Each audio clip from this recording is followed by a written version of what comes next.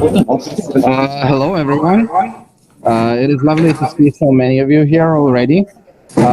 We will be a few minutes late. We're expecting the city mayor to arrive here to say a greeting speech, and he's a little bit late, because we have quite terrible weather outside. So that will be a few more minutes until the start, if you don't mind. You are welcome.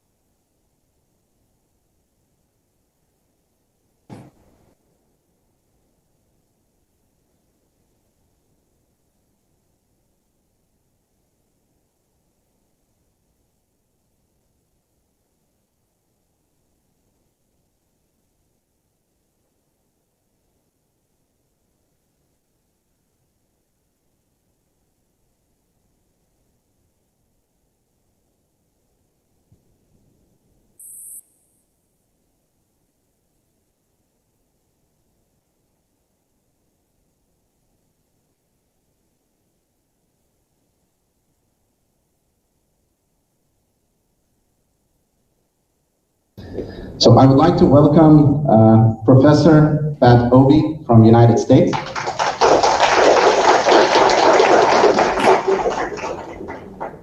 I would like to welcome Professor Joseph Zatko. Welcome. I would like to welcome Yuri Bilan. Also, Professor Valentinas Navickas.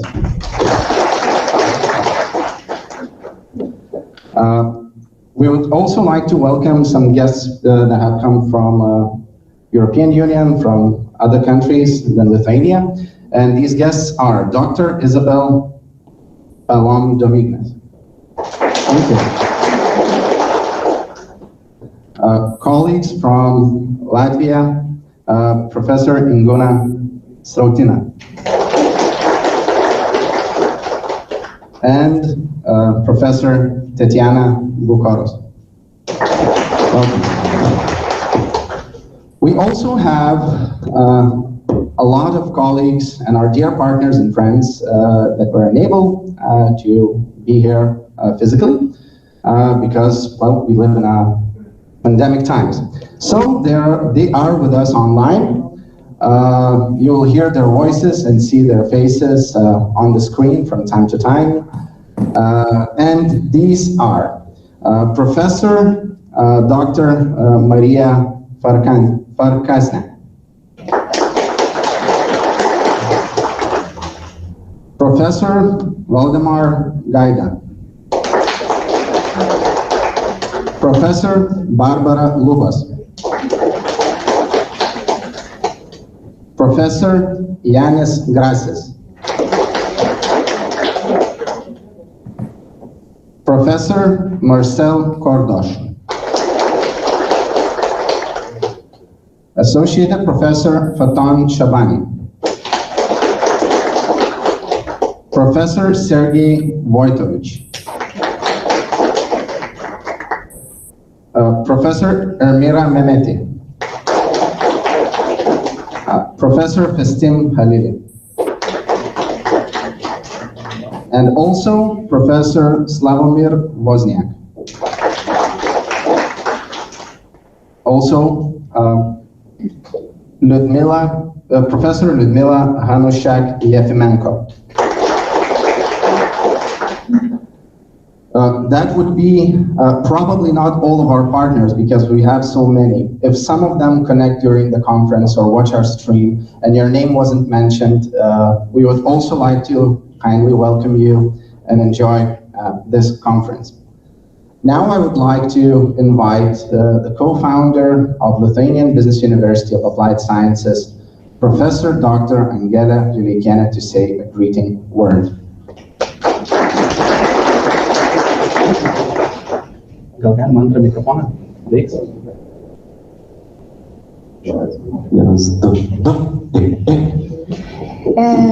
Good morning, dear participant, guest of this conference. My speech it will be in Lithuanian because I've forgotten my glasses in my office. Sorry. Būna visko. Remigijus trumpai referuos, ką aš norėjau pasakyti. Taigi, labas rytas, gerbiami konferencijos dalyviai, svečiai, kurie dalyvaujate šiandien konferencijoje. Iš tikrųjų, tai tradicinė konferencija, kurioje mes nagrinėjom regioninės problemas. Tai yra 14 konferencija. Ir kaip jūs matote, kurie dažniausiai dalyvauja šitoje konferencijoje, kad partnerių, su kuriais mes organizuojame šitą konferenciją, skaičius vis didėja. Iš tikrųjų, labai malonu, kad mūsų pastoviais partneriais yra Klaipėdos miesto savivaldybė, Klaipėdos miesto pramonės prekybos ir amatų rūmai, vėluoja jų vadovai, nes taip pat yra didžiulis renginys Klaipėdos mieste. Taip pat yra universitetai iš Ukrainos, iš Latvijos, Slovakijos, Makedonijos, taip pat yra atvykę profesoriai iš Jungtinių Amerikos valstijų, taip pat iš, ką aš dar čia galėjau pamiršti, Makedonija, sakiau jau, Lenkijos mūsų pastovūs partneriai. Taip, kad Vengrija, taip, aš sakiau.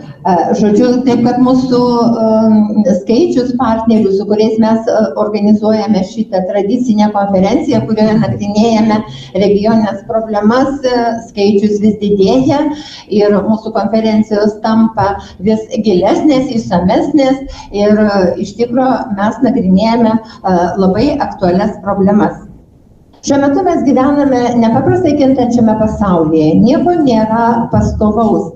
Aplinka, kurioje gyvename, yra globali, proaktyvi, nėra pusiausvyroje, yra labai daug pokyčių politikoje, ekonomikoje, ekologijoje ir todėl labai sunku subalansuoti ir pasiekti atskirų regionų darną, vystimosi darną, bet to keičiasi technologijos, pereinama prie robotizacijos, ar ne, todėl mes kalbam apie ketvirtos pramonės modelius ir taip toliau, apie skaitmeninę ekonomiką. Taigi, kaip tik šitoje konferencijoje šitie klausimai ir bus paliesti, bus nagrinėjami ir pristatomi atitinkami tyrimai. Taigi, sveikinu visus konferencijos dalyvius, linkiu jums produktyvių diskusijų, taip pabendravimo, nes konferencijos metu yra galimybė pabendrauti su kitos šalies mokslininkais, taip. Aš manau, kad diena neprailgs ir tikrai jūs, tiesiog jausite, sakyčiau, akademinį, mokslinį ir metodologinį pasitenkinimą. Taigi visiems jums linkiu sėkmės. Ačiū jums labai.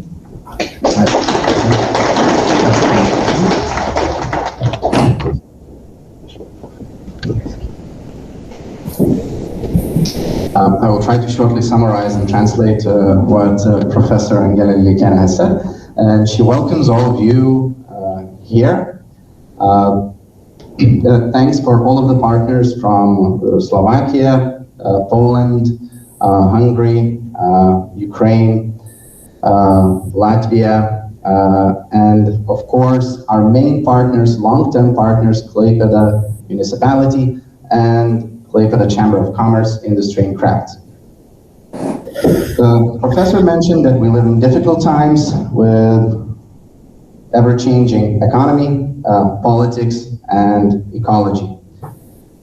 With the new talks of Industry Revolution 4, we here are always having deeper and deeper discussions, interesting presentations, and relevant scientific research. Professor Angela Lileikienė wishes you all productive day with professional. Now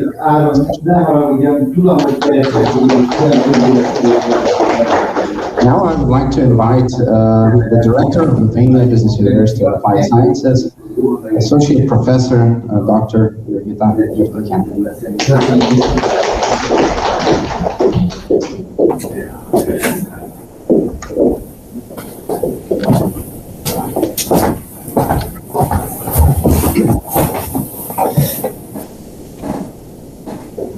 Good day, the participants of this conference and the community of our university.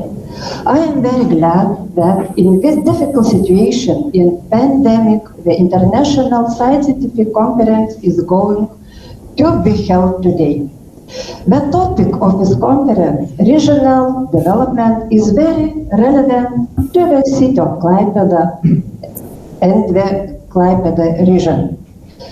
During this conference, we will hear the problems raised by the researchers and the business world and the results of the study. I want to thank the organizers of this conference, our long-term partners, the municipality of the Klaipėda city, Chamber of Commerce and Industry and Crafts, higher education institution who helped organize this international conference. Mate University of Hungary, Warsaw Management School, University of Tetova, European Institute for Education, Banking University, and another. I wish you scientific discussions and an interesting conference. Good luck.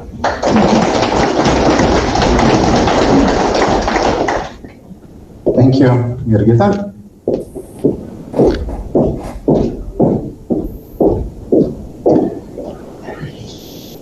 I can see that our partners have not arrived yet, so we will proceed with the program.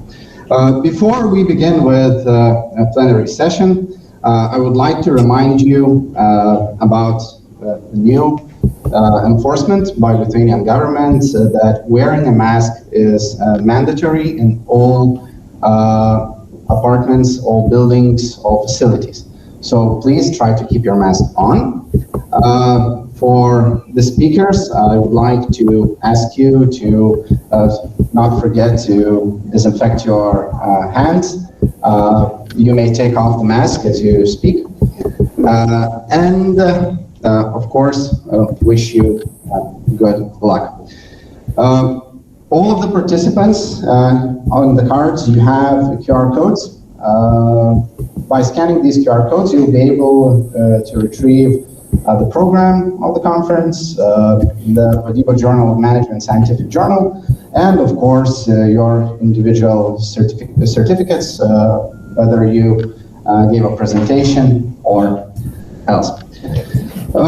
Right now, I would like to introduce to you our two co-chairmen for this conference.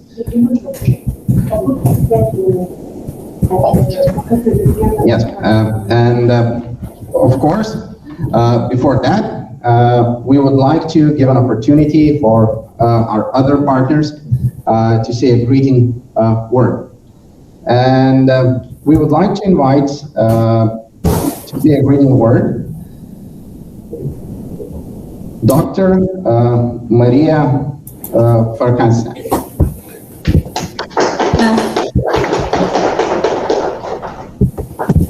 Thank you very much. Good morning for everybody. Maria, would you wait a second? We can hear you quite quietly. We have a difficulty. Just a second.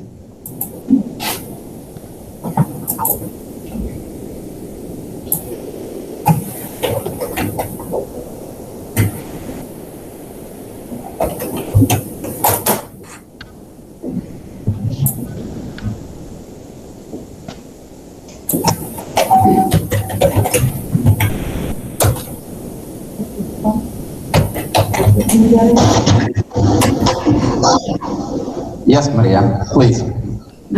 Thank you very much. Could you hear me? Yes, perfectly. Okay. It is my great pleasure to address you all on behalf of the organizing committee of 40th International Scientific Conference in Kaipedia or in front of your computer in your office or home. The pandemic has really disrupted too much everyone's lives here. Since the lack of personal contact, travel abroad, and many derivatives on this stage as affairs cause some trauma and isolation. First of all, I would like to thank each of you for joining this event, keeping alive the scientific committee and friendship which have been created based on this conference series. These conferences have huge success in each second year. I bid a very warm welcome to Professor Dr. Angeli Velikakini, who is the founder of this conference series, and special thanks to Professor Valentinas Navickas for his contribution to this and continuous support. I would like to offer my regards to all the members of staff of Lithuanian Business University of Applied Sciences who made this conference functional in such a hard times. I cannot list all the names here, but I just want to thank all of them for their hard work. I would like to express my appreciation to the director of the university, to Jyrgita Martinkiene. And I would like to say thanks Remigius Dailide, sorry for pronunciation, who has new job at Journal of Management. We wish you all the success and we promise to help you. We are honored to have Professor Dr. Yuri Belan from Poland here as a co-chair of plenary session together with Professor Navickas. Special thanks to Sergei Vinogradov for editing the abstract book. I'm pleased to see all of my friends in the organizing committee and among the participants. I feel myself here as at my second home. I sincerely hope you will also enjoy today's presentation, debate, and networking. Last but not least, I would like to say thanks to sponsors and co-organizers of conference. On behalf of the Doctoral School of Economic and Regional Sciences of Hungarian University of Agriculture and Life Sciences, I would like to thank you for the opportunity to cooperate and participate. I am optimistic that as solutions of global pandemic are implemented, all of our lives will slowly begin to return to normal, and we could be on your next conference personally. I wish you good health and enjoy the conference. Thank you very much. Professor Maria, Ez a kék, I wish elég. Mit csináljuk? Cseréljen le az éget? Mi? Akkor keressél nekem olyat, ami I would like to ask our participants that are not speaking to mute their microphones, who's online right now. Thank you. Right now, I would like to invite Professor Waldemar Gaida to say his welcome speech. Do we have Waldemar online?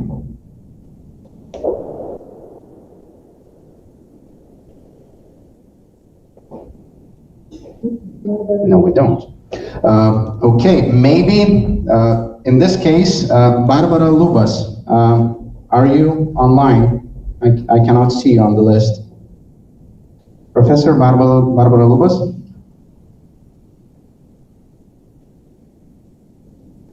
It seems that our colleagues from Poland have not yet connected. Yes, and of course, in this case, we would like to ask Sergey to say welcoming speech. Sergey?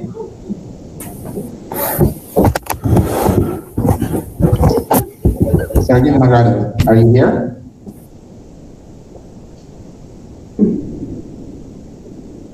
Well, his microphone is muted. He's probably just away from his keyboard. So in this case, let's move to people who are present here. And I would like to invite Professor Joseph Zatko on the stage to say a welcoming word.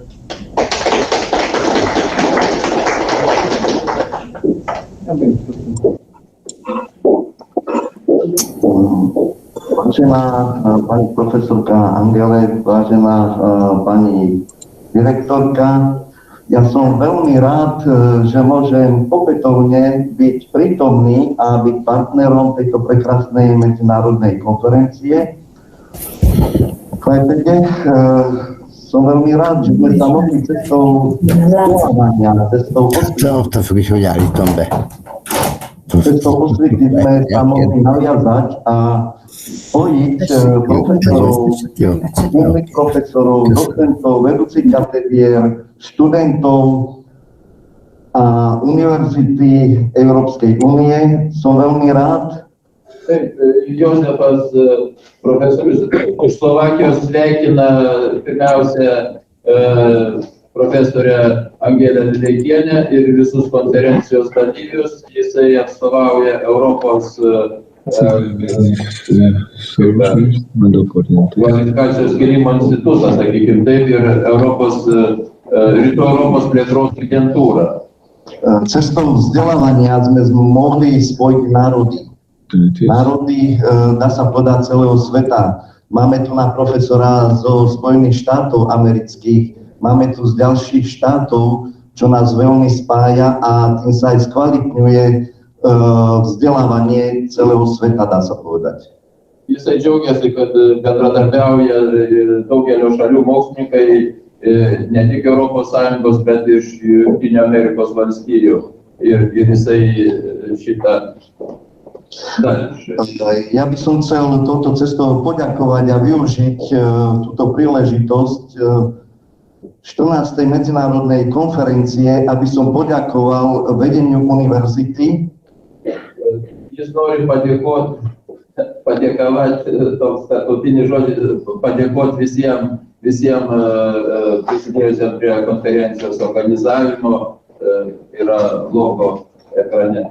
Poďakovať a odovzdať by som chcel ďakovať pani profesorke doktore Angele Lileikienej.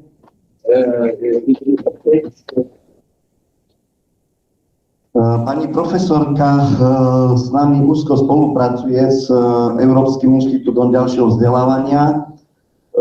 Chcel by som jej poďakovať taktiež, že je šéfredaktorom tohto prekrásneho časopisu Európska veda. Vďaka pani profesorke sme sa dostali do 6. stupňa skúmania tohto časopisu s Kopusom. Dobre. Jozefas dėkoja profesoriai už indėlį vystant jo instituto veiklą ir leidžiant šitą žurnalą. Profesorė yra šito žurnalo vyr-redaktorė. Jozef, ty máš больше номеров, nie? Máme ešte nejaké numerá, sú ešte, ale to budeme potom na konci ešte zase o tom rozprávať. Teraz len chcem poďakovať. Taip. Tai jisai, žodžiu, dėkoja už profesorės Angelės indėlį vystant šitą žurnalą ir taip pat džiaugiasi Jozefas, kad žurnalas yra padaręs paiešką į Scopus duomenų bazę ir jau pasiekė 6. laiptelį, žodžiu, praėjo 6 etapus šito proceso. A zároveň odovzdávam posledný vytlačok časopisu. Paskutinį numerį dovanoja. A s ďakovným listom. Plenary.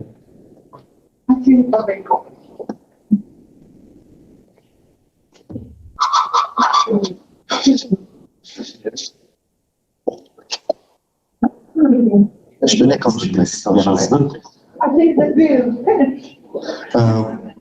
Chcel by som taktiež využiť medzinárodnú konferenciu, okrem ďakovného listu, aby som odovzdal pani profesorke doktorke Angele Lilkiene čestného profesora Európskeho inštitútu ďalšieho vzdelávania Slovenskej republiky.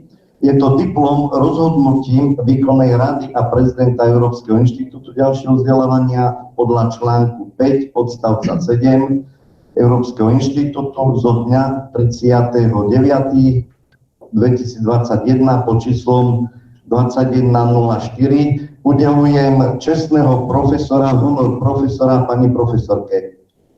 Žodžiu, Jozefas įteikė garbės, jo instituto garbės regalijas profesoriai Angeliai ir medalį, kaip aš suprantu.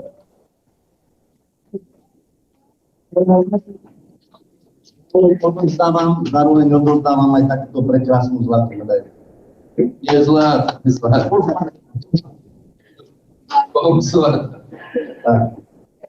Thank you very much. Yes.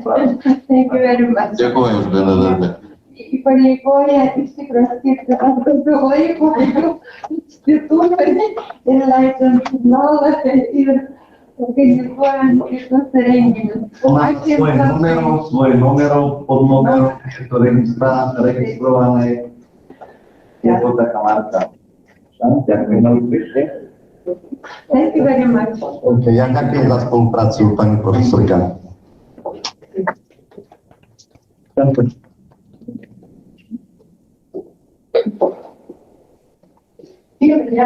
Príležitosť by som chcel taktiež využiť a poďakovať pani profesorke Jurgite Martiene, ktorá je taktiež vo vedeckej rade nášho časopisu a vďaka odborníkom aj z Litvy, z vysokej školy sme sa mohli dostať časopisom na prestížne miesto skúmania s Kobusom.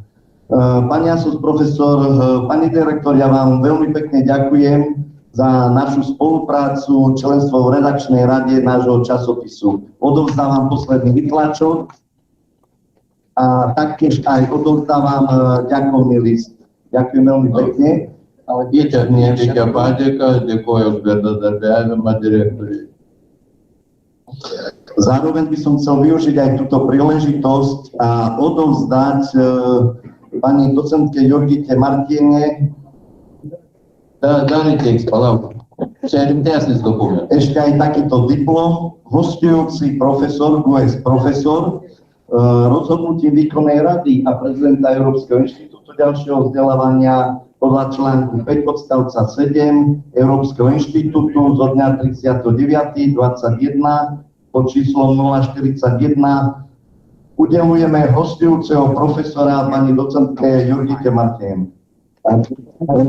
Įteikė vizituojančio profesoriaus diplomą. Takýto diplom teda k tomu udelujeme. Ďakujeme za spoluprácu.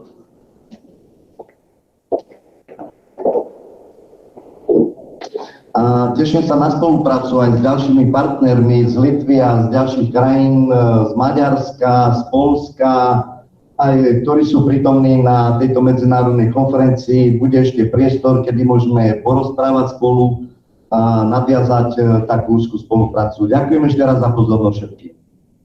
Padėkoju už dėmesį ir palinkėjau visiems sėkmingo darbo ir išlauktanių svečiam, kurie online darys pranešimus. Thank you, Joseph. We can see that the mayor of Klaipėda city, Vytautas Grubliauskas, has arrived, and he is right here. I would like to invite Mayor Vytautas Grubliauskas to say a welcoming word. If you'd be so kind to stand here because of the camera.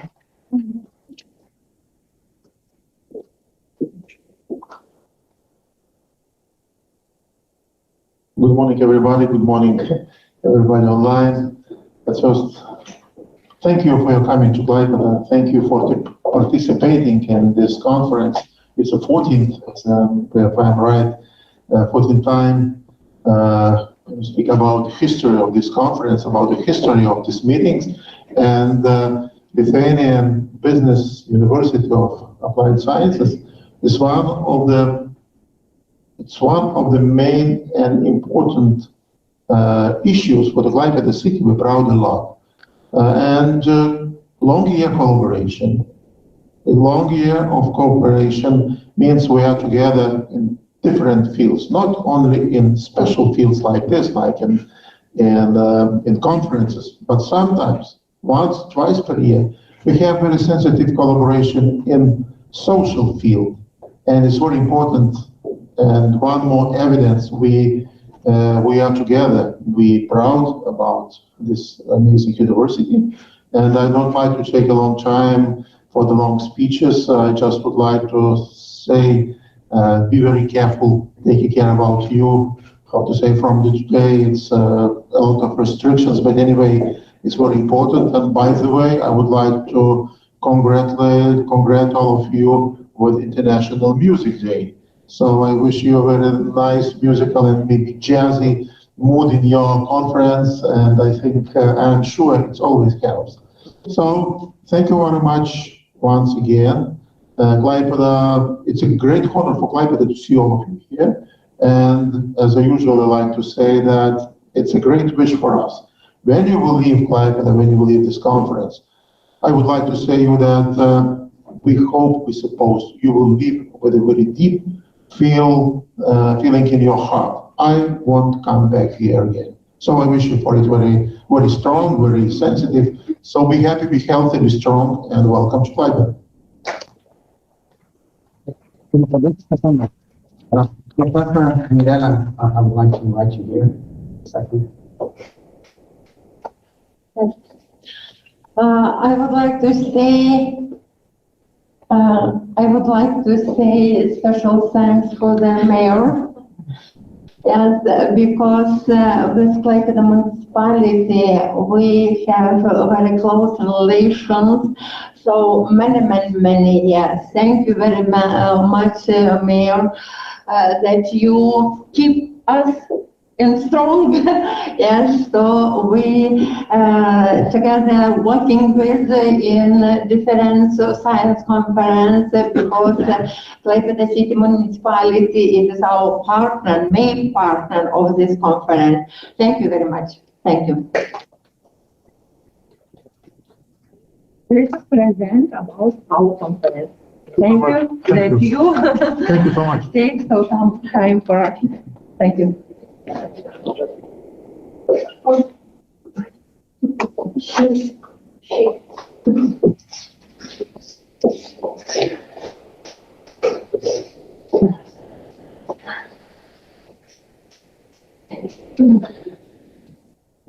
Thank you, Maras Vytautas Grubliauskas. And now we have information that Professor Liudmila Anushak-Yefimenko is online, and she can say a greeting word. I would like to invite Professor Liudmila to say a greeting word. Can you hear us? Yes. Good morning, everyone. And dear colleagues, glad to welcome everyone to conference. Thank you very much for inviting me and my rector to take part in conference. I cannot hear you. Here? Now you hear? There's some issue. Good morning, everyone. You're speaking? Yes. You hear? You hear me? Yes. Is there sound in the computers? Yes. Good morning, everyone. You hear me?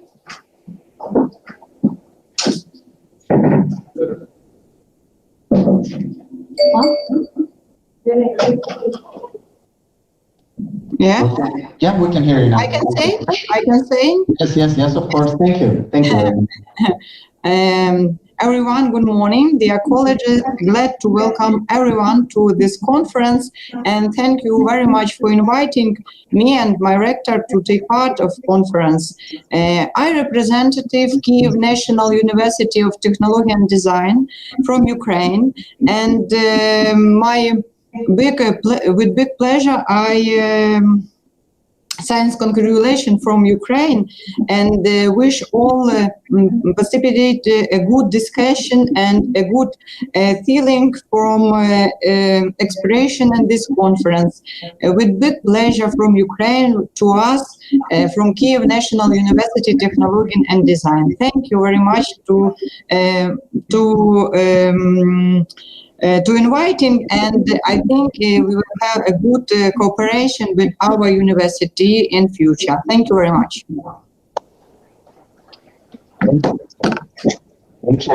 Thank you, Ludmila, for such welcoming words.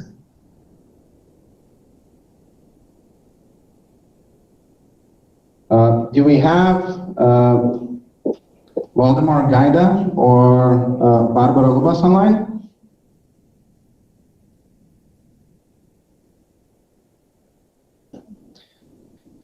We have information that they are traveling right now, so maybe they're on a plane or have issues with the internet. We don't see them here on the list. So we will move forward with the program. And right now I would like to introduce to you our two co-chairs and moderators of the plenary session. Professor Dr. Yuri Vilan from University of Technology of Brzesko, Poland, and Professor Dr. Valentinas Navickas from Kaunas University of Technology. Before I give the microphone and the lead to these two wonderful gentlemen, I would like to remind you that during the plenary session, no questions are asked. We will have the roundtable discussion after the plenary session, where you can ask all of the questions that may arise. So please take note and wait for the roundtable discussions. Thank you.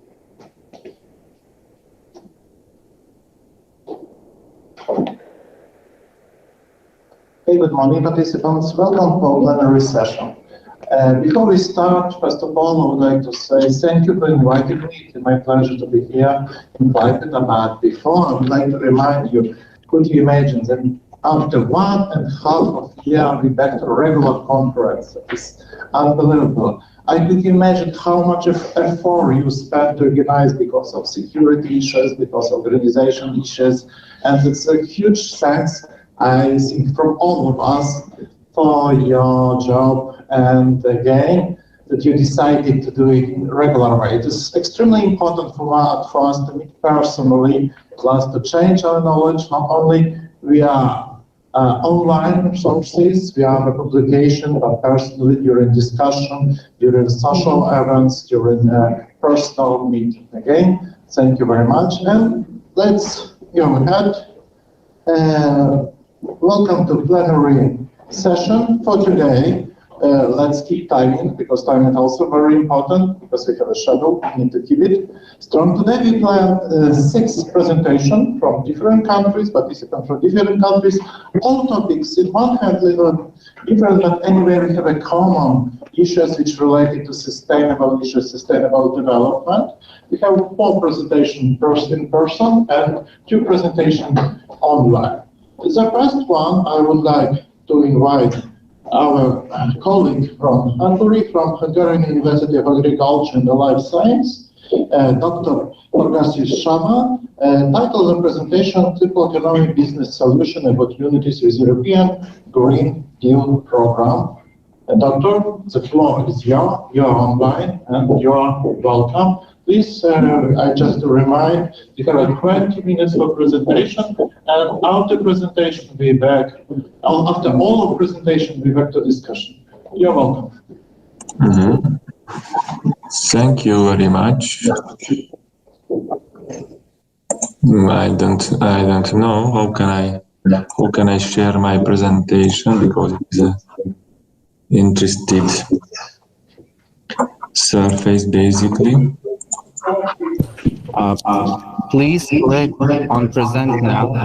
This is a small rectangle with an arrow pointing up.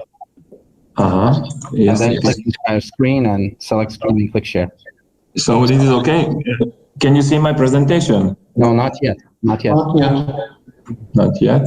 So I'm trying to share with you because now we can see your screen. Everything is okay. It is okay. I think so. Many windows are here, but I don't know visible. Not visible. So you can see only me. Yes. Yeah, we see what you see. I don't know. How could I share? Because I'm trying to. I'm trying to share with you everything what I have.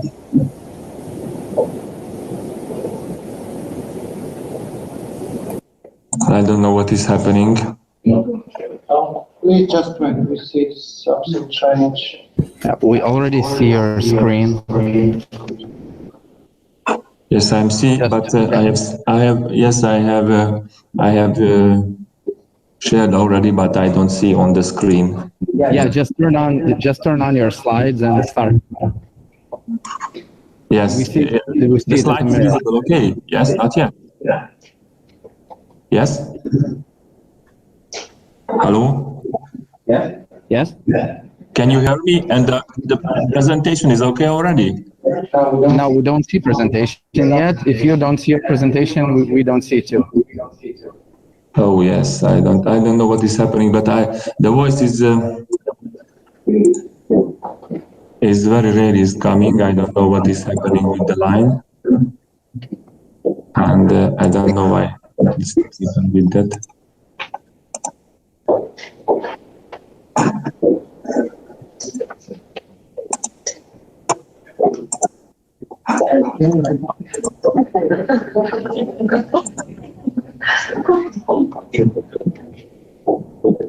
So I don't know.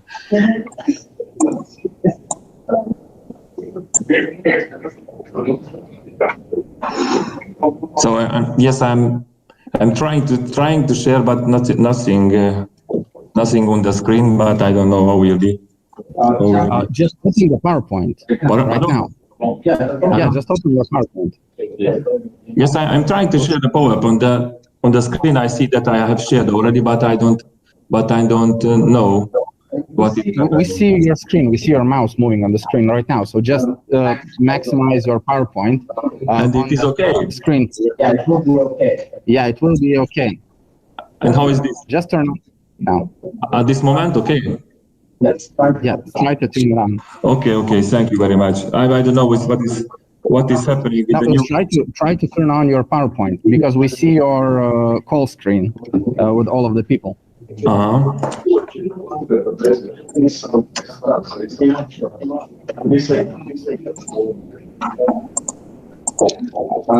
You can try to minimize your browser window. Maybe that is what is blocking your presentation. And at this moment, this is okay. How is that? No, we can see your screen, but it's your browser on the screen.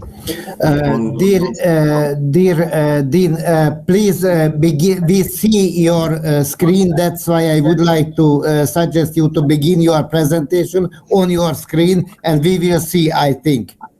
Yes, I have started already. So in my screen, the presentation is okay. It is going. Full screen is going.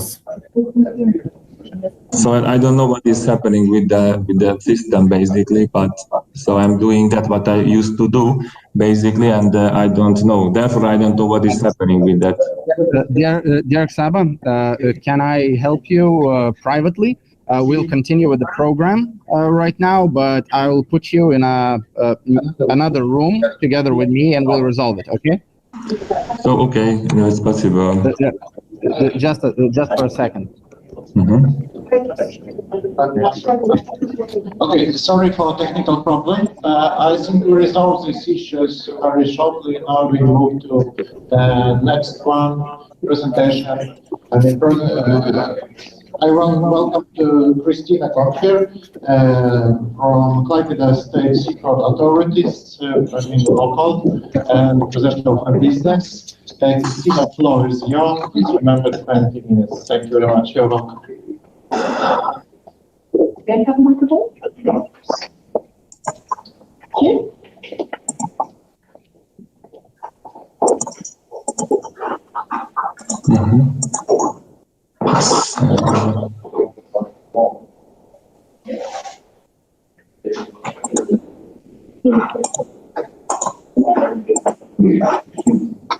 Yeah.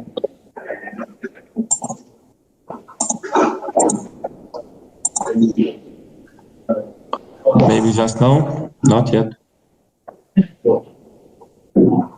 Can you see here? What is this on your screen? What is on your screen? I don't know. Maybe this one is okay. Not yet. So, guys, I think so. It is okay for you. I'm telling you that. Good morning, distinguished professors. Good morning, academic staff. Good morning, ladies and gentlemen, students, foreign and local guests. I'm very happy to be here this morning and to participate in this conference. I would like to introduce myself. I'm Christina Gontier from Klaipėda State Seaport Authority. This conference implies two subjects. First of all, development, and the second, sustainability. So these two words are very critical in today's dynamic situation. So I would like to introduce you Klaipėda Port activities and also Klaipėda Port expansion plans. You are all, both here in this room and those who participate online, you are in principle in Klaipėda Port. So to know our port and our port activities, expansion, I think it is very important, but also it is very important to know the environmental approach that we will use, that we are using during the Klaipėda Port expansion. Sorry, so I will wait for the presentation to appear once again.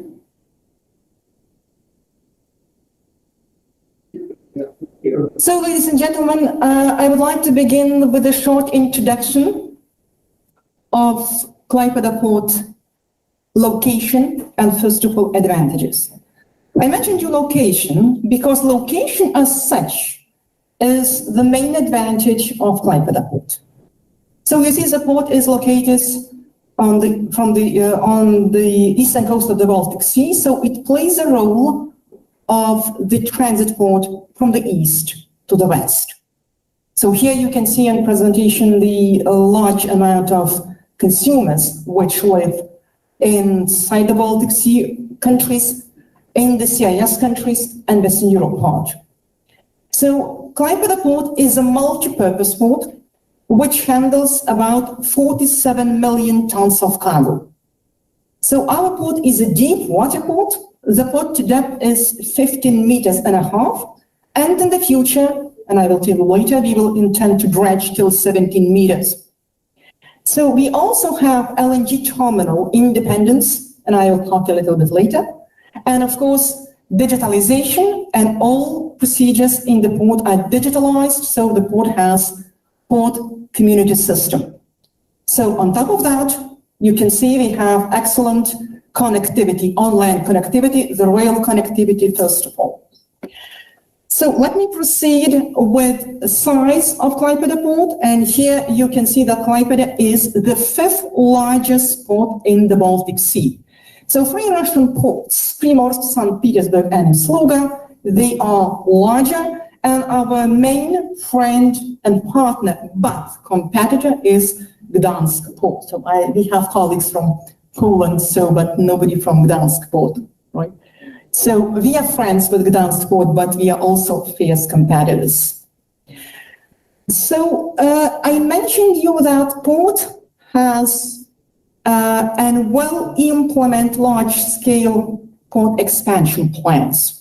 So what it implies and why we intend to do these port expansion plans, this slide illustrates how fast Klaipėda port is growing. And here you can see the cargo volumes. And a decade ago, you see Klaipėda was in the middle among other Baltic ports. So, but situation has changed completely. And Klaipėda became on the top while other Baltic ports, Riga, Tallinn, and Ventspils decline. And again, later in my presentation, I will cover the reasons and the background of this major change. So, cargo volumes again, I mentioned you already, we handle 47.8 million tons of cargo per year. That was the last year. So, and this was the record cargo volumes handled in Klaipėda port history. So, a couple of slides about technical capacity of the port. So, as already mentioned, the port depth is 15 meters, but in the future, the port will be dredged to 17 meters. The current capacity is 70 million tons per year, but again, as I mentioned you before, we are reaching 50 million tons of cargo, so we are reaching the capacity, so we have to expand both the capacity, the land, and the port depth. So, types of cargo. Types of cargo. So Klaipėda is a multi-purpose port. It handles all types of cargo.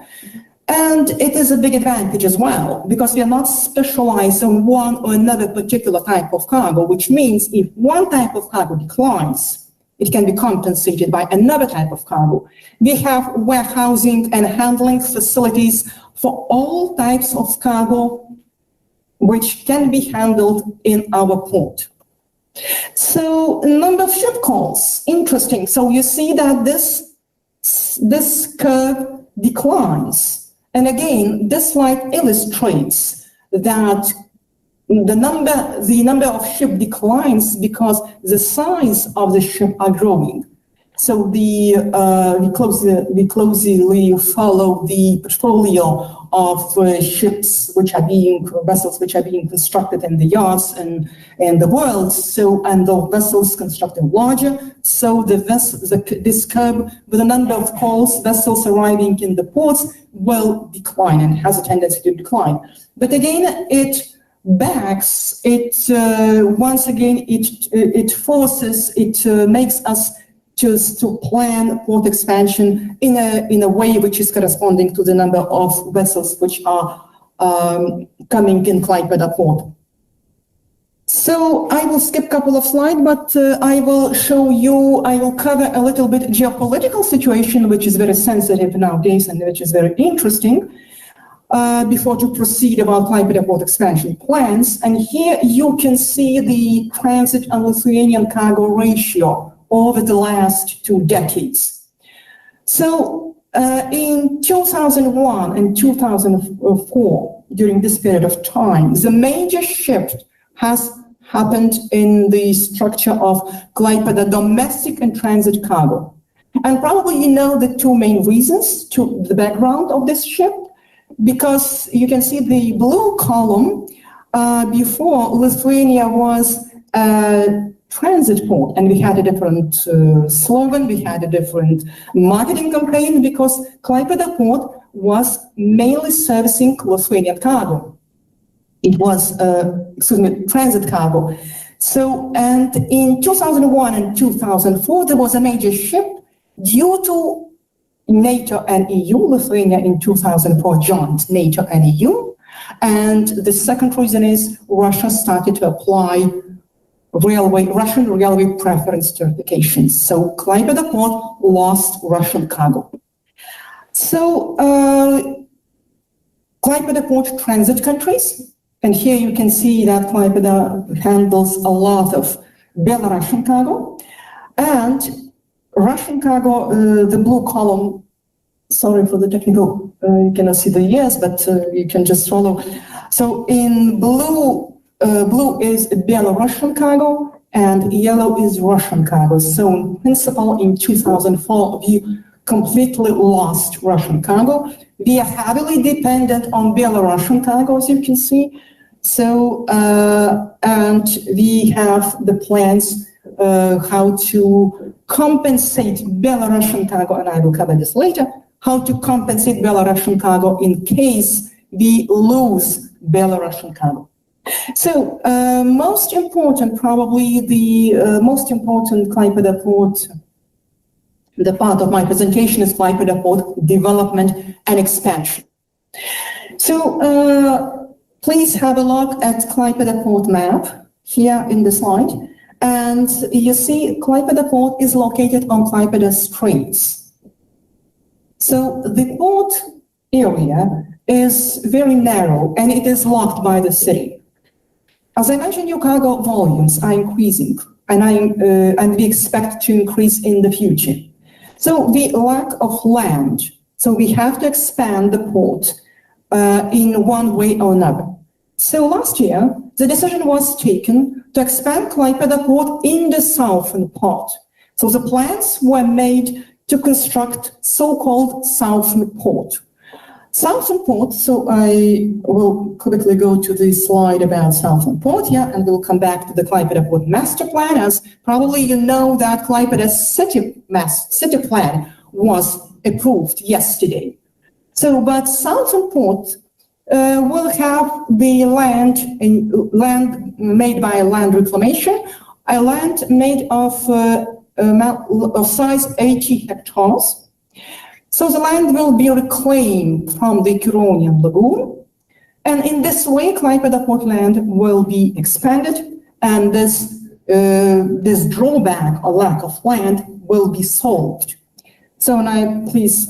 Once again, I would like to show Klaipėda Port Master Plan, which was approved 4 years ago. As yesterday, Klaipėda City Master Plan was approved. So expansion is foreseen in the southern part. The plan also implies expansion in the northern part, but it is halted, it is stopped. So Lithuanian audience probably know the story. So we focus on the southern expansion. So the size of the newly reclaimed land will be 80 hectares. So, and again, please pay attention to the port reserve area of 70 hectares large, close to the southern port. We call it southern port, though it is not an official title. So, large-scale port expansion plans. So here you can see again some visualization, how it will look like and how the satellite photo looks like now. However, ladies and gentlemen, the expansion as such is feasible, provided only that environmental policy is in place. So together with expansion plans, we have started and we launched a new environmental policy in Klaipėda Port. So Klaipėda State Seaport Authority, as a port administrator, launched the tender, and now the tender is nearly over. And the contract is signed to implement, to make Klaipėda Port Sustainable Development Plan. So before we also had similar plans, similar procedures, but in this case, all procedures will be made in one document with all enforcement, with all incentives, and all stakeholders involved in the port development, in port operations will be included in this port development plan. We call it Green Port Plan. That's an official title again. So the main task of the plan is to investigate the existing situation, to assess the existing situation, to make a kind of inventory, and then to see what are the main and the most urgent environmental problems. So when this is done, the plan will imply and will see the timing and the schedule and the funding means sources to implement this Klaipėda Port Green Plan. So this document is critical for when Klaipėda Port schedule its expansion plans, because in any case, you know that a port industry, a port is has industrial activity. It's not a forest, it's not a park. However, we often forget that port generates a lot of jobs, socioeconomical benefits to the city, to the region, and to Lithuania. Though discussions about port activities and cohabitation with Klaipėda citizens are going on, and I think that in democratic society these discussions are very welcome, and it has to be. And we have to solve these. We have to face these problems and these environmental issues all together, both port stakeholders, port managers, and municipal authorities, city residents, NGOs. So again, Klaipėda Port Authority often is criticized for not doing enough for the benefits of environmental situation in the Klaipėda city and Klaipėda port. So I just briefly would like to say what Klaipėda port now is doing, and as you can see, I want to mention, you can read it. So it is mainly focused on control, on monitoring what's going on in the port. So at the moment, that is a legislation which Klaipėda State Seaport Authority, as a landlord, as Klaipėda Port manager, can do. Though the plan will allow us to include all stakeholders and to expand these environmental functions. And I just included 3 sources of pollution or environmental problems which happen in all the ports and cities. So sometimes port is blamed, but not always the blame can be placed on the port activities, industrial activity, because port pollution comes from, it can come from the port, from shipping, and also from hinterland transportation. So the problem is very complex, and it has to be tackled and approached by all stakeholders involved. So briefly, I would like to conclude about the scope and expansion, a wide scope of monitoring Klaipėda State Seaport Authority is doing. So here are the location that we as a port authority we do. But as I mentioned, other stakeholders and authorities are included in this process. And so how the future will look like tomorrow. So strategic tasks for green and maritime transportation are the following. So first of all, I suppose the audience, you have heard about energy transition. And here we have 4 most important and critical elements. It is onshore power supply, which is the key of birds electrification to minimize vessel emissions that from those vessels are in the port or berthed in the port. Then probably you heard about, I don't want to go into greater details, offshore wind farm. This is under Ministry of Energy.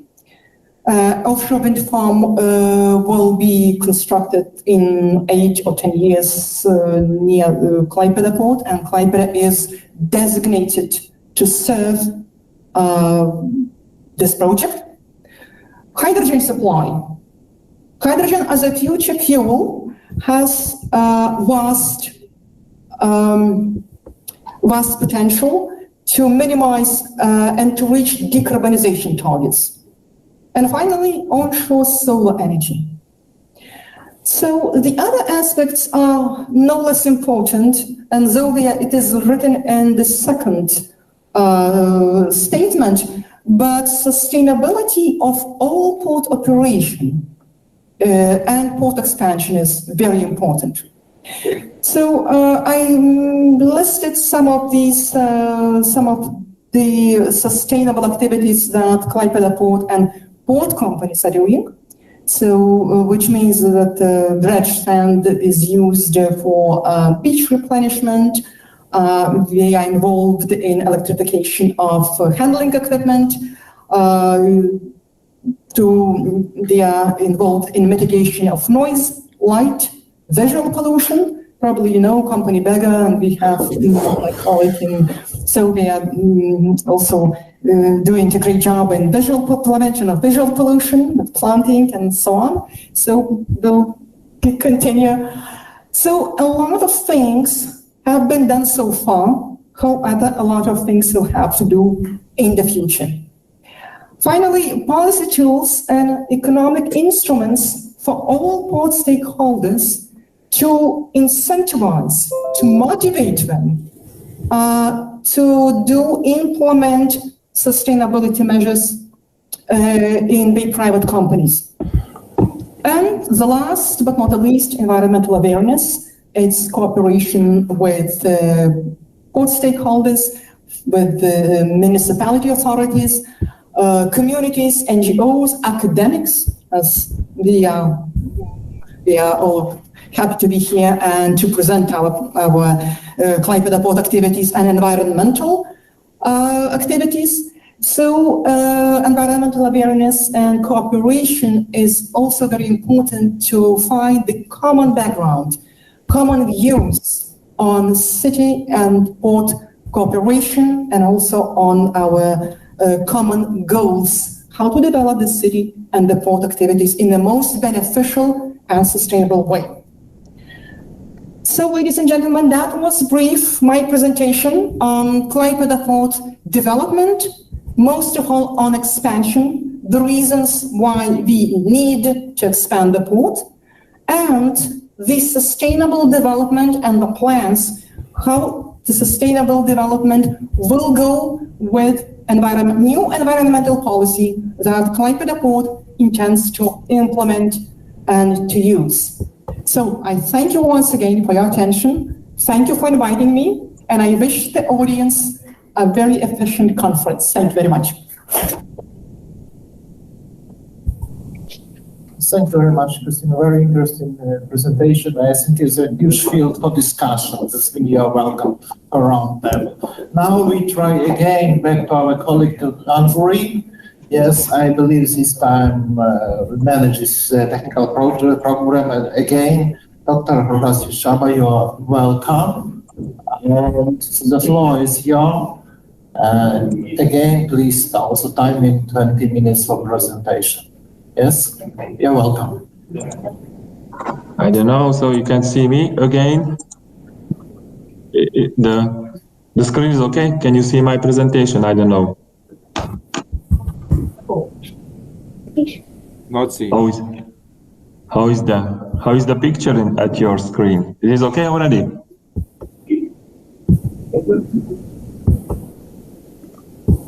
Aho.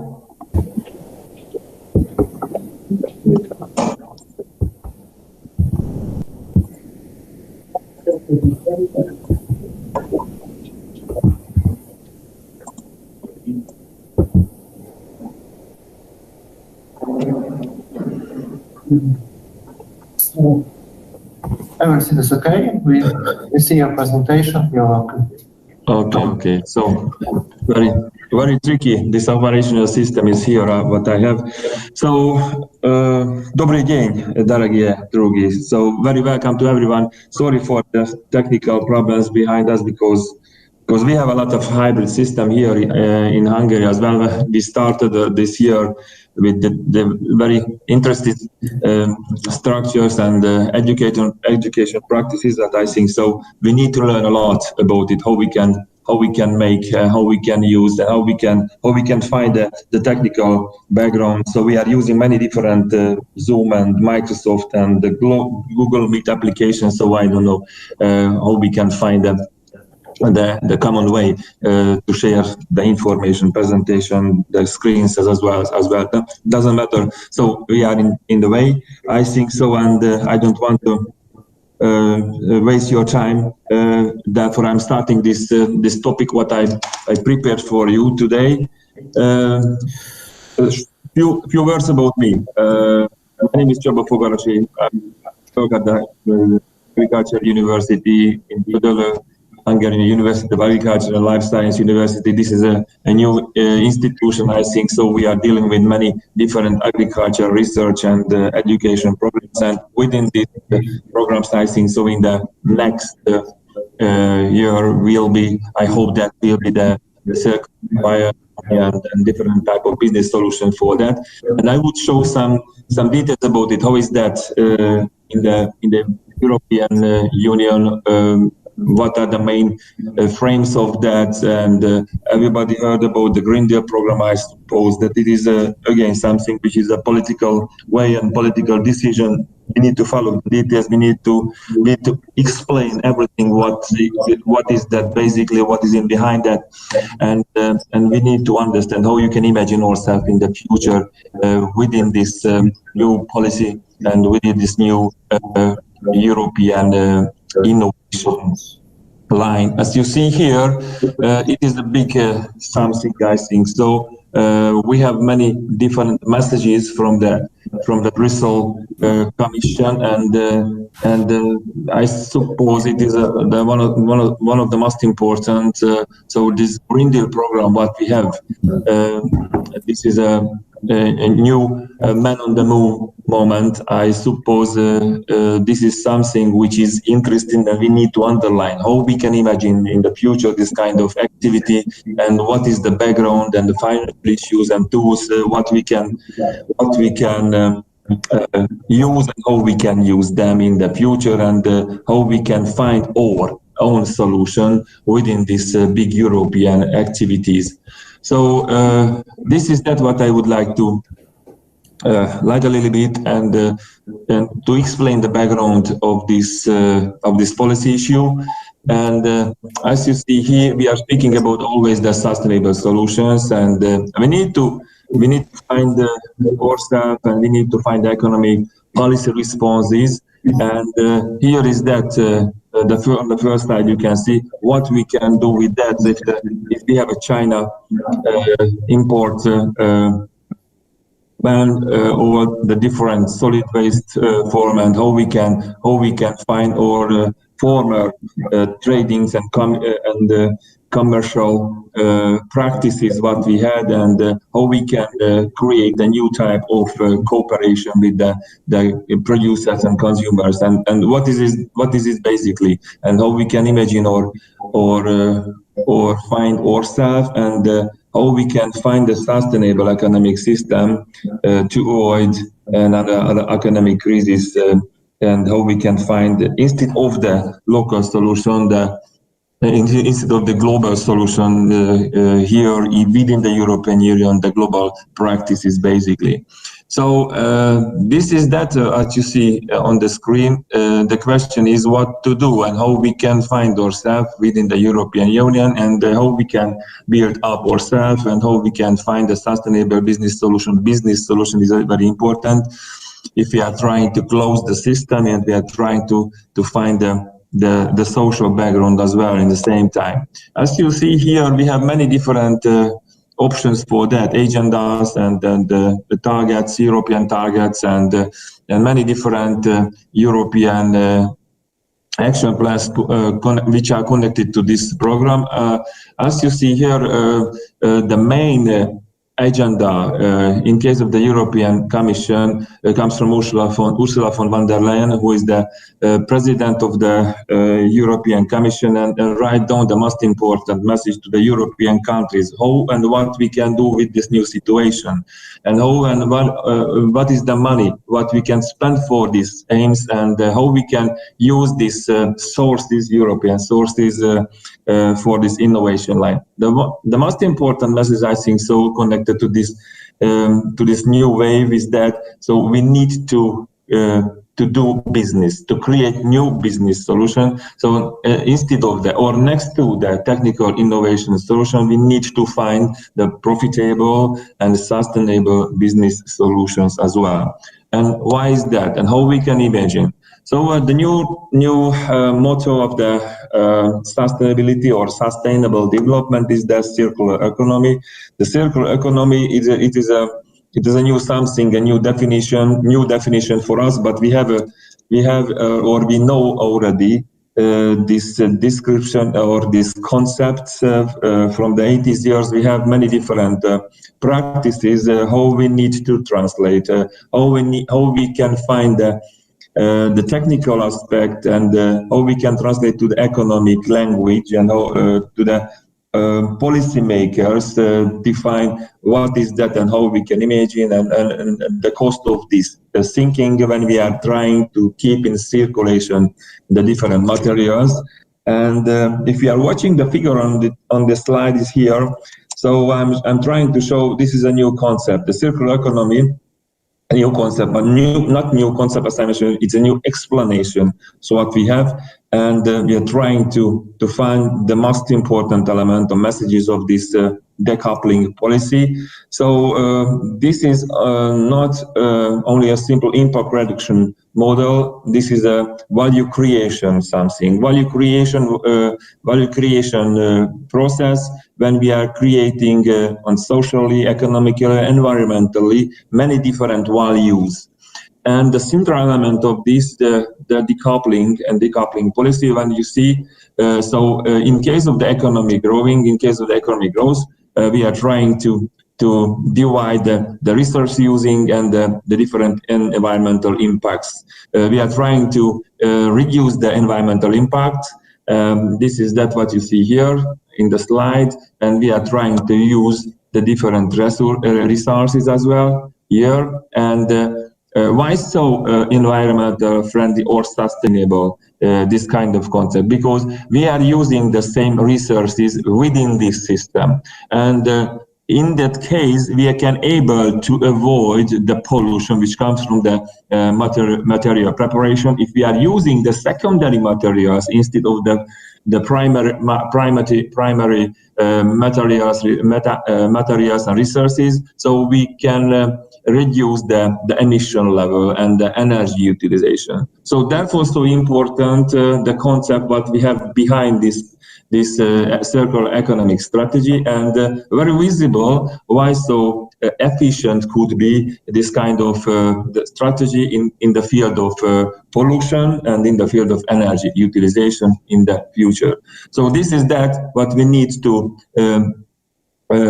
know always and remember for that. This is the most important, to keep the materials in the cycle, and in that way we have possibility to reduce the material using and the pollution at the same time, and the energy utilization, of course. So these are leading to the environmental impact reduction as well. So what we have today, if we are comparing the present situation, you can see on the figure is so the circular economy level of the linear system and the circular system. So what we have a linear structure. See, these are polluting system on this small figure here down. You can see that. So we are using the different resources and creating many different pollutions, and mainly on the different waste goes to the landfills and incinerations. So this is what we would like to avoid, this kind of linear structure what we have, and we would prefer in the future this circular system in the technical solution, circular system and in the biological system, and this is what we would like to achieve in the next years, and we would like to improve the amount of these circular structures and strategies in the everyday practices.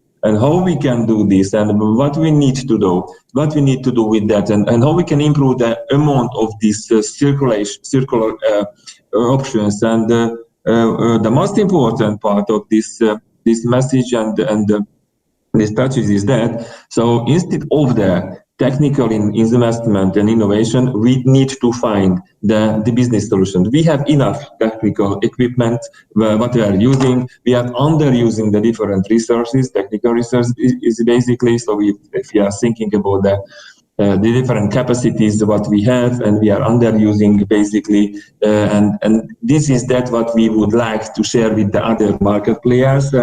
Instead of the new investments, we would like to use more efficient way, and this is what we would like to to see in a general, in case of the business practices, how we can use this kind of resources more efficiently. And this will be lead for that. So this system will be more circular than what we have today. And some principle, we have already concept for that, I think. So this is not new things. These are not new things. What we have already, I mentioned that we know the different frames of rules of these practices, some principles of how we can imagine the inputs if we are thinking with the circular system. So it is a flow management, basically. We are using renewable energy sources instead of the fossil fuels. And we are preferring the different type of services. The ownership, the stock management will be dominant in the future. The service function will be more dominant that we have, and we are using the different equipments more efficient way.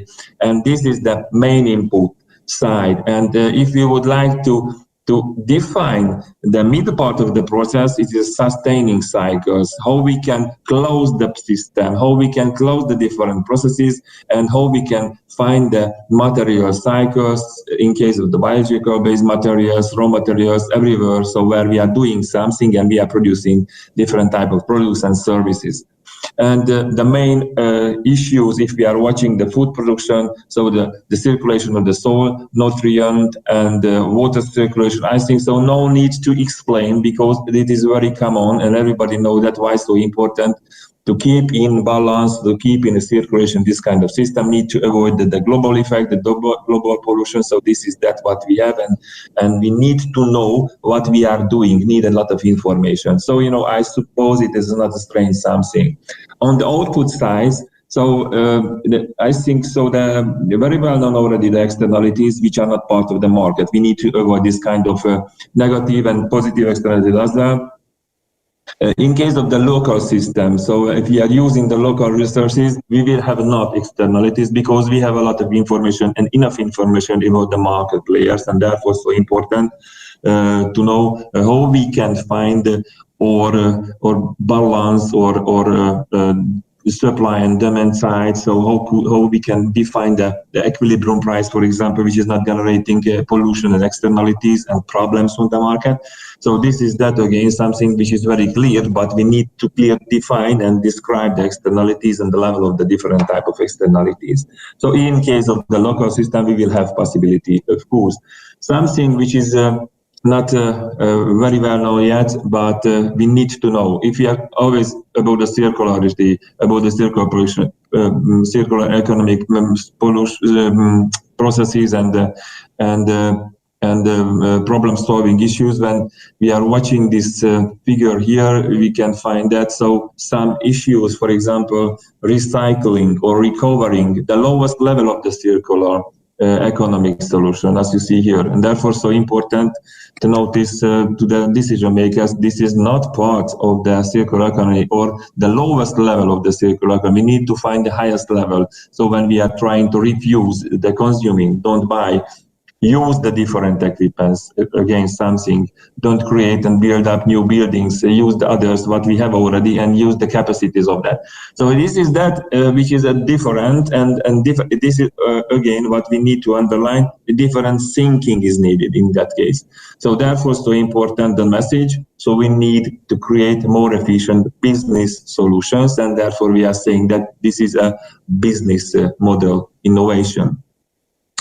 And so we have many issues connected to this, what we are doing and how we can find or solutions. So we are using data, big data system platforms when we can share the information, cloud systems.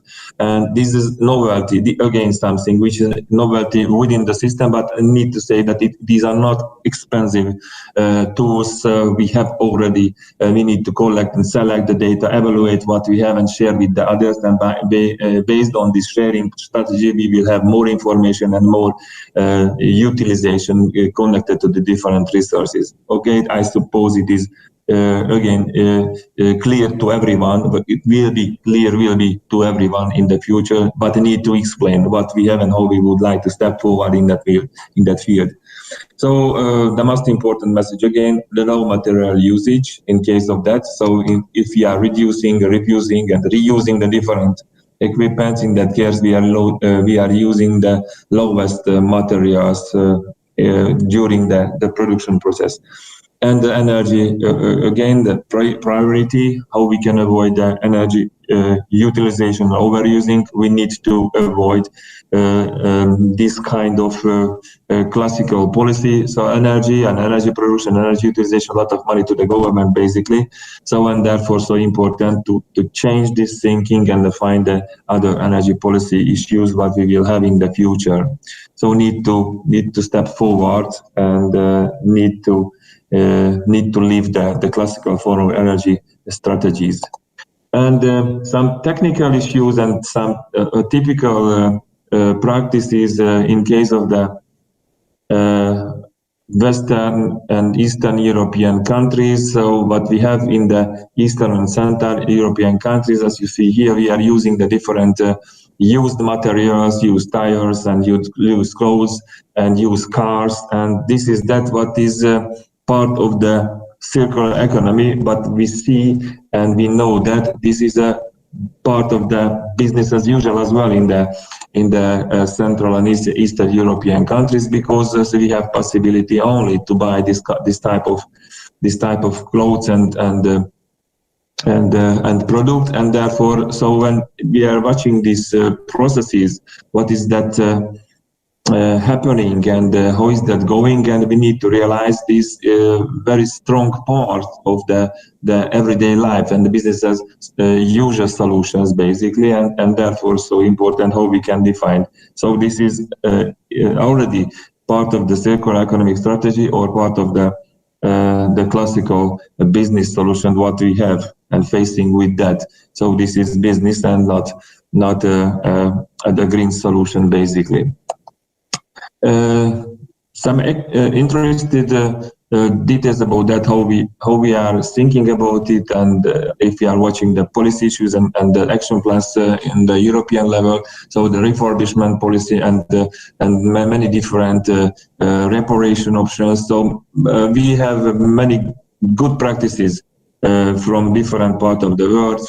For example, Tata company provide to the consumers very wide range service functions. So mobile service, not only sell the car, to participate in the everyday life of the drivers. It is that which is part of the circular system, to keep the partners, keep the consumers, and deal with the business continuously end of the life of the different cars. And as you see here, some example from the John Deere, so they are using and refurbishing the old parts as well. So this is part of the everyday life today as well. Remanufacturing issues. So I'm watching my time, so I have not too much time to share the slides, but I think so I would say some important practices to show some good practices what we have already in case of the BMW service practice, and how we are using, and the remanufacturing will be very important because we are using the secondary materials in that case. But the most important again, how we can find the used parts and how we can find the consumers who would like to buy that, and how we can make the business between them. Okay, so it's that. And some upcycling issues. So these are very popular always when we are speaking about the different waste utilization, and these are that. So chairs from tires and different clothes, fashion clothes from different waste forms. So it is again something which is very popular, was in the past years, and we have a retro feeling if we are watching them, and so it is a pleasant and very popular part of our life here in the European countries as well. And very important again, this kind of recycling and downcycling practice what we have, and we would like to improve the volume of these practices. So how we are trying to the different waste form and how we are recycling them, how we are downcycling them. So what we are making from the different glasses, what we have already, and use glass and with the different colors, and how we can able to use them, we are trying to compare the efficiency of the recycling processes. If we are watching this numbers here down, if we are comparing the production energy demand and material demand. So we have a big differences between the secondary and the primary materials. So when we are producing aluminium from any aluminium tin, for example, we are saving 90% energy. In case of the plastic, is the 80% savings. In case of the papers, so we have used paper. From used paper, we are creating new papers, and we are saving 60% of energy. It is that what we have, and we are trying to find the input materials on the market, and we are trying to create new business solution between the market players. This is that what we are trying to offer for the future, and we are trying to find this circulation and the cooperational issues. And what is here is the recovery practice. So I am trying to underline again, this is not a part of the circular economy. So this is, but very often we are building that. So the most important today, most of cities, mega cities, trying to introduce into the practice this kind of waste management strategy, because it is very simple and very easy to manage the different waste form. As you see here on the figure, so the waste is coming here with the track and the waste storage bunker, and after that, so it is going into the burning section. And after that, so we will have, of course, some electricity from this, but basically, so we are emitting, and we will have some dust and stable form of this. But I think so it is bottom ash basically. So these are the stable form of the material, but we need to avoid this kind of strategy, because so the material is disappearing end of this process, and this is not a core element of the recycling or circular economic processes, because we are losing the material, and we will get back some energy, but it is not too much. So it is that what we are trying to analyze, how we can explain and how we can translate this kind of thinking to the European countries and out of the European Union. So we are facing with that, so they don't understand. So what we are doing and why it's so important to collect the different materials and to put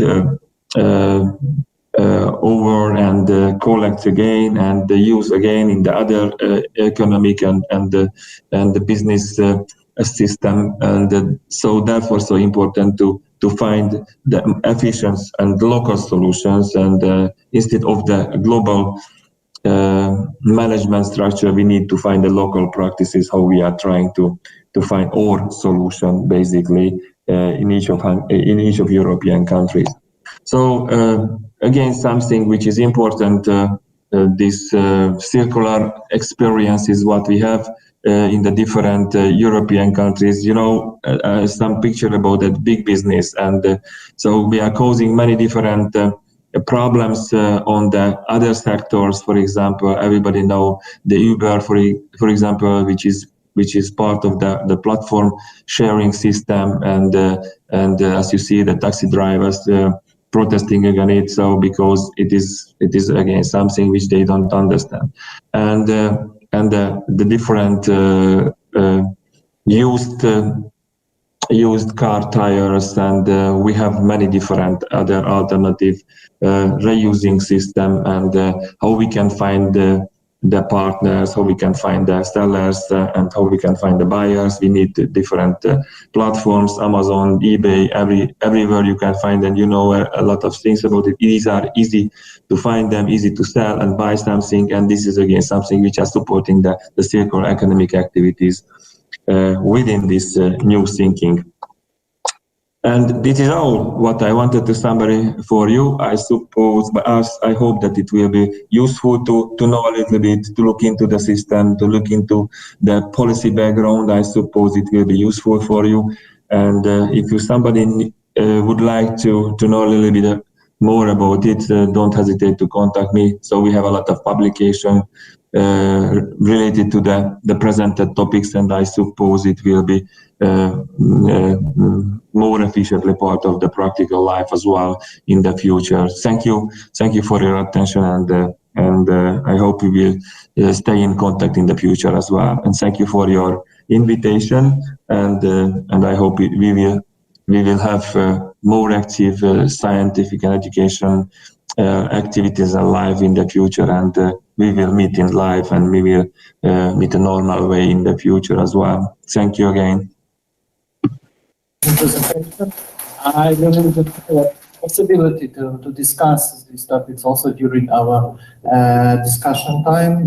But now I think it's a good time for coffee break. But one organization information, coffee break just 20 minutes. Yes, it means you're welcome back to plenary session in 20 minutes. Okay, now we have a coffee break.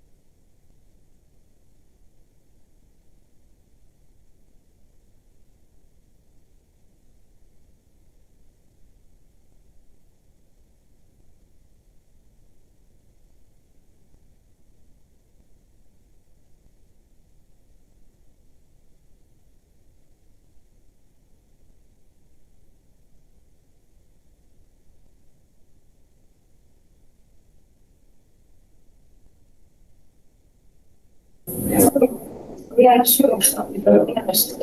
Just that you work there.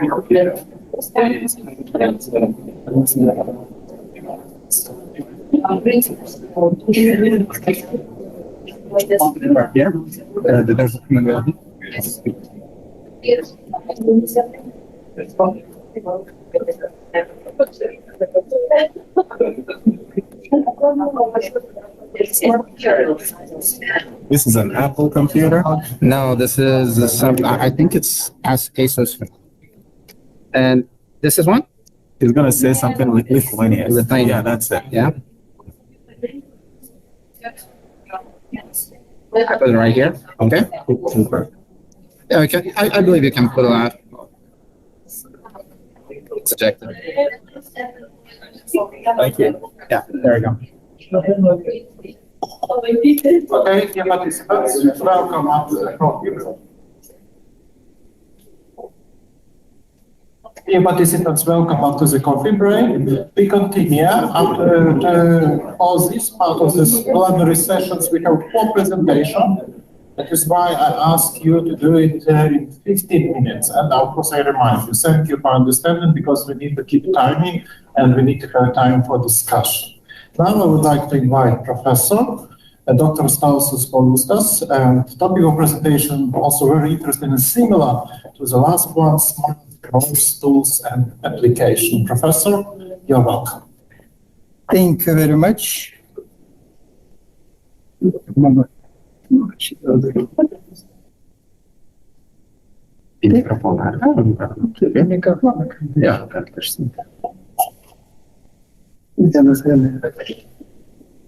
Hello, everybody.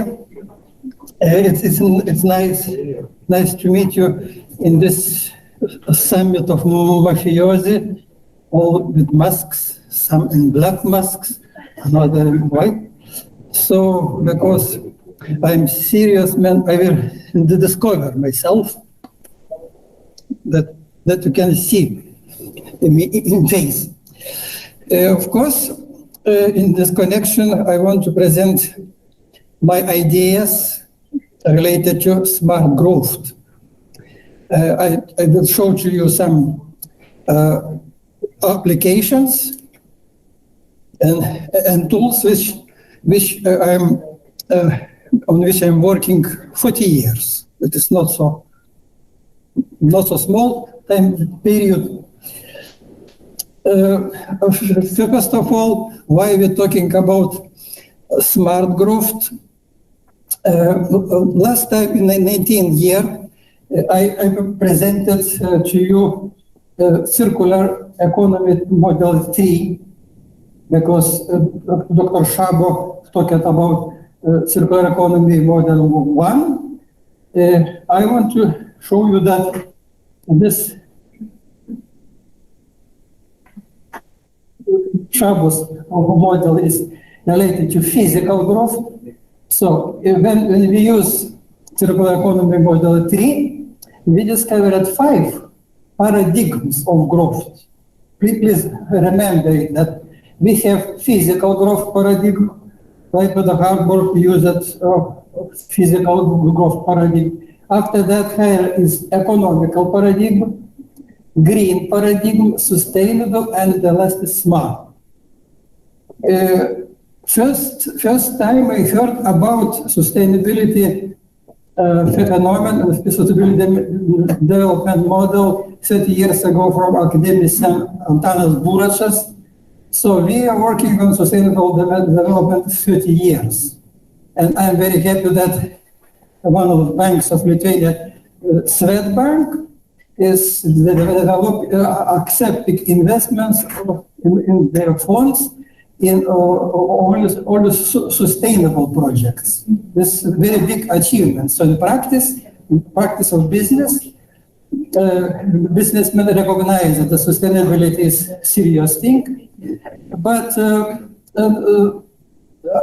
in 2010, European Community accepted Strategy 2020 for smart, sustainable, and inclusive growth. In the first place was placed at smart growth.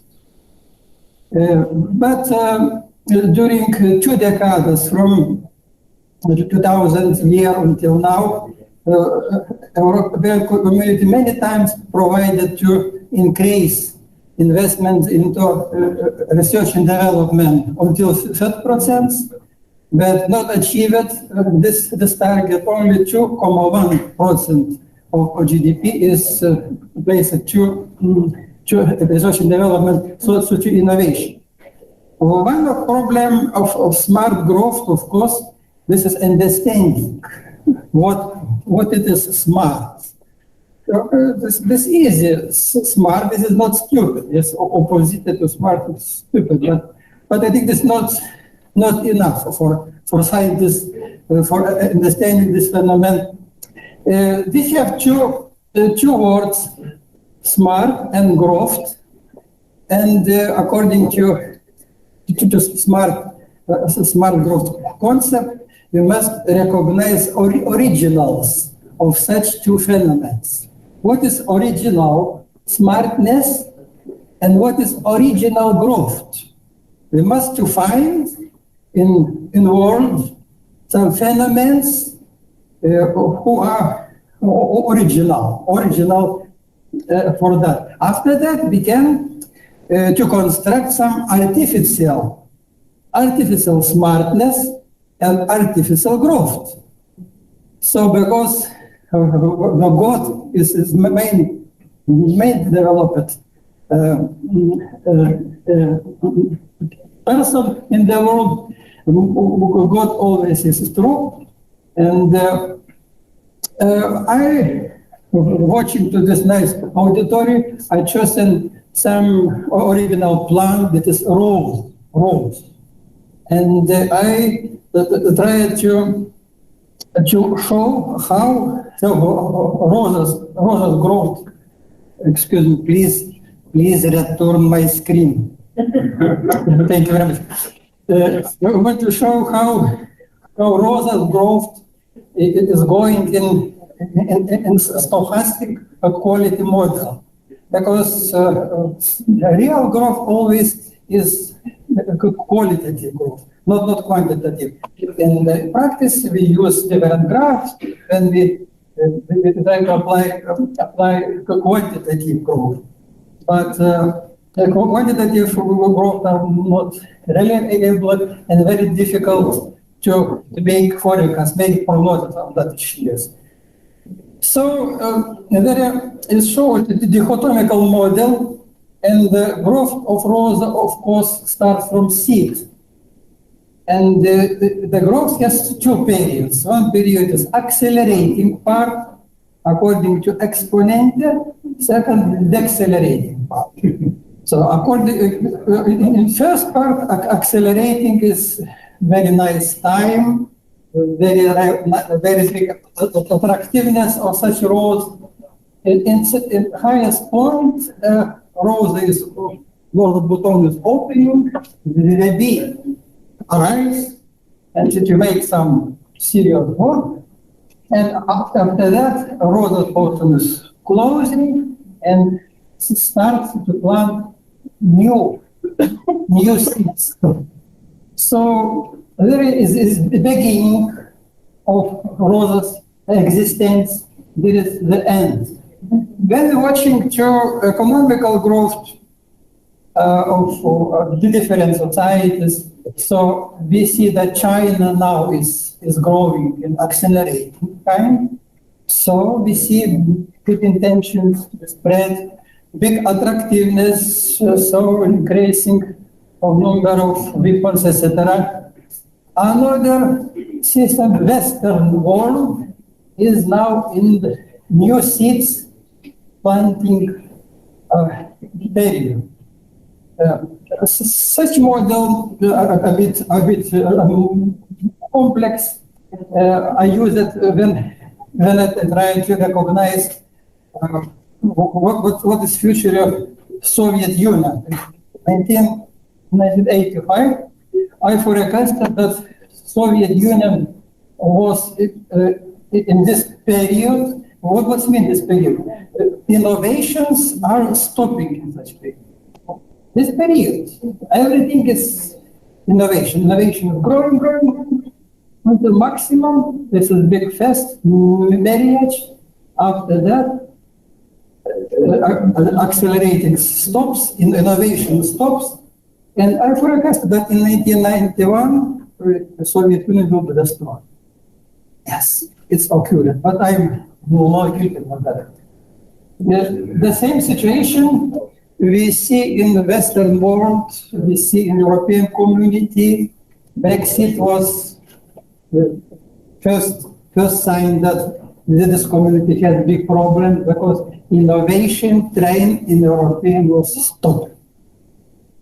Some European movements with the IM25 forecast that if European community will not democratize it, in 2050 year, this will be end of European community.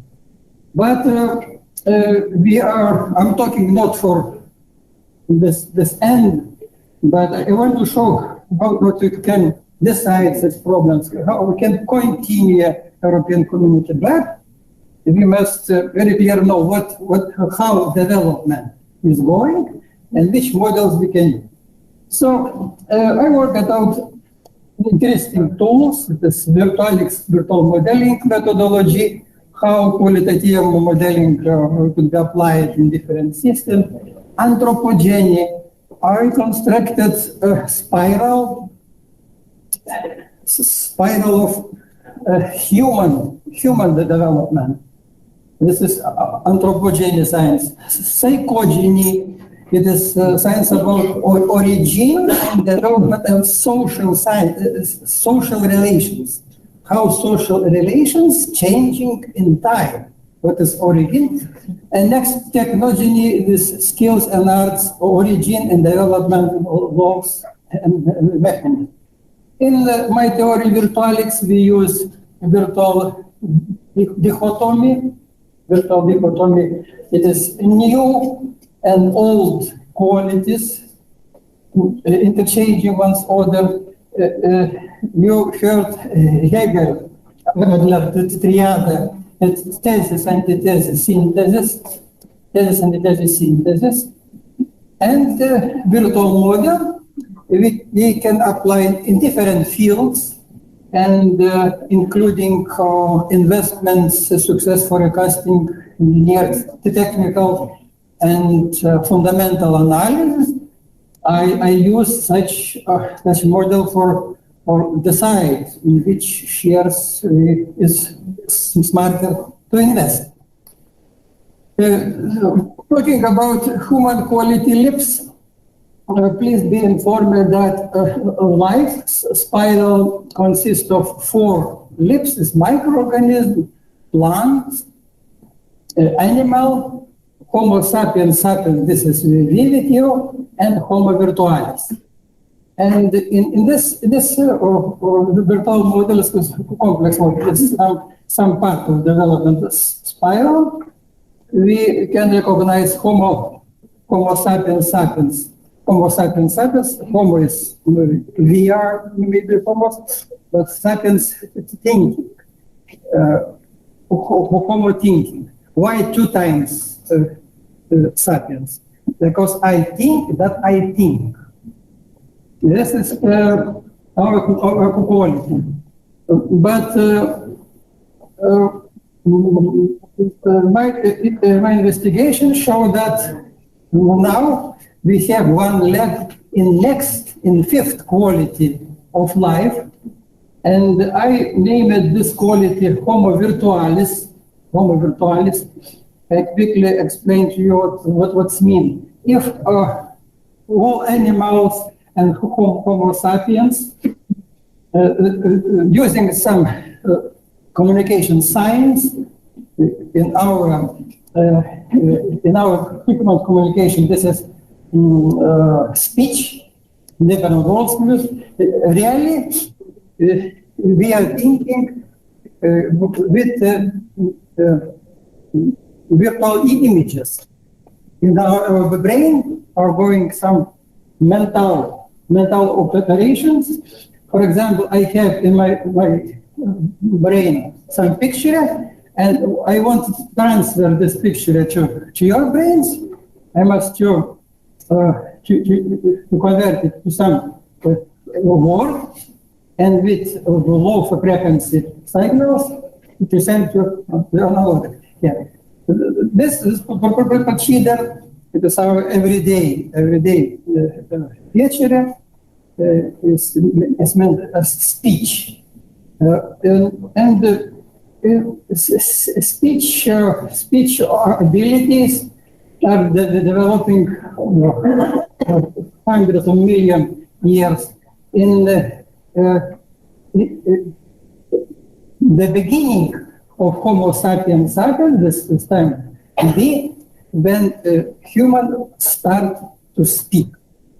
We started to speak 40,000 years ago, and we can't stop speaking.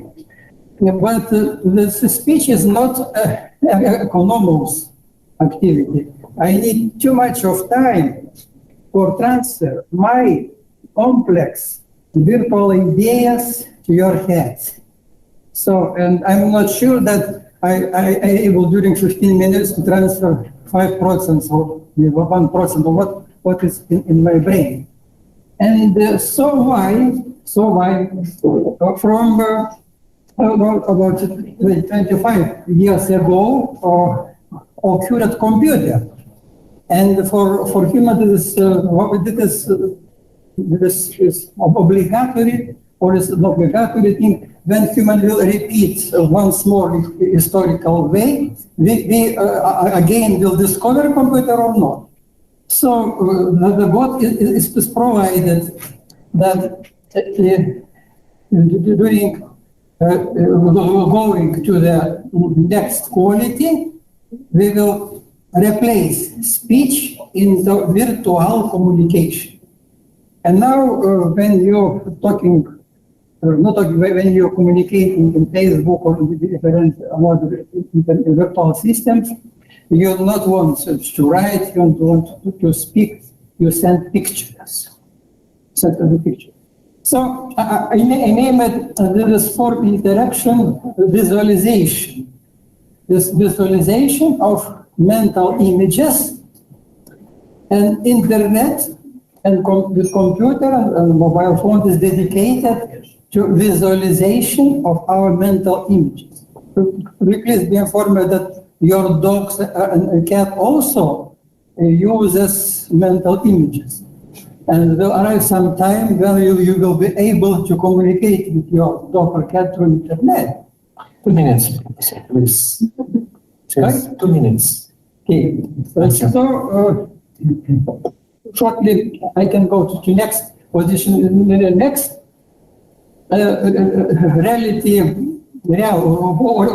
original smartness. Yes, this is a ring or self-management cycle of human. I discovered that our self-management cycle consists of 4 steps. It is modeling of my action programs, decision-making, which program I will implement. Spine is responsible for implementing programs, and thanks to my senses, I make feedback and to make improvements on the program. So I want to congratulate you that you are the highest smart thing in the world. Each of us, we are living, we are operating according to this ring. And if we discover such mechanism of smartness, we can apply it into society. When we apply such ring to the, for example, European Union, yes, we can find European Parliament, we make decision, European Commission, some different control institution, but we can't find this organ. Can't find the European brain who is responsible not only to programming, but also simulating some work at programs. In Lithuanian Parliament, for example, 50 50% of accepted laws were not simulated on resultativity. So,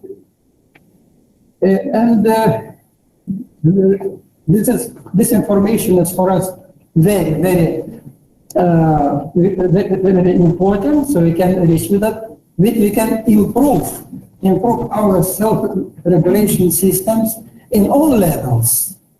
In the city, the harbor, for example, and European community, and in the world also. In world level, such ring is only developed, starting to be constructed. But we see that it will be very quickly. I made experiments. 26 years, I used my virtual model in Lithuanian energy sector. I'm president of Lithuanian Wind Energy Association. We have success on that. This model works. Next one, we recognize that different areas in which old and smart qualities could be understood and used for practice. For example, I talk on about short of them in learning. Education is old, virtual self-improvement is new. In health, hiring old, wellness, etc., etc. You can read such information. Yeah, conclusion. Yes, I go to conclusion. So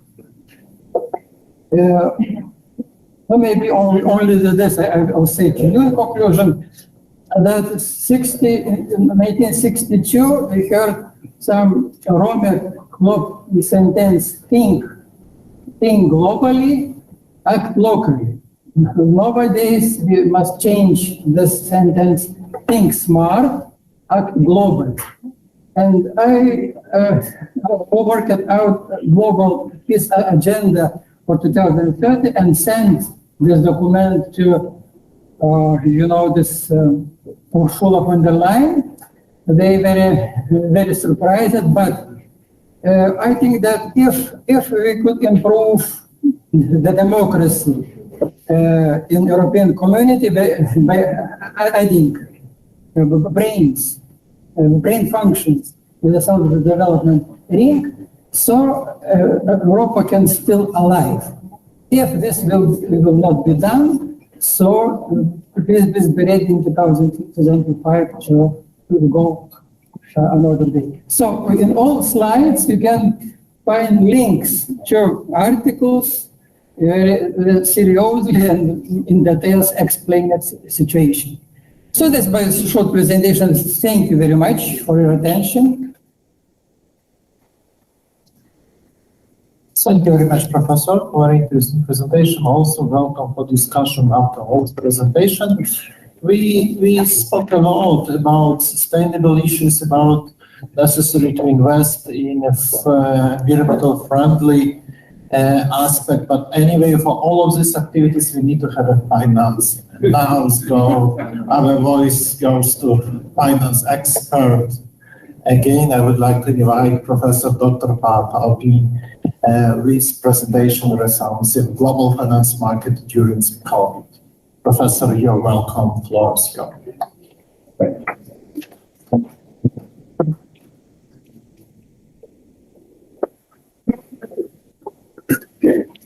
Okay. Very good. Thank you very much for inviting me, and I thank this university for having me here again for the second time. Last time I was here was in 2019. So I particularly thank the president of the university and Professor Engele, as well as the director and deputy director for being my host. All right. Oh, I gotta smile to the camera. Right. Okay.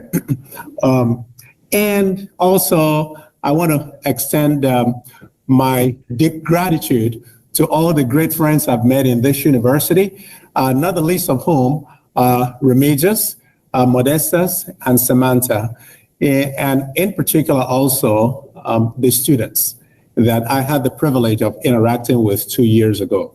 So thank you, Lithuania, for having me again. This is my home away from home. This is the country where I started my international business and education adventure in the mid-90s. And that's how Angela and I met. We became great friends. She served as visiting professor at my university, Purdue University, in Indiana.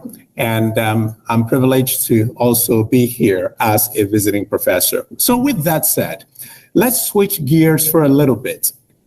And what I'm going to talk to you is not so much about sustainability in the way that it has already been discussed. I want to talk to you about behavior, about how we as individuals who have to invest money and live and take care of our dependents and take care of ourselves when we get old, how we behaved over the course of this pandemic. And so I entitled my brief presentation, I'm going to be very mindful of time, Professor, my good friend Yuri, resiliency of global financial markets during this period of COVID-19. This is actually an empirical study. It's a pure finance study. I'm a professor of finance. That's what I teach. I consult in it. I practice it in various ways. I'm also an econometrician. Econometrics is a field of applied statistics where we examine how different variables interact. But what I'm going to present to you is just a short version of a conceptual version of a major empirical study. And so what I do is to examine how sustainable investing in stocks and in bonds, how that relationship took place over the period of COVID-19 and led to the resiliency of the stock market. Resiliency meaning the strength and stability of the financial markets in spite of the problems that COVID-19 has created. And so I begin by tracing how stock valuation and risk affected interest rates over this period. You see, guys, the two main types of investments we make that you're ever going to make is either in stocks or in bonds. When you invest in a company, if you start one or if you buy the shares of a company, then you have purchased a stock or equity. The only other way that you can invest is to lend money. And when you lend, you earn interest. We lend money by buying bonds.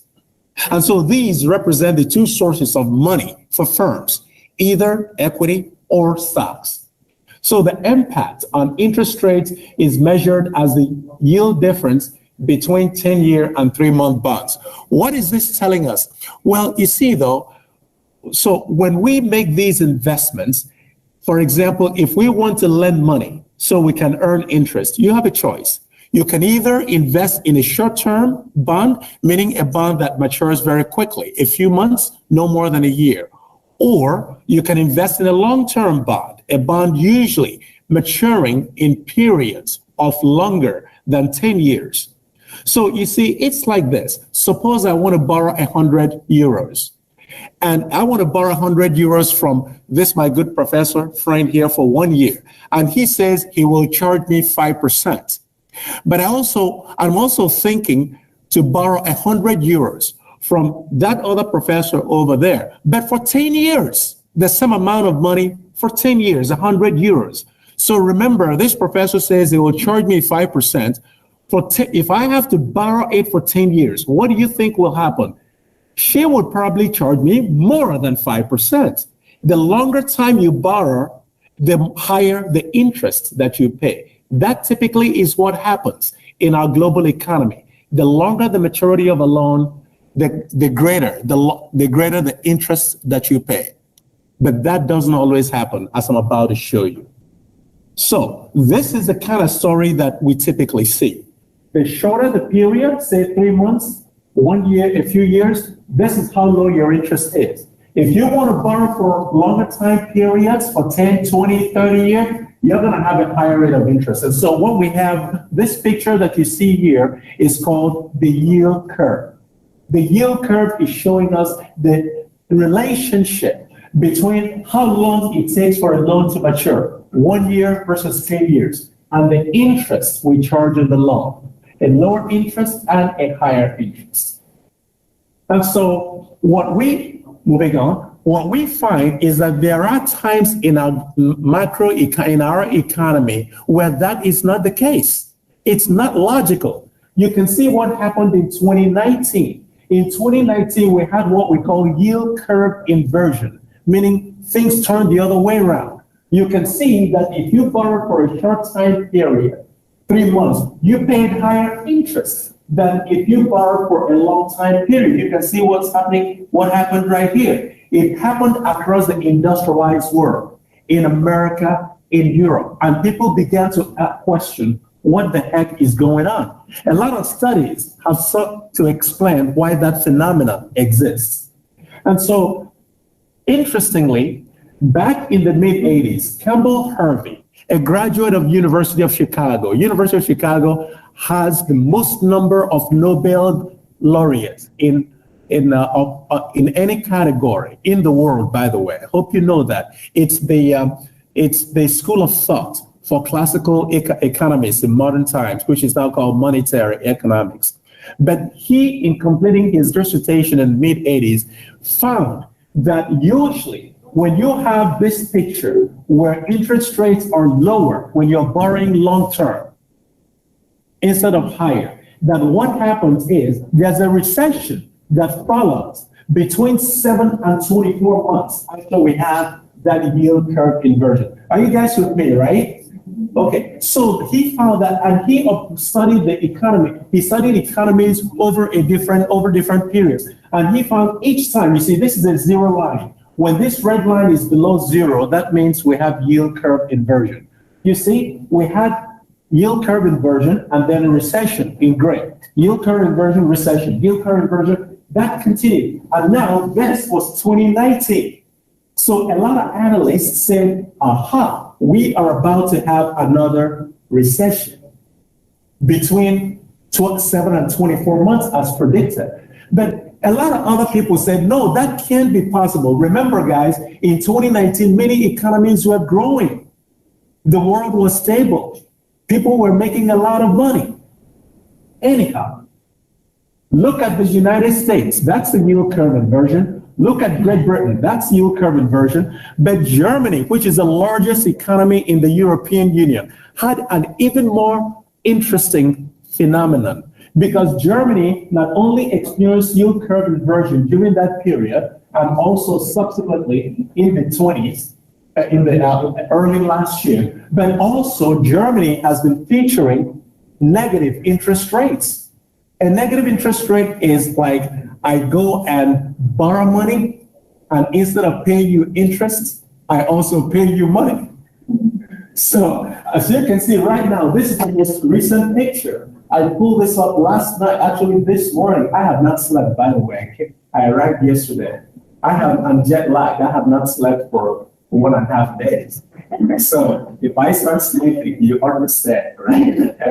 Okay, so this is the most current picture. And you can see that right now, for long-term money, the German government will borrow money from you, and you also will pay them. If they borrow 100 euros from you, you will pay them 2 additional euros, 20 cents in addition. That's the current situation. But anyways, so my question here is, so did a recession follow the inverted yield curve of 2019? Ladies and gentlemen, the answer is what? Yes. But how did that happen? COVID-19. No one expected that there would be a global pandemic that will result in that self-fulfilling prophecy that when we have inverted yield curve, that there would be a recession. This has never happened ever in the world. This is the first time that a yield curve inversion was followed by a recession that was not caused by changes in the economy, but rather changes in natural phenomena. And this is what makes a study like this interesting. But I will skip the mathematics of this study and then explain to you how the stock markets became resilient. This was in March. In March of last year, notice how deeply the stock markets fell in the US, especially tourism. As you know, tourism was worst affected. You can see how it did. But interestingly, observe how it is that the markets quickly went back up as if there was no problem. Even in the tourism industry, although it has more volatility. But also, look over here in Europe. This is the benchmark stock index for all the European stock markets.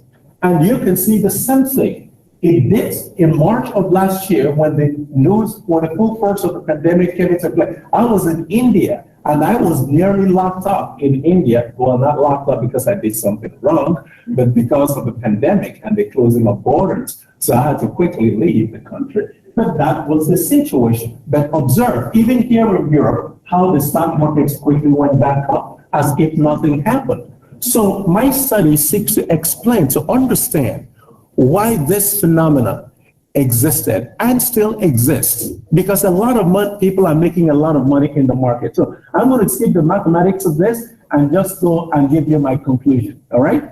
And the findings of this study is that for most bonds, the slope of the yield curve rose sharply during COVID, meaning that the gap between short-term and long-term interest rates became wider. What is that saying in ordinary language? Well, you see, remember, we had that yield curve inversion, but as soon as the pandemic hit, the stock market took off afterward, but also inversion reversed quickly, creating a gap. Now he's charging me 5%, he's charging me 5% on a one-year loan, and she's charging me, let's say, for example, 12% on a 10-year loan. So the gap widened, and that's where we are right now. And that gap between the interest rate on a short-term bond and the interest rate on a long-term bond is what's called the slope of the yield curve. Fear of the pandemic initially caused a sharp drop in the stock market, which is the picture you saw in March of 2020. But investors around the world, especially in the Western economies, quickly moved back into stocks. And that confidence in investing in the stock market, which caused the stock market to rise as remarkably as you observed, I argue was driven by three factors. The first is there were massive government stimulus. A lot of governments gave stimulus, gave checks in America. Government was paying, gave money to a lot of people. We had over $3 trillion in stimulus money. In many countries in the European Union, they did something. Germany was paying salaries to workers who were furloughed, who were laid off. And so a lot of those measures actually proved to be very helpful. Some countries overdid it.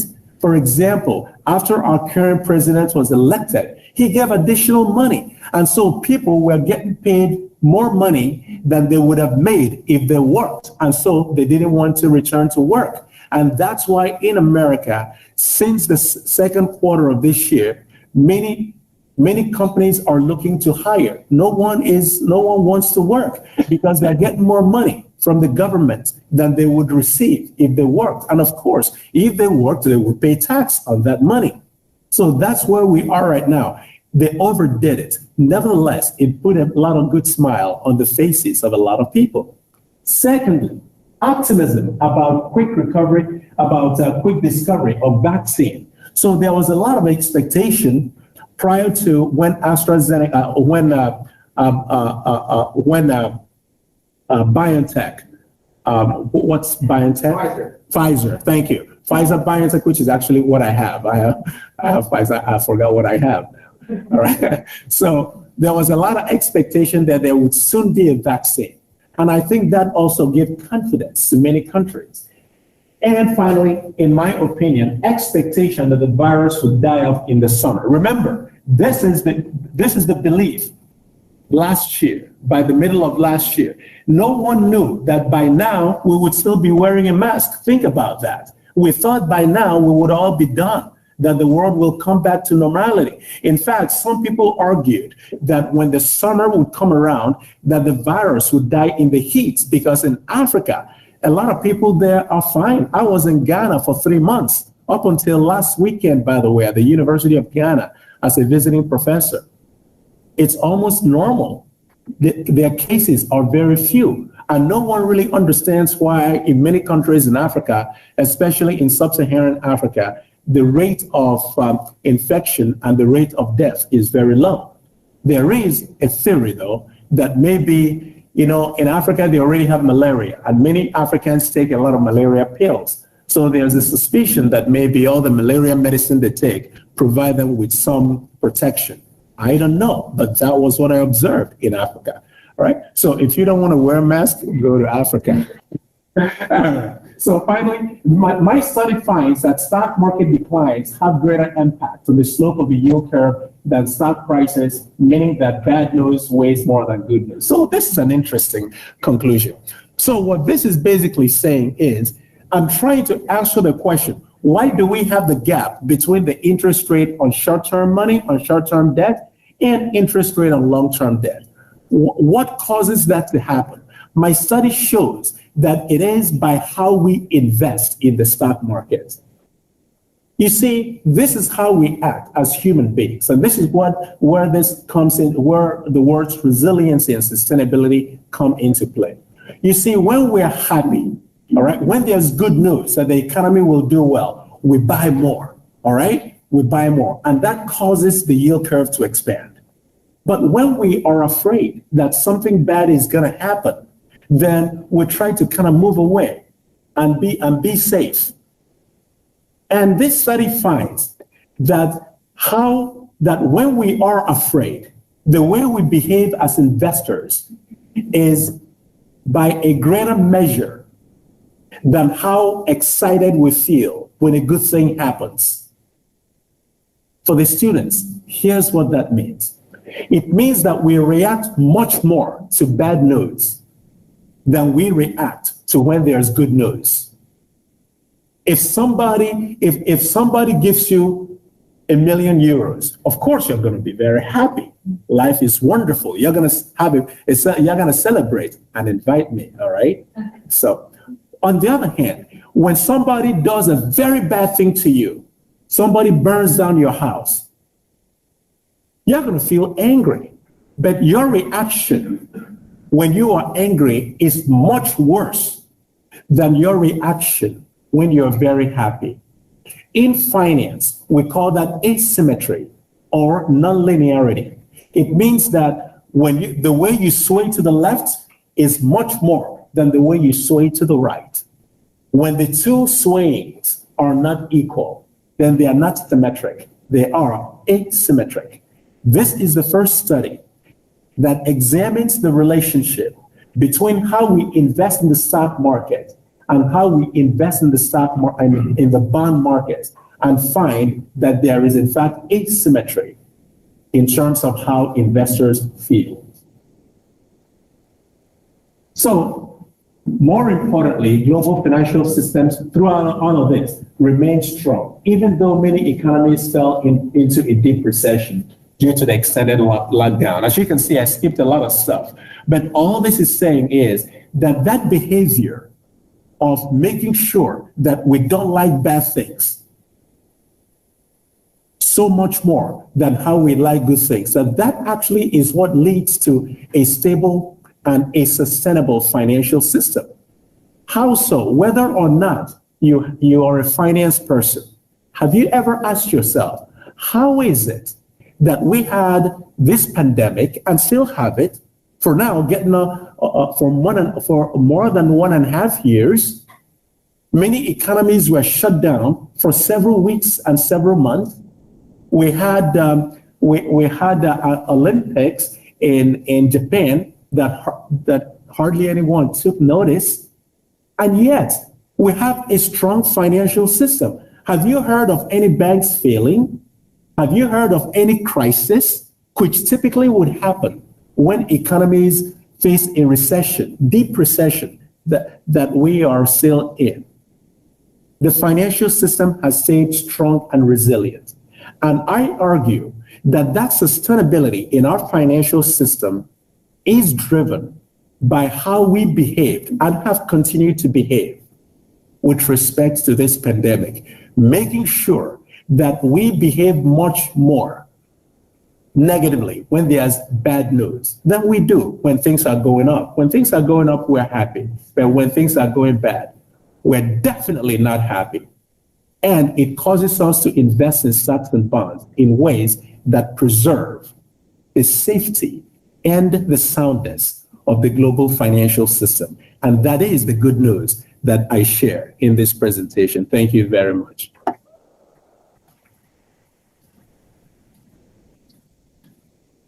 Thank you, Professor, for an interesting presentation. Also, very good topic for discussion.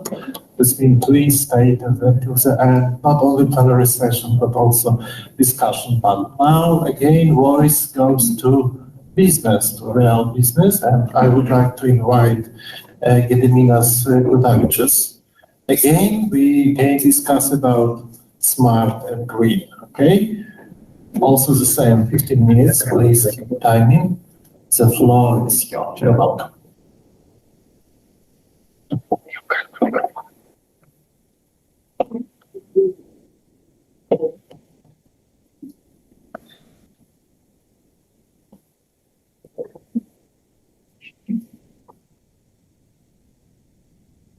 Good afternoon, ladies and gentlemen. My name is Gediminas Gudavičius. I'm representing Klaipėda Stevedoring Company, BEGA, which is one of the Klaipėda Seaport operators. We are grateful for the Lithuanian Business University and for the organizers for the opportunity to participate here. On the other hand, we were a bit surprised by this invitation because after all, this is a scientific conference and we just saw some brilliant scientific presentations and we are just port service providers. We do not do any science, but on the other hand, we are widely open for the innovations and sustainability and also to the cooperation with the science. And luckily today we have a little experience of such cooperation and also of implementation of some interesting projects. First of all, a few words about our company. As I mentioned, we are Klaipėda Seaport operators, operating several specialized terminals in the territory of the port. And our specialization is handling of dry and liquid bulk cargo.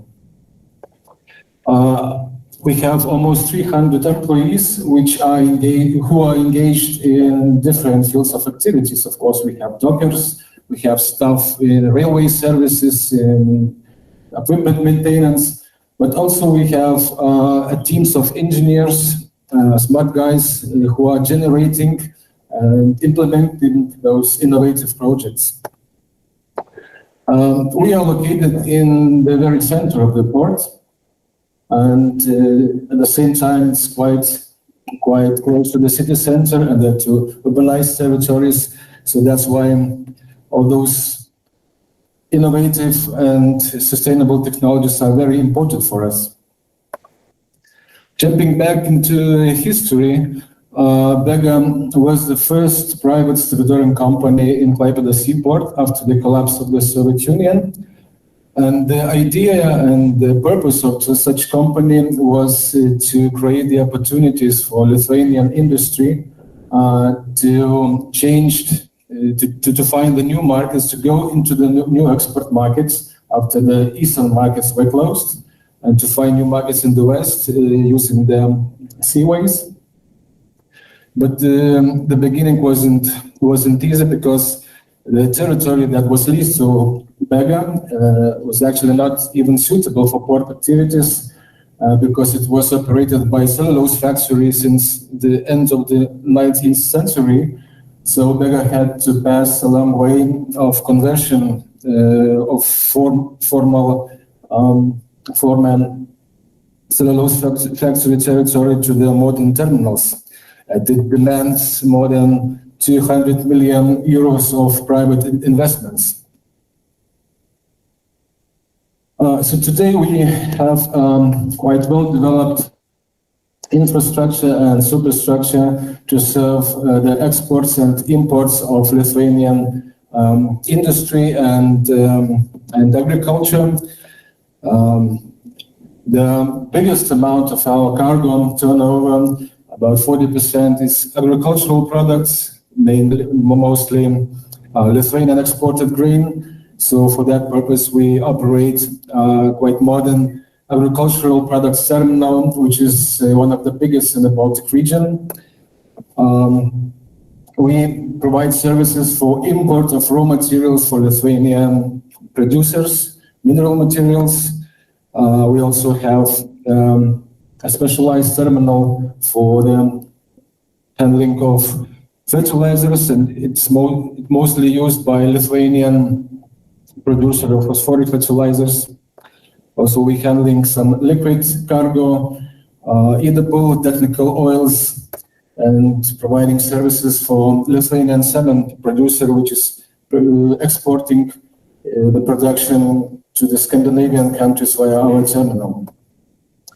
Most of the processes are, of course, automated and mechanized, and actually equipped with the best available technologies and techniques on handling of bulk products according to European Commission regulations. But we are constantly searching for new technologies, what is the best in the market. Recently, we implemented the technology of handling of dry bulk without any exposure to the environment, using the closed pneumatic transportation systems. To be more specific, this technology allows us to transport dry bulk, not using the conveyor lines, but pipelines. But we as a company, we don't want to be just the technology buyers, and we're trying to, and our strategy is to contribute to and create technologies by ourselves. So I mentioned we have the teams of engineers who are engaged in this, but also actually every employee is encouraged for proposals for new technologies, environmental measures, and so on. And one of the projects that we are implementing by ourselves is conversion of our railway locomotive fleet from diesel locomotives to electric ones. We started this program in 2016, and of course we could go to the market and to buy such equipment, but we decided and we chose another way of conversion or refurbishing that was presented by the professor from Hungary. And by now we already built some or converted some locomotives which are plug-in technology. And last year we launched fully autonomous locomotive powered by rechargeable batteries and also equipped with a solar power plant on the roof. And it was quite a successful attempt because now we can work 2 shifts or 24 hours after charging it only for 2 hours. Of course, we are facing economical effect of this program because we don't use the fuel and we use energy only when it's needed to move the train. But at the same time, we are facing the quite big environmental impacts because according to certain methodology, one traditional locomotive produces about 100 tons of CO2 and other emissions per year. And we count that when we will finish our program, that would be about 9 or 10 locomotives will save about 1,000 tons CO2 emissions per year. And recently we launched our CO2 emissions calculator, And now we see that even with the growth of our cargo turnover by 60%, the consumption of fuel and respectively the CO2 emissions for 1 ton of cargo reduced by 20%. And of course, this is not the end. Of course, these logos are now used by our own needs, but we can consider them as prototypes which could be multiplied and offered to the market. And maybe it will be our next step. And on the other hand, we already sharing our experience and knowledges with the colleagues in the maritime business, as we are one of the founders and active members of the Lithuanian Maritime Cluster. And this cluster integrates the maritime industry and science for the innovations and implementations of green transport projects. And one of the projects we were working with the colleagues, with the partners recently, and we were applying for the funding for this project, but unfortunately we didn't succeed this time. But the idea is still alive, and the idea was suggested by modernization project of the inland water, Nemunas River, which is currently underway. And this modernization of this waterway would open a possibility for transporting cargo via this waterway from distant regions of Lithuania to the Klaipėda seaport or vice versa. And we see the possibilities and positive economic and environmental effect of this project, because one barge can carry the same amount of the cargo as 40 to 80 trucks at the same time. And also we see the possibility to achieve even more and to reduce CO2 emissions to zero during this transportation method. If we could build a new generation of small electric tugboats and with charging stations along the waterway, and of course, using our experience, we could also build railway locomotives to serve for cargo transporting to or out of the ports, and they could share the same power packs. There would be like a closed ecosystem. Yeah, I mean,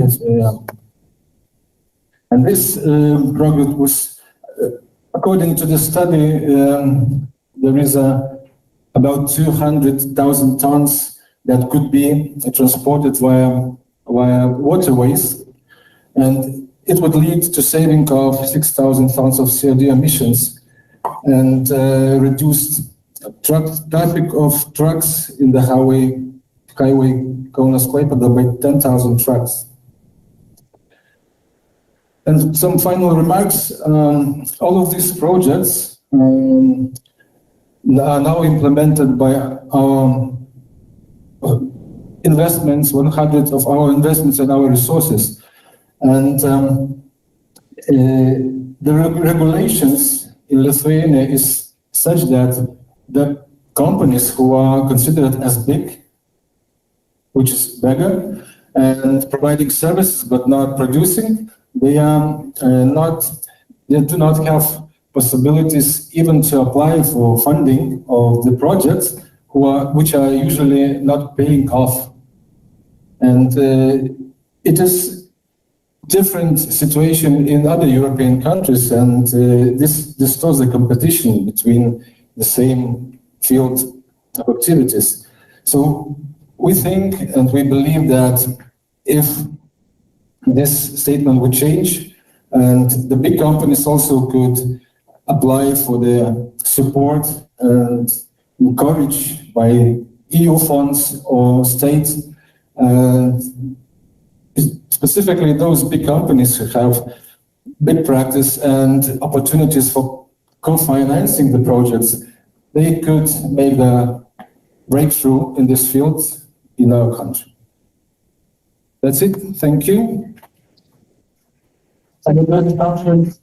Yes, you're welcome also for this for discussion. We could also join this topic to our round table. Thank you very much. And now we go again back online to the last one presentation again to our colleagues from Hungary, Professor Dr. Zoltán Blackman. And again, topic a little bit different, but extremely interesting for us, for academics, about bibliometrics. Okay, Professor, floor is yours, and we are well excited to see how this looks. The time was this pressure to publish a lot and to try to get a lot of citation and so on and so on. You're welcome, 15 minutes again, and then also you're welcome for discussion. Dear colleagues, first of all, I would like to thank you this possibility, and I would like to ask whether you see my screen or not. Not yet, not yet. Not yet.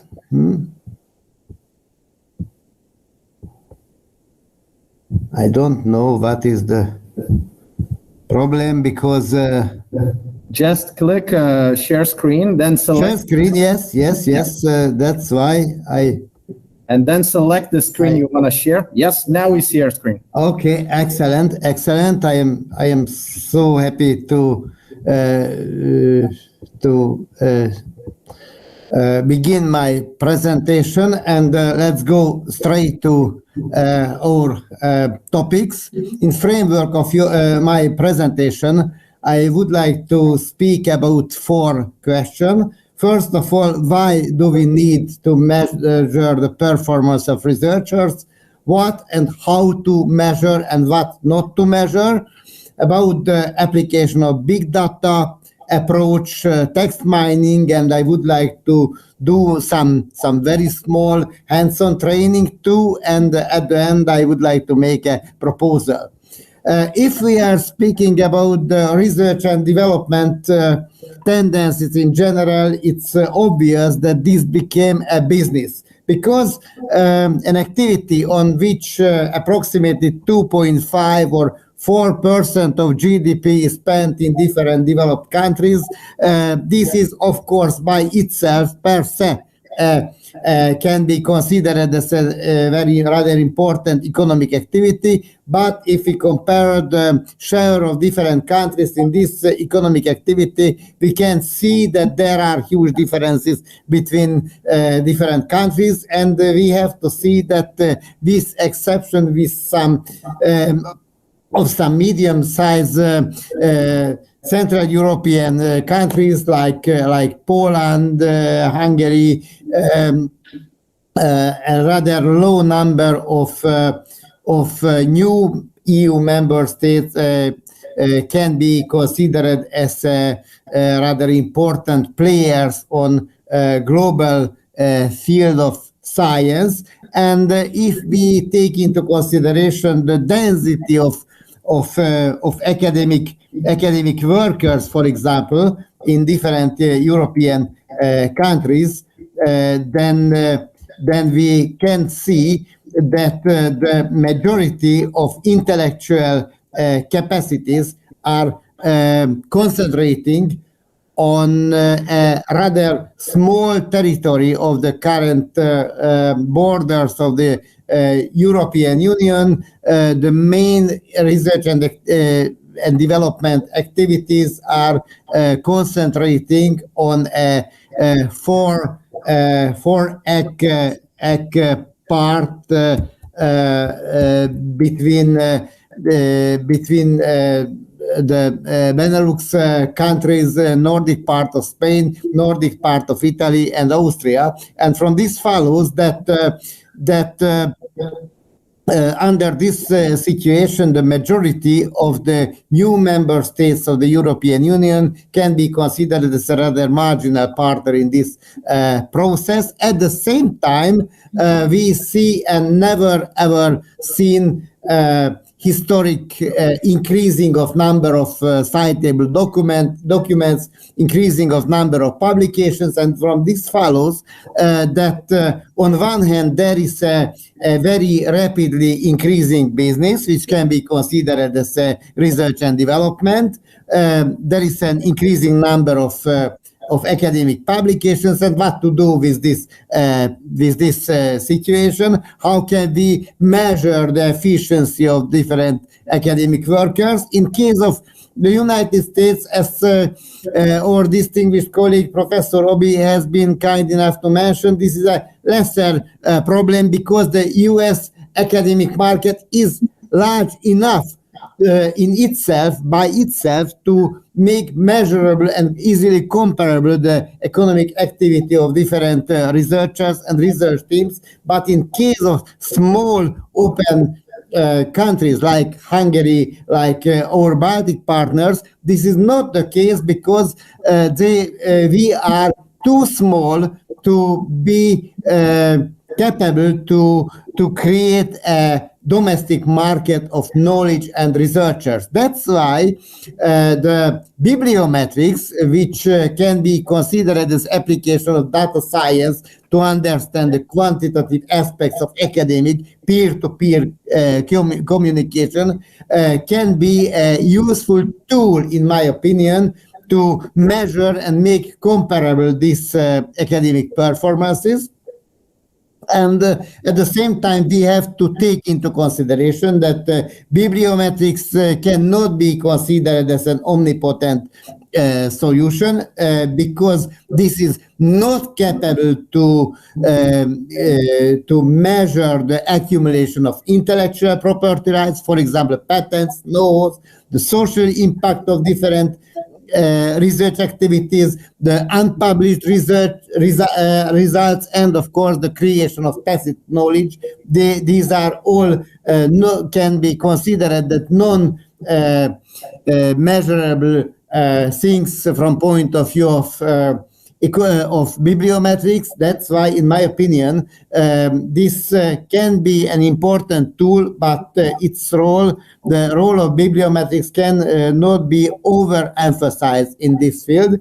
But we have to use these possibilities. The good news is that there are soon some very high quality, sophisticated electronic databases for bibliometrics, like, for example, Scopus, Dimensions, the simplest, the easily accessible Google Scholar, and my personal favorite, Clarivate Analytics Web of Science. In my opinion, this is the best source of academic pieces of information because the quality of the bibliographic data here is the highest. That's why I have used this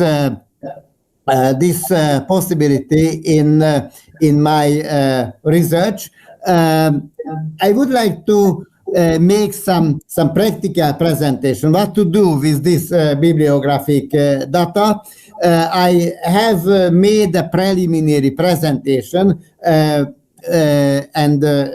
yesterday evening I have created a Boole algebraic expression for searching the bibliographic data on application of artificial intelligence or machine learning in banking sphere. But today I had the possibility to hear 4 very interesting presentation about the sustainability and the relationship between sustainability, especially in port, in case of Klaipeda, has been analyzed. That's why I have downloaded from based on this very simple keyword combination, that ports and sustainability from Web of Science, and here are some results of this hits. You can see that here on my screen I show you that these are the results, the first 500 bibliographic data on publications analyzing this relationship between the ports and and environment sustainability of ports. Here are the different bibliographic data, and it's very important. Here you can see the cited references which has been based by different actors.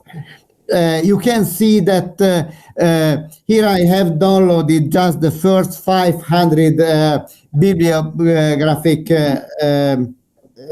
articles, bibliographic items, but each item consists roughly of 200 pieces of information, all source literature resources, cited sources, and other bibliographic pieces of information. That's why we are speaking now about 100,000 pieces of information.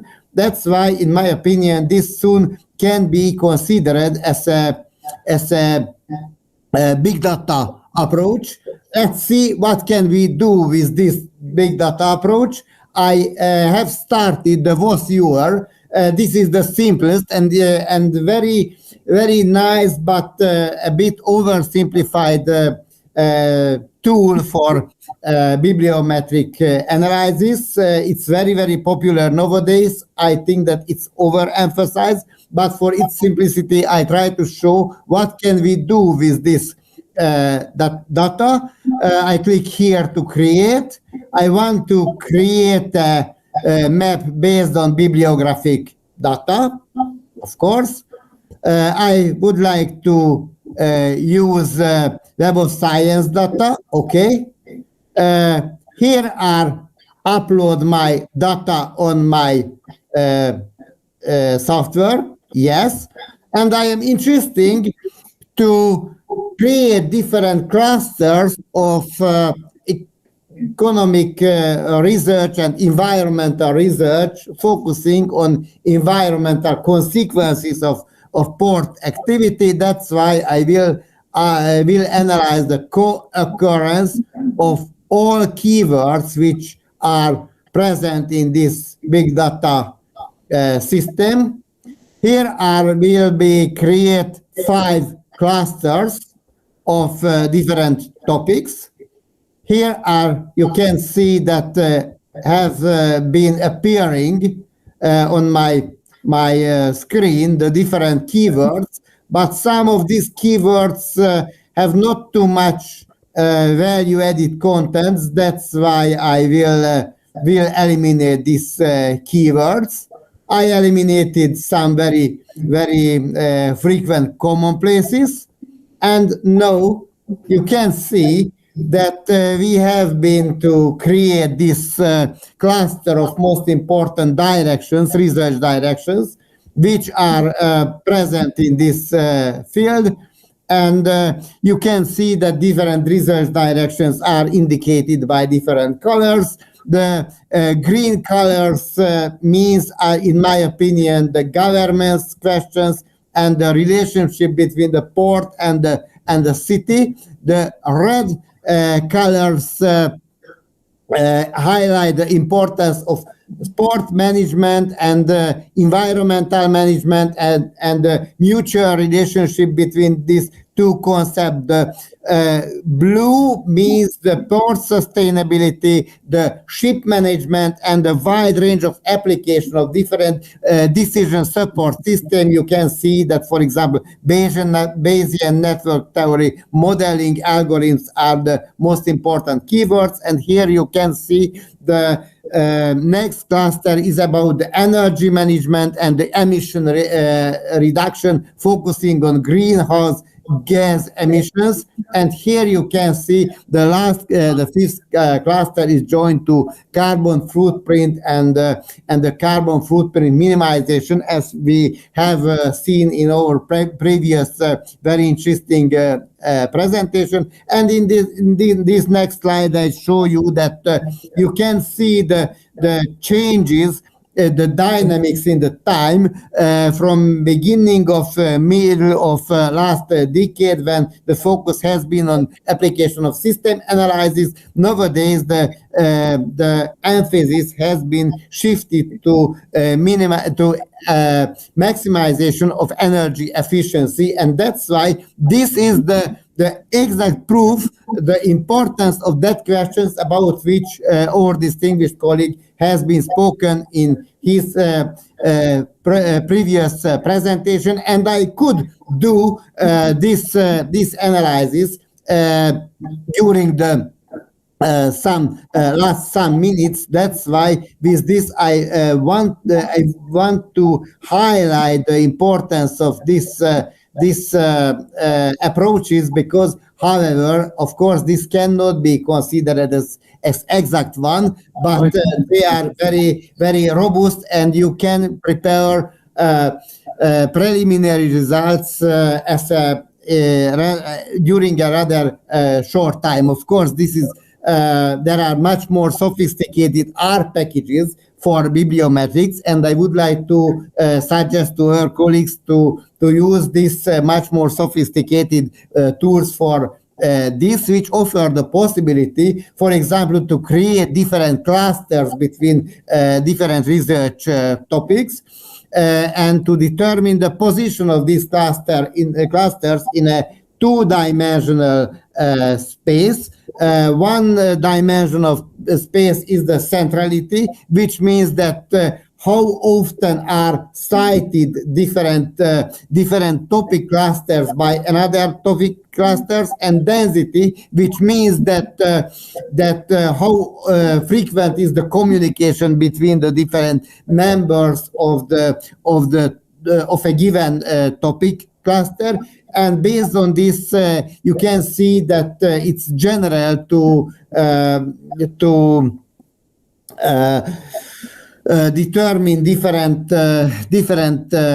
parts of different topics. There are so-called motor themes, which can be considered and characterized by high density and high centrality. There are some emerging topics where there is a very intense communication between the topics, but a rather low level of centrality, a rather low level of citation from another topics.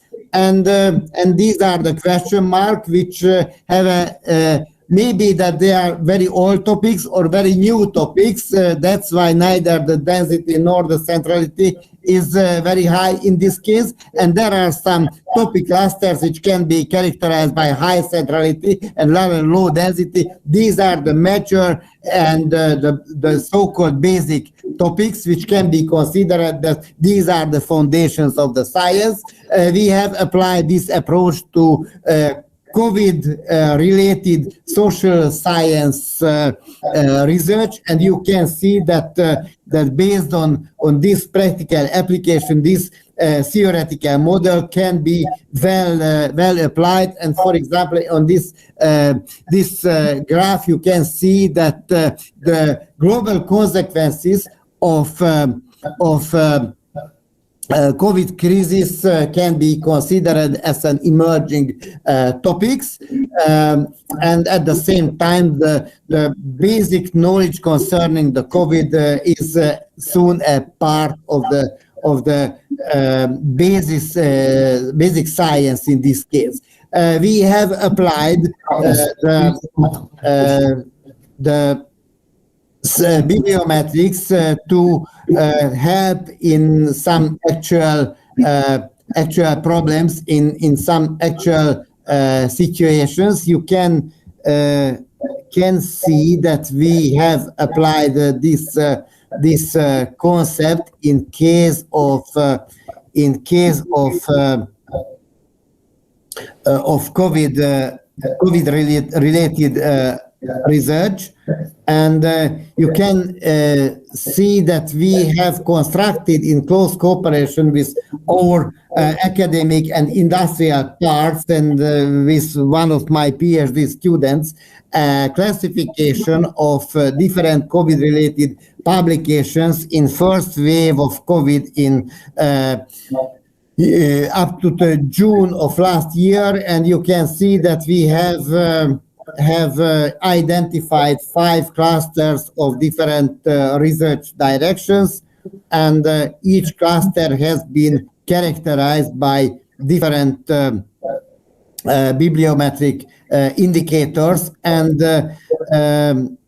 you can see that on this base we are able to determine the relative importance of different topics, their positions, their most important components, and who are the most important players in this field. That's why I sincerely hope that it's obvious that this approach can be not just applied for the evaluation of different academics and academic teams, but also can be interesting and important tool for decision makers concerning the spending of monetary resources for different fields of research. As a summary, it can be stated that bibliometrics cannot consider it as an omnipotent solution. It must not be mystified, but it can help. This is very useful for math and compassing in science, for the identification of intellectual centers, and to determine some key topics and their dynamics. And at the end, my proposal is that we are very open, and we would be very glad to share our experiences in this form in concerning the application and widening the application of statistical, artificial intelligence, machine learning, pattern recognition methods in bibliometric analysis. We are open to any form of cooperation, for example, in PhD dissertations, and we would be very glad to get in touch and continue these first steps in this very interesting, but I think that very prosperous field. Dear colleagues, thank you very much for the possibility to be present in this wonderful meeting. Congratulations for the organizers, and thank you for your patience. Thank you very much. Thank you very much.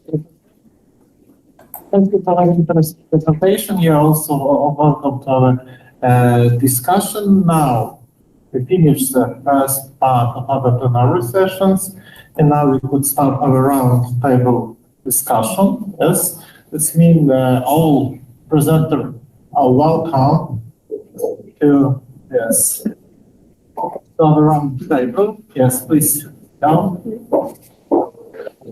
Share a lot of places. Yes, yes. No, this last place. Yeah. Also,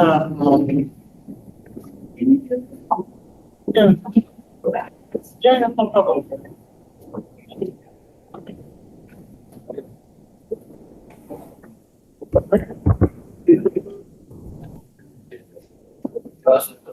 So I will pass the microphone wherever, and I'll be nearby. Okay.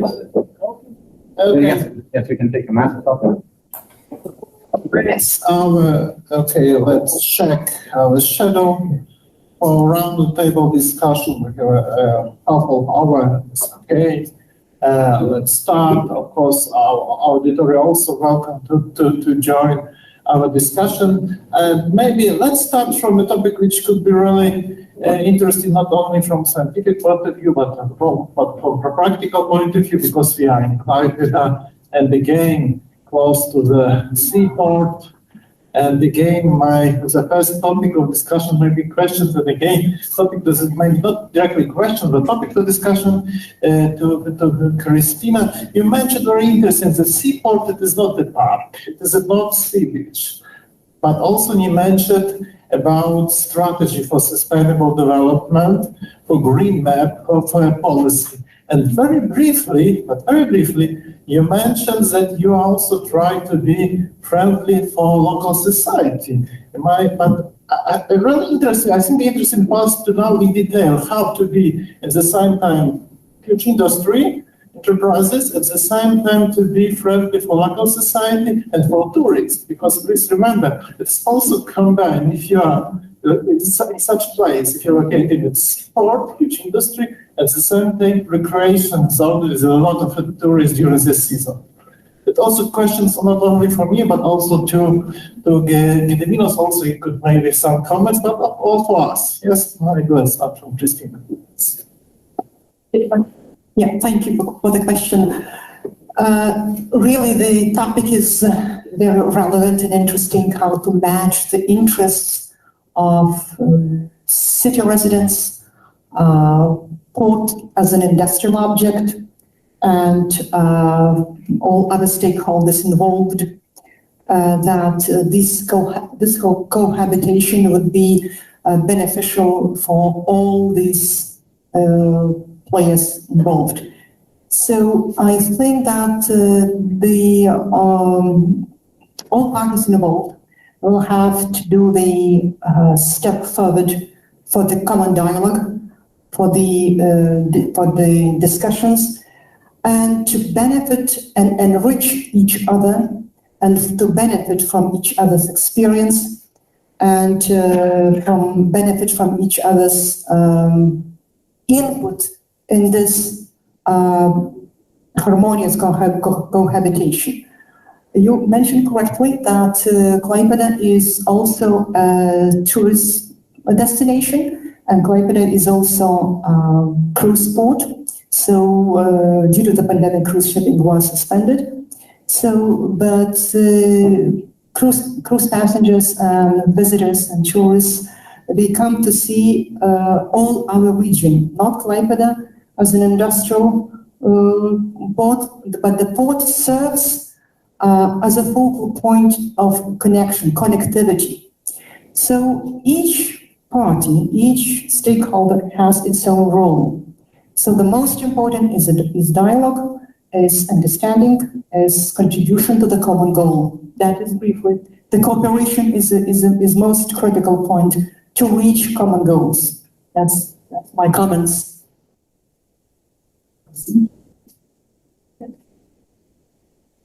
I can shortly add what actually we do. First of all, of course, we should and we have to apply the best available technologies of our activities, which could impact less than very less than what we can imagine. And of course, it is very important to communicate with the society. And what we do, every year we organize the open door days, and what we see, sometimes people are coming to our company with their minds of the port, with their imaginations of the port, and after they leaving, they say that somehow they changed their minds because actually, according to the regulations, the port is quite close territory. It is not allowed for people to go there every day. But when they come to the port and when they see their own eyes, usually they change their minds. Okay, thank you very much, Professor, because topic also. So, Angela, thank you very much for such a nice conference. I remember a few conferences in the past. We discussed the same question. Scientists, representatives of boards, of municipality, and in such time, from boards, we don't hear about any green issues, about any sustainability. Always we said, yes, please go ahead, please stop, show to us your load in tons. This is physical growth. I said that we have physical low-risk growth, it is economical, green, sustainable, smart. You are talking on the lowest level. Please forget talking tons. For example, if you work in economic paradigm, you must think about GDP, about money, about income, which is the economical role of port. We can't talk about that. If green, which GDP is produced by green solution, sustainability, main indicator of sustainability is the lifespan of people. People who are living here. And but I invite you to talk about what I said. In this decade, European community invited us to be smart, to work in smart growth paradigm. And I think that we must to finish the topics of such a conference, sustainable development. 30 years is enough to talk because we have that in green and sustainability we have no. Scientists always must be in future, always, because must go ahead and explain to kids, practice the best approaches. And why we talk about smart, about smart growth. So my wishes is that in the next conference on the name it on smart growth issues, and from Harburg's and what company we hear about smart decision, smart solution, and smart decision, of course, will be in society, because now Harburg is separated from the society, and this is not normal thing, as plenaries ask for them. So this is my wish, and if you have some counter arguments, please, I'm ready. I am ready to discuss with you for that. We wouldn't the counter argument, but yes, that's true. We talk a lot about sustainability and green ideas, but as I mentioned in my presentation, actually, according to the regulation in Lithuania, the transport companies, which are big companies, they don't have possibility to apply for EU funds or things like that. And you know that usually those projects, the green projects, they are not paying off, and usually business very hard to decide to invest in such projects. And luckily our company choosing the other way. But and I hope that this concept of the green prod will take into account that this is a problem, and those initiatives and those projects have to be supported from the state or from the EU funds or other, and it had to be written, and the regulation and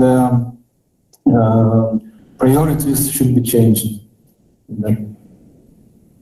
Maybe one question to colleague. Thank you very much, because I'm living in 13th floor in some skyscraper near your company. So a few years, too much pollution was from your factory, your terminals to the town. But nowadays I see very big progress. So pollution significantly reduced. And what do you think? We are scientists very good now that load is developing towards modularization. So not open load, not bulk, but with modules. What is modules? Container to container. It's 20 years we are agitating you, please convert your load to containers. This regulation is no. The question, why you still in your bulk terminals in which assure clean technologies is very difficult? Yeah, it's all demand of the market. You know, we as a company, we can say to our clients, stop transporting bulk materials and transporting only containers to our terminals. If whole market will go forward the modularization, of course we will apply our services to this. But nowadays, the market demand is that we are providing services for cargo owners and for cargo buyers. And the bulk, I don't know, maybe you know the numbers, but I think that bulk makes about 70% of transportation cargo transportation in the world. So the bulk is still on demand. I know that in container are transporting 90% in the world. Yeah, but containers is consuming goods, but not the massive products like cement, like grain. Of course, we do provide services of containerization about products in our terminals. We stuffing the containers with the fertilizers with the grain, but it's quite small amounts comparing to the whole traffic. Thank you.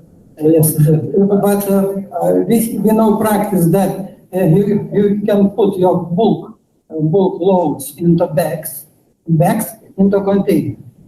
So if for example, we can containerize our harbor, so it will be enough place, not only for load terminal, but for inhabitants, from innovation centers, for culture, because people want to go to water.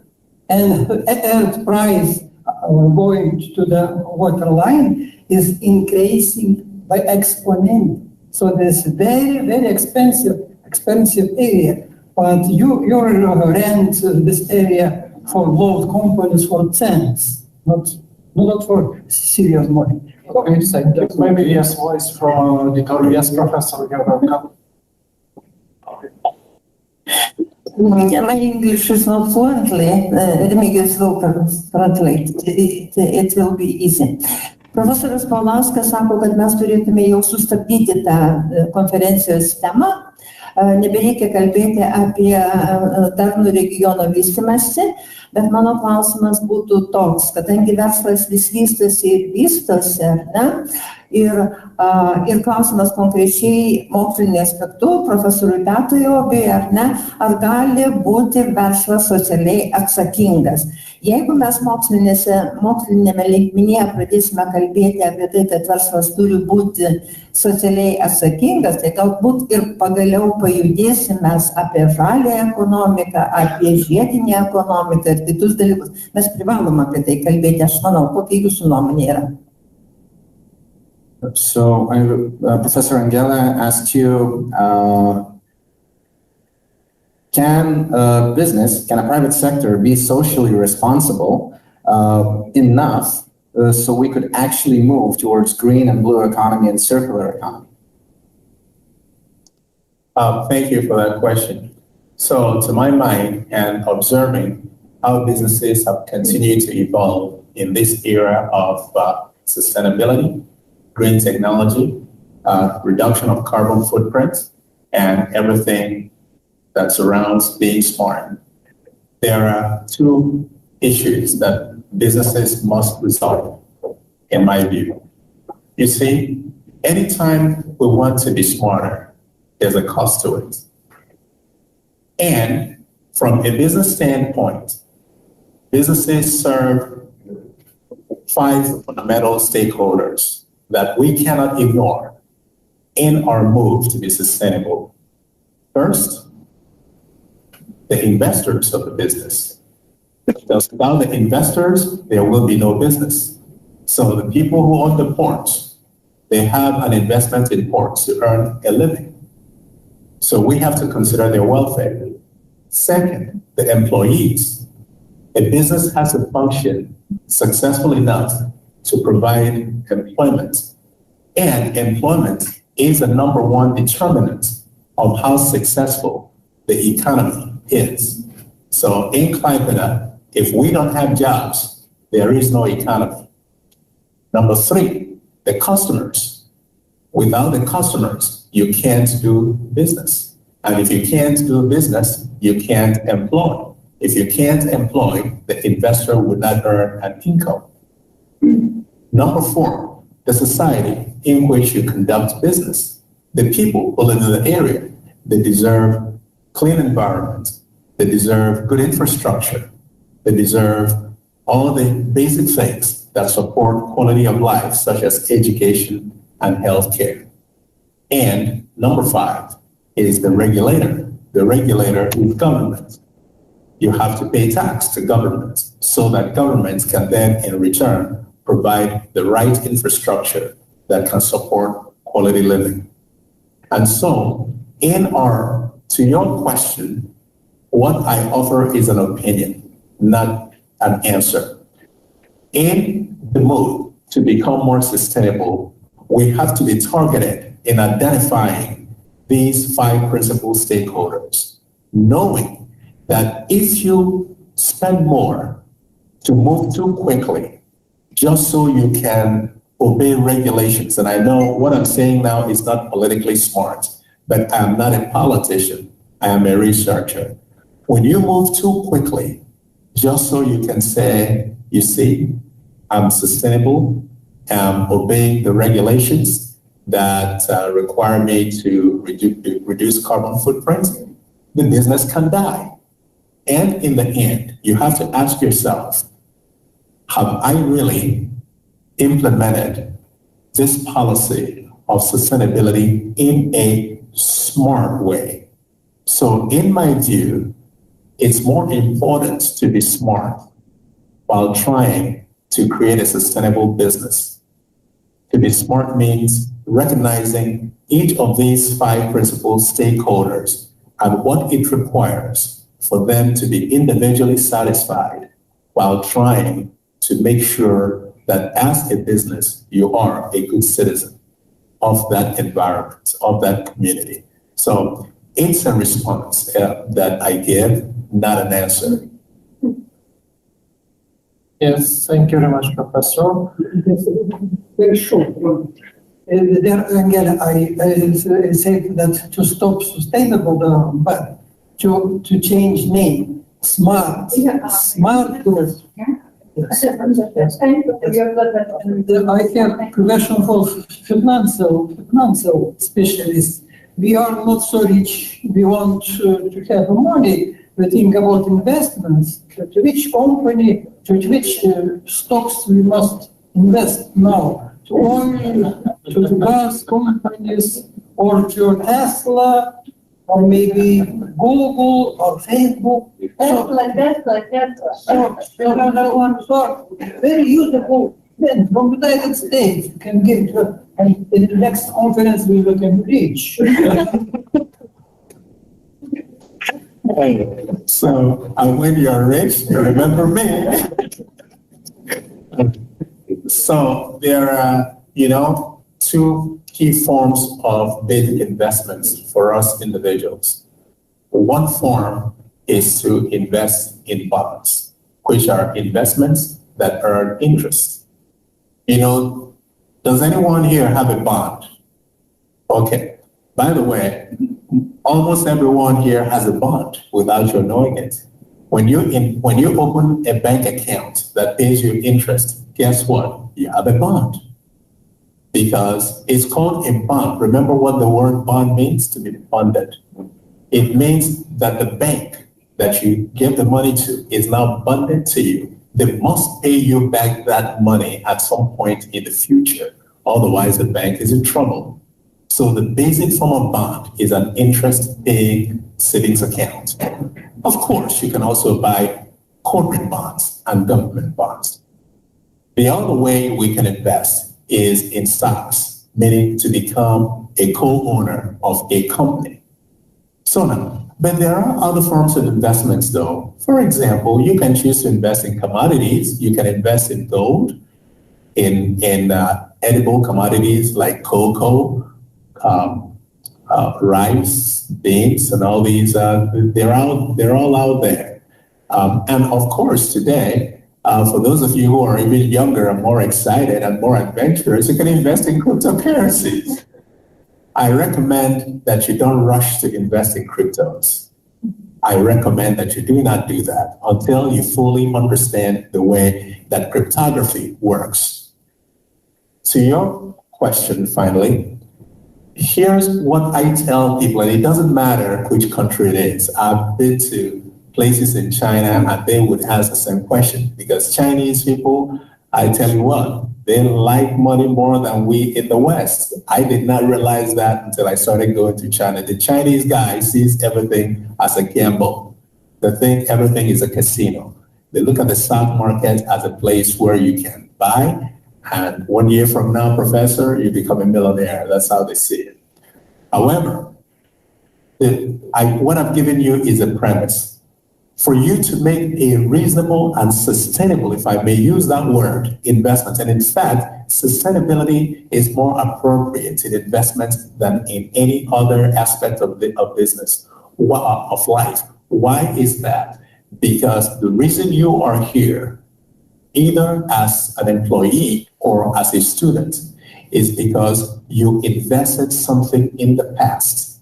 Either you invested in your education that today makes you a professor, or today makes you a manager, or today makes you an entrepreneur, or you invested money in some aspect of life that is now today providing food on the table, right?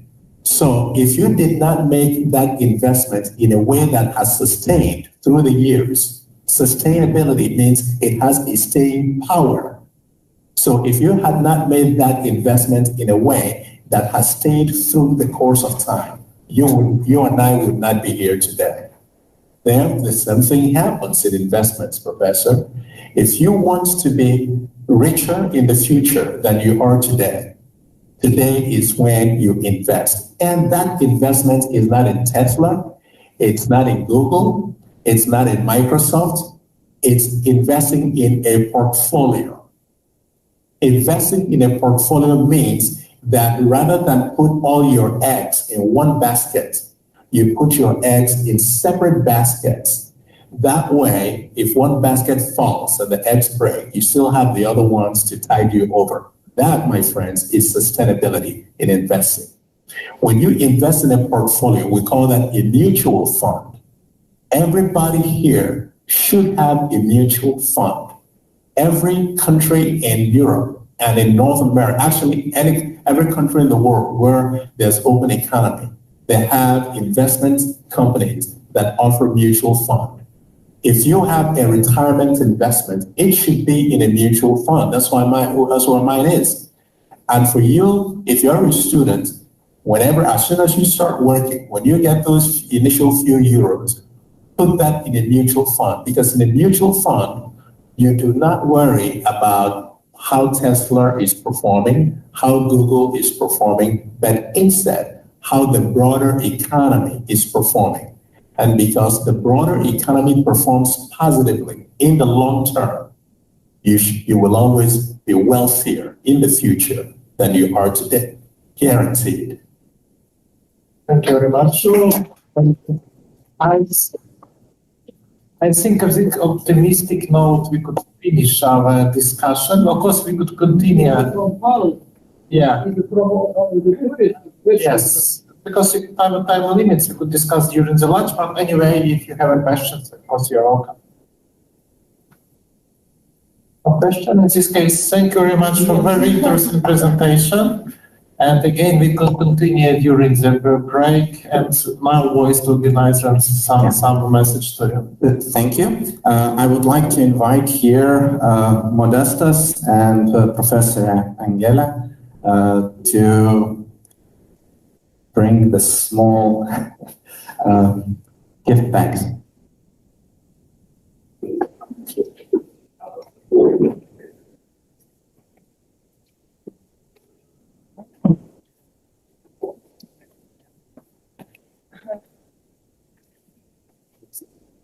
Okay, I would like to say thanks that you participate in this conference and introduce us a very interesting report, very interesting your experience.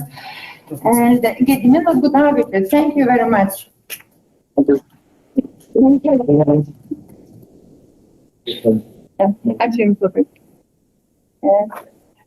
I would like to say the very interesting report and very interesting discuss. And that coming professor from USA, Professor Pat Obe. Thank you very much.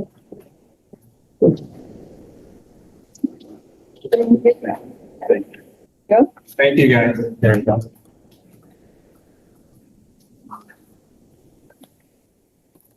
Oh, Professor Stasys Paulauskas. Thank you. Thank you. I love you. You same. So many years. We love together. Yes. Okay. We have very long time close relations with company and who representative Christina Gontier. Your English is. Thank you very much. Aš jums labai, jūsų anglų kalba, tiesiog man malonu klausyti. Labai gražu, ačiū jums labai. Yes. Aha, doktoru Fogasrasu Saba, we sent for you. Thanks, letter. Yes, again. Oh, Let's yes, for you, yes, as a screen, yes. Also here? Yes. Yeah. Professor, thank you very much, Professor Zoltan Lackner, for your interesting representation and very interesting report. Yes, thank you very much. You are welcome. It's a great honor to me to have the participant of this very interesting international conference. And thank for the professor. Yes. A little bit late. Yes, that's great. Yes. Thank you. And now I want to invite everyone to take a photo together. Photo, please. Do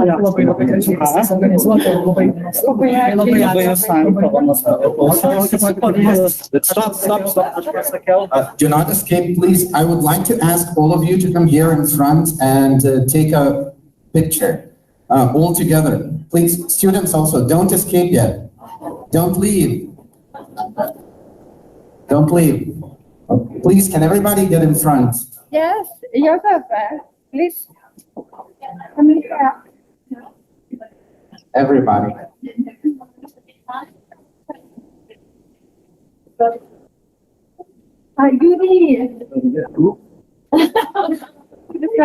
Also, I would like to ask you to check your masks so they cover your nose and mouth, because we would like to put this picture publicly.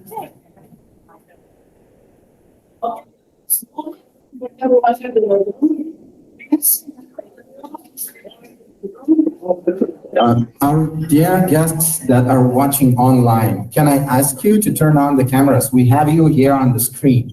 We would also like to see your faces. If possible, please turn on your cameras, whoever's online. Thank you, Zoltan.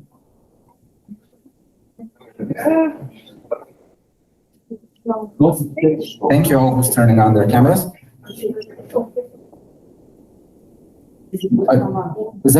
Does everybody fit here?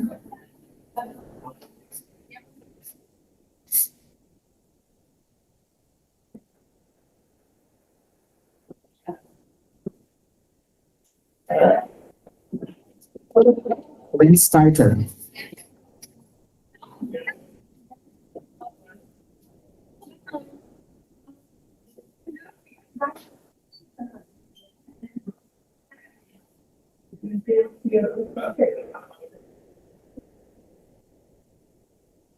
Is everything okay?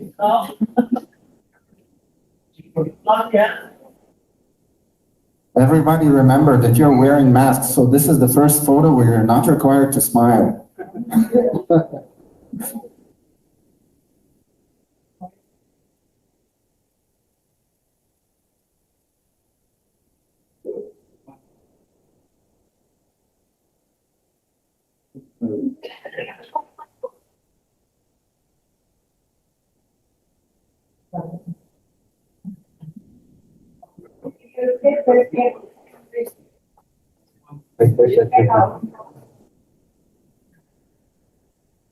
Okay, so is it it?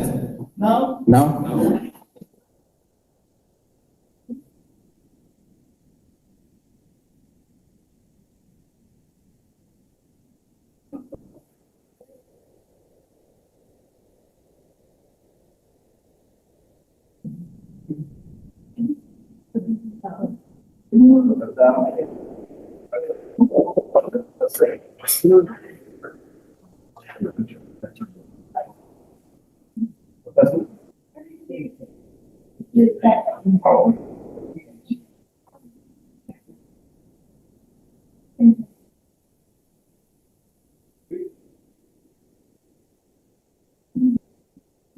Okay, so a little information.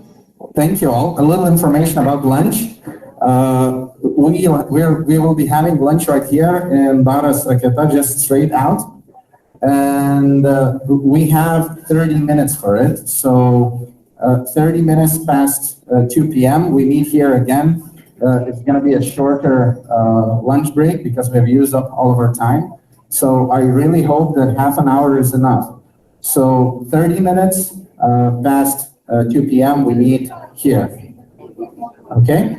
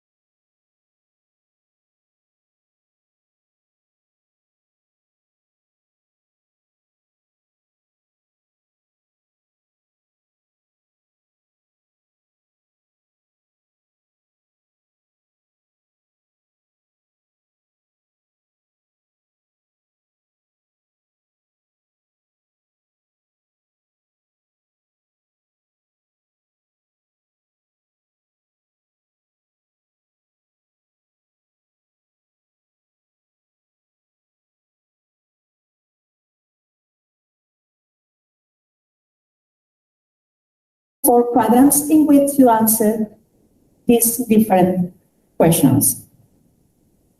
Lego Serious Play works in a very different way. At the beginning, it is very interesting when you witness a session of Lego Serious Plays, the people start thinking that it is a game. Okay, this brick, I can put it here, and later I will change it. Oh, it is yellow, I will change it for a red one. Okay.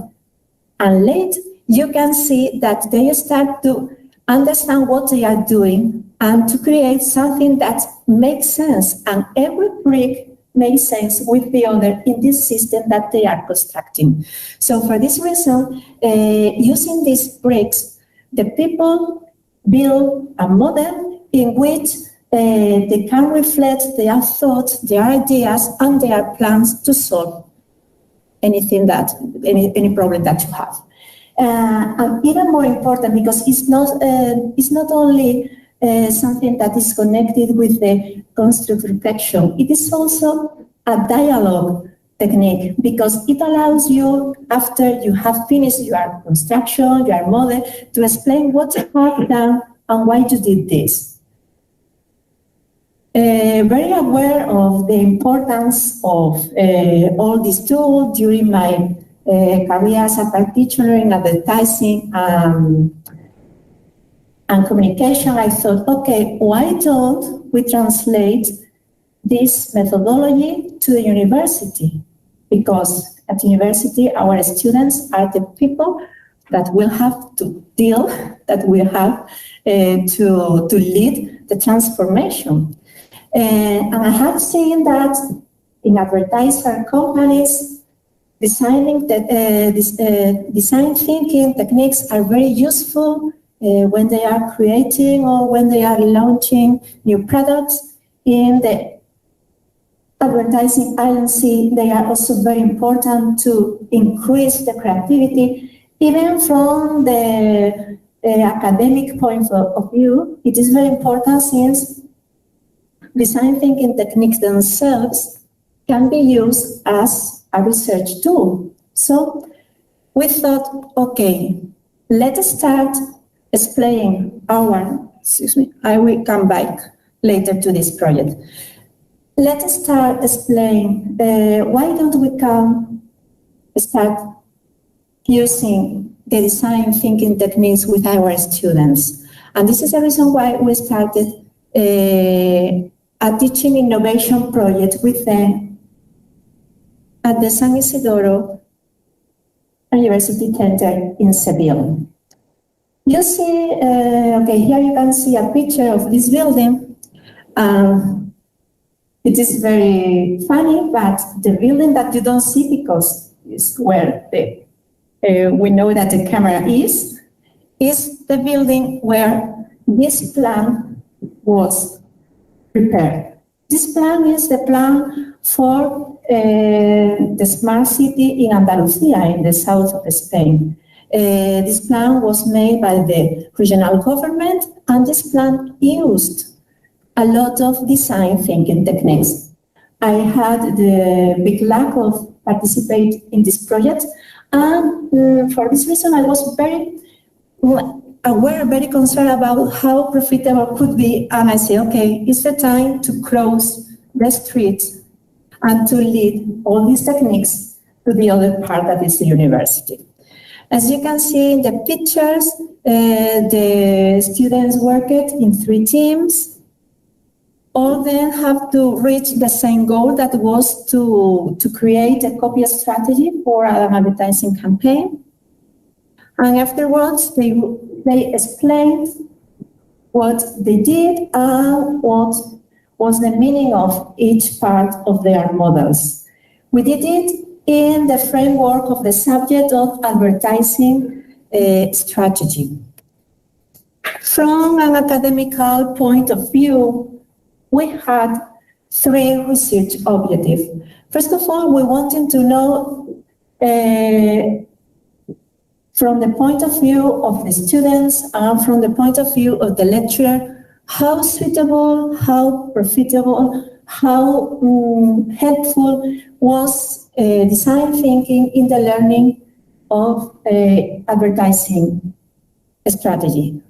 We also want to check if this sort of methodologies could be applicable in the rhythm, in the day-to-day of the academic program.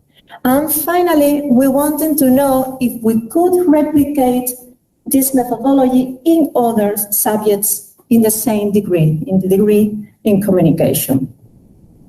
To know this, we conducted 2 evaluation techniques, a questionnaire that of course was anonymous and voluntary with the students, and a discussion session that we carry out with the lecturers. And now we go on with the results.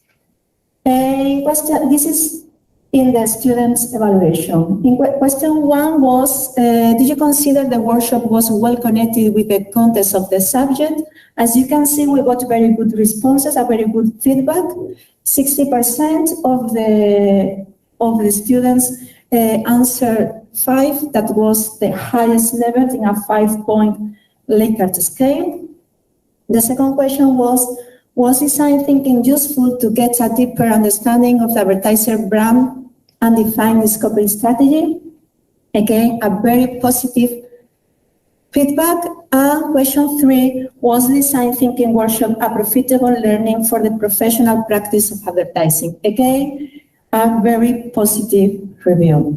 In question 4, we asked the student to use their own words to describe the workshop.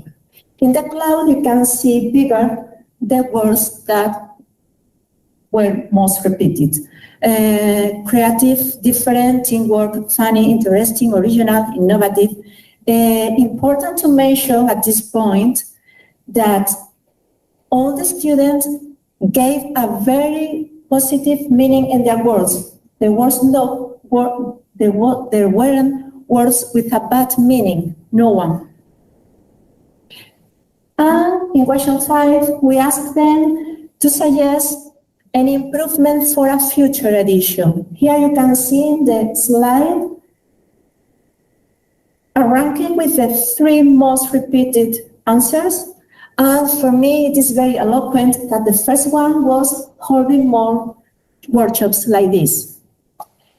During the discussion session with the lecturers, they agreed to suggest that the workshop was very didactical and very motivating. And they also gave some recommendations for future edition in order to increase the importance of this type of methodology in the learning of the degree.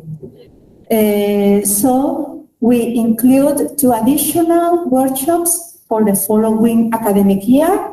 This one that you can see here was in the subject of corporate communication. In this case, we didn't tell the student the technique that they had to use. And they gave them the freedom to choose what was the most suitable, the most expedient technique to solve a problem. And the problem was a very typical problem in corporate communication, that is crisis communication. They had to solve a crisis communication in an organization, and each team made a different proposal of what technique to use.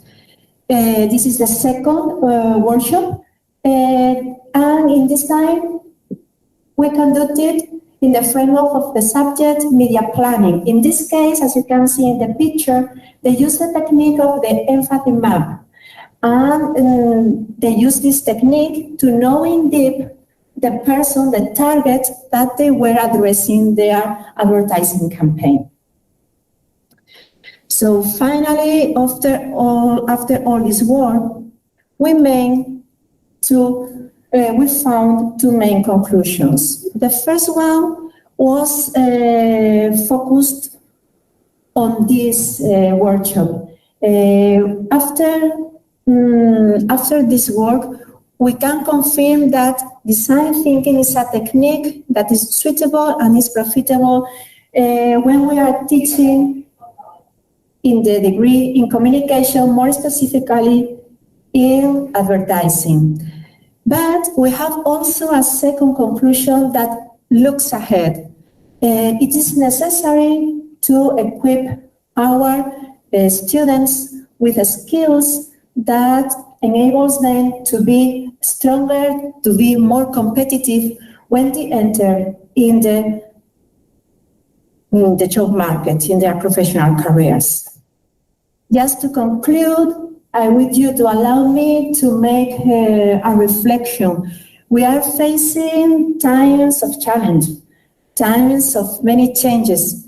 If we want our students to be the people who is going to lead this transformation, because sustainability goes through a transformation of the way we live, please let's equip them with tools that empower them to do this important mission.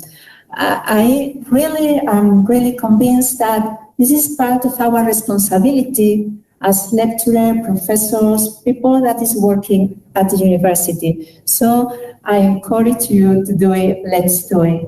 That is all. Thank you very much for your attention. Any question, any doubt, it would be a pleasure for me to be in contact. Thank you very much. Interesting presentation. Because we have a long list of presentations, maybe a little bit change the model and we start maybe discussion one by one. Of course, first of all, ask auditory, do you have any questions, comments to the presenter? Please, you're welcome. Yes, please, of course.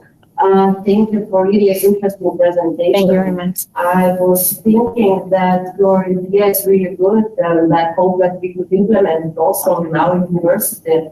After the presentation, I just thought that maybe you would agree also that this new technique should be just a part of basic of communication. Yes, if we want to be smart, if we want that our students would come to the companies and they have this opportunity to be on top of them. Yes, and I thought that just the idea popped in my head that we could use this technique also to the technological projecting strategy. Of course. Where we have to create ideas and change them in our heads. So afterwards we will get good results. So thank you for the idea.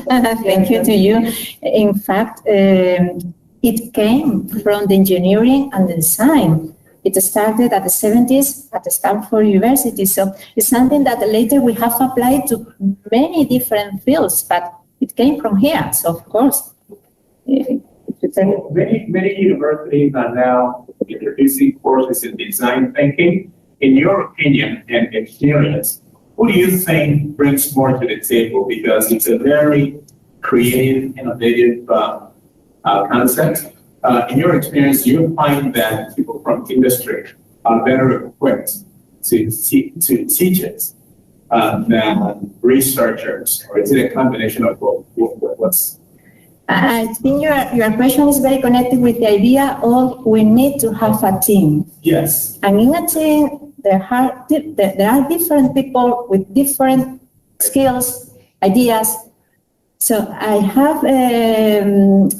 have to part in many techniques like this, with many different sort of people that are an engineer, people that comes from literature. And you can see that their ranks work different, absolutely different. But when you say then, close your laptop, forget technology, use a pencil, use a piece of paper, and just draw your idea. What?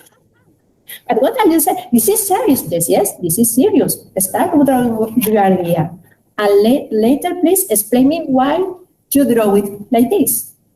Because when you were drawing, you asked me, please, I need a blue pen. Why blue? Why not red? So when you were doing it, you were putting your ideas. And it is really true that people that come from industry, from engineering, from design, has a very different way to put the things in order. It is important because we usually understand that Knowledge is something that we can transmit verbally, and it's not only verbally. So in this case, to mix all the media is very profitable. This is my point of view. Thank you very much. I think in general, in Lithuania, you have a lot of experience in creative industry. Please remember that in Vilnius you have a faculty of creative industry developed during the maybe 5 years. It's been, I think for such not big country, it is a good chance to do it industry as such, right? Okay, thank you very much. Thank you to you. Okay, let's continue. I would like to invite Eva Petroki from Kaunas University of Technology. Yes, and again, a topical presentation, the development of creative energy potential. Floor is yours, the same 15 minutes, and then also, I believe, interesting discussion. You're welcome.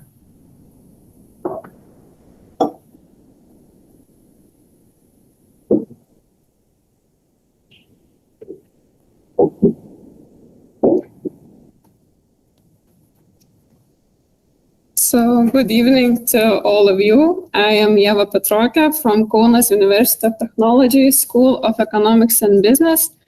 And I'm here today to present to you Professors Valentinas Navickas, Masters of Science Vaida Bačiulienė, and my doctoral students' research in development of creative energy potential of managers in the aspect of increasing business competitiveness.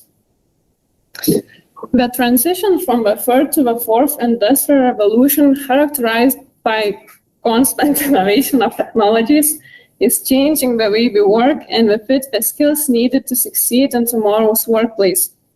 Therefore, success and growth won't be achieved by focusing on technology alone, because technology is only a tool. Only with the highest possible creative energy potential, the employees will find the most rational and effective solution, which will ensure to the company a certain level of competitiveness and economic growth. Even at the conferences during the World Economic Forum in Davos, creativity is repeatedly highlighted as one of the most important skills that participants need to succeed during the fourth industrial revolution. It is known that the creative energy potential of managers is important for all areas of the company and for all employees. However, because in business many decisions are made directly by managers, creative energy potential for managers is crucial. So according to that, the authors of the article examined the components of creative energy potential of managers, which is the scientific novelty of the research. The object of the research is the potential creative energy of managers. The research problem is how the creative energy potential of managers can be activated and developed to increase competitiveness. The research goals is to study managers' creative energy potential, to analyze the factors that ensure the creative behavior to managers, to identify obstacles in the implementation of managers' creative energy potential. The creative energy potential of managers can be described as one of the most important elements in the creation of innovations that affects companies' productivity and profitability. The creative potential of managers is also the basis for solving difficult tasks through various business developments. The research showed that creative managers' potential is a complex of individual character traits that helps to transform creative ideas into active processes and products. The first complex feature is ability to find, create, and develop new business ideas, think independently, be original. Second one, actively generate ideas, have natural inner need to work with innovations. Third element, having a good technology skills and being able to apply it. Fourth element, flexibility, which also can be seen as inconsistency of individual character trait. Emotionality. What is more, for a manager, in order to develop manager's creative potential, it's important to also seek for the best possible results, as well as having the ability to accumulate, systemize, manage, accumulate, and most importantly, draw conclusions according to the information you have. However, the study found that only a few managers combine all the characteristics at once. Usually one or another characteristic is missing. For example, manager has a lot of parity, he generates new ideas, but this doesn't mean that he's able to implement his idea and make well thought out decisions. It was found that creative energy potential of managers is a state of conflict between new and the old, between imagination and analysis, between intuition and realistic. The high creative energy potential of managers indicate that the manager is constantly in a state of his own inner contradictions.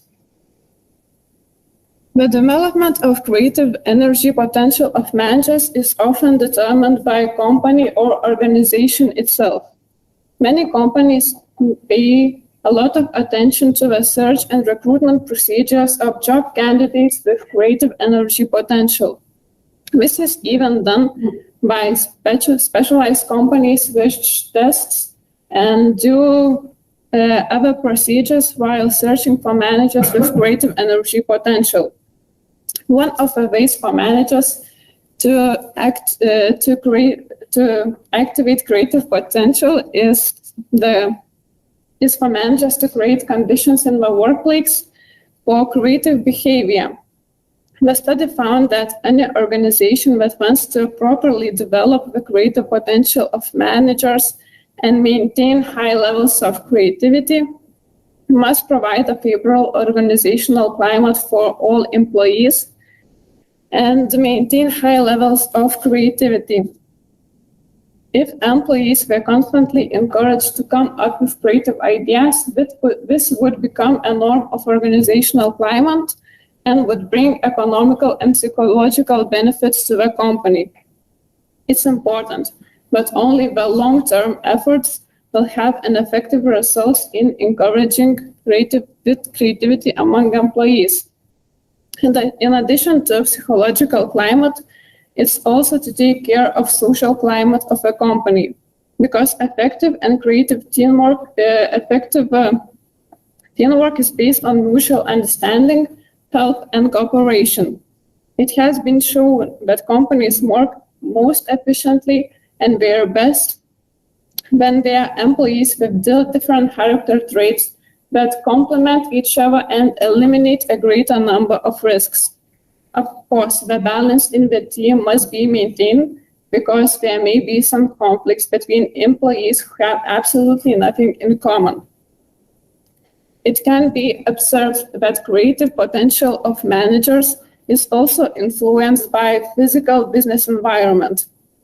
Managers who are working in densely distributed stations, have few partitions, or have problems with outdated equipment has less creative energy and less motivation. This is explained by the fact that employees often have to postpone their work by solving some kind of obstacles, which causes frequent withdrawal from the main task. However, even when a manager works with creative energy potential and the company is doing their best to set the ideal conditions for a manager, disruptions inevitably occur in the implementation of development of managers' creative energy potential. Structural barriers are often related to the asymmetric conditions that prevent or impede the entry of managers with creative energy potential due to outdated approaches to business dynamics or inflexible organizations that are not results but management oriented. The study also concludes that high standardization of organizational activities with clear procedures when most of them are strictly described Even the cooperation among employees and also hierarchy can also significantly hinder the implementation and development of managers' creative energy potential. Behavior barriers manifest themselves in the response of individuals to organizational or technical changes in the firm, especially when those are not rational. Depending on the circumstances of organization, any barrier can become a priority. However, the most often informational barrier is dominated when outdated information is used. This also can be related to business competitors' actions. To sum up, research conducted by the authors of this article has shown that creative energy potential of managers is becoming one of the most important determinants of corporate competitiveness during the fourth industrial revolution. Creative managers' potential energy depends not only from individual character traits, but also by organization where manager is working.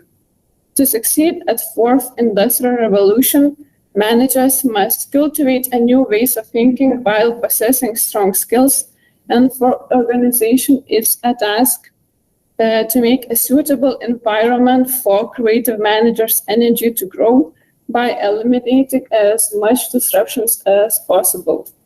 So thank you for your time and for listening to me. Your presentation again related to innovation, creativity. Okay, please, question. Yes? Yes, please, of course. Today, my topic is really interesting, so I would like to ask, how do you think we could combine this creativity and smart technologies, yes, the moment, and that the company will stay in the top minority? How can we combine these two basic aspects that are defined in Industry 4.0 so that the companies be more corporate? Good question. Thank you very much. As I said before, technology is only a tool, and it's only working if it's used by creative people who are using those technologies. So the only thing to combine those is just working together and finding the right ways to apply it. Okay, thank you. Additional question? Okay, maybe one question from my side. Please say it us. How to measure this creative energy potential? Because, you know, I just tried to Google or use Web of Science, these combinations of creative energy potential, something new. Like it's this your additional value as your PhD students try to do it and your input in science. But what do you think how to measure energy, creative energy potential? Good question, and I don't think there is no one correct answer to answering this. Maybe it can be measured by testing the candidates, similar candidates, and by finding the features that are not related to one or another, or by testing candidates who makes the most influence by creating something creatively. I can give you the correct answer. It's just a predictions and maybe a good topic for the further research. Okay, thank you very much. Any additional question? No? Okay, thank you very much for presentation. Okay. Now, Professor Ginas Navickas manage this process. Next presentation, Jurgita Martinkiene, Asta Valaskiene, and Modest. Modest, it's you.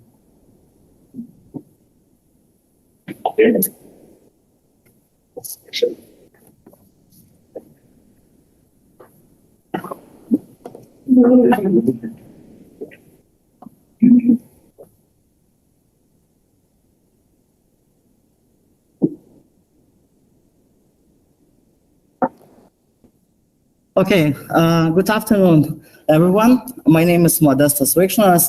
I'm the lecturer of Lithuania Business University of Applied Science Management Department, And today I want to introduce for you my colleague, scientist, Professor Dr. Asta Volodskiene and Associated Professor Jurgita Martikiene article by a very interesting topic, Leadership Through Empowerment of Human Resources During the Pandemics. Why we choose this topic? Talking about regional sustainability development, let's not forget about one very important thing. It is human resources. Because everyone know that good leader that good leads his company and his behavior with his employee is very important to achieve the successful organization goals. So nowadays, the pandemic situation, lockdown, and COVID-19 touch every organization, and the world has never before experienced such a dramatic impact on human capital. And the consequences of the COVID-19 on economic, social, and political indicators, although still not fully known and difficult to forecast. Therefore, ability to leader and an employee to understand each other and to successfully work together as a team, as well as to be able to work remotely, is crucial for every successful organization. And recently, a new managerial competence empowerment has become increasingly emphasized and analyzed. The leader's actions in respect of employee in order to ensure successful implementation of organization goals. So first of all, shortly, I will introduce our research method. The research methods included a systematic analysis of research literature and anonymous written survey conducted to disclose the importance of leadership in empowerment of human resources during the pandemics. And there was research instrument, questionnaire, compromise, 7 closed-ended questions, statistical methods, and the procedure data SPSS 21 software package was used. Talking about empowerment is quite a new managerial competence, and we have to discuss shortly about the concept and typology of empowerment. So analysis of research publications allows noticing that on the background of new changes in organizations and in the human resource management process, use of a term of managerial competence empowerment has become increasingly common. For the first time, the term to empowerment was used by a British writer, Herbert Lestrange, in fiction to mean to authorize. In social sciences, this concept is used in particularly broad sense and across various disciplines. For example, sociology, economics, educology, management, political science, and each of the above subjects interprets the term empowerment in its own way. All that becomes that empowering leader behavior is leaders' actions enhancing employee empowerment. It means enhancing the meaningfulness of work perceived by an employee, encouraging participation in the decisions making, allowing employees to act autonomously, expressing confidence in employees and their capacity to perform their job. So talking about empowerment, it's very important to mention the dimensions of leaders' empowering behavior. There are 4. They are enhancing the meaningfulness of work, fostering the participation in decision-making, expressing confidence in high performance, and providing autonomy from bureaucratic constraints. The first one is how much the leader helps an employee to understand how the objectives performance and performance results of the later correlate with the organization aims, and performance and results, how much the leader helps an employee in other ways to see higher meaningfulness at work. The second one means that how much the leader makes decisions together with his or her subordinate. The third one, how much the leader is assured that his subordinates will be capable to meet the requirements of the job tasks, and how much the leader by his own behavior demonstrates confidence and trust in high performance to subordinates. And the last one means how much the leader allows employees to act autonomously in their own way and without restricting them by bureaucracy constraints. Also talking about empowerment, it's very important to talk about the characteristics of the leader's empowered behavior. There are much more of them. The first one is delegation. There is also accountability for outcomes, self-directed decision-making, information sharing, skill development, coaching for innovative performance, and all that characteristics of leaders' empowering behavior talks about the leader behavior with his or her subordinates and how the leader's subordinates felt in the microclimate, in the work environment, how they can to make decisions autonomously, how they could be creative, how they could learn from their mistakes. It's the term like facilitation and ACT.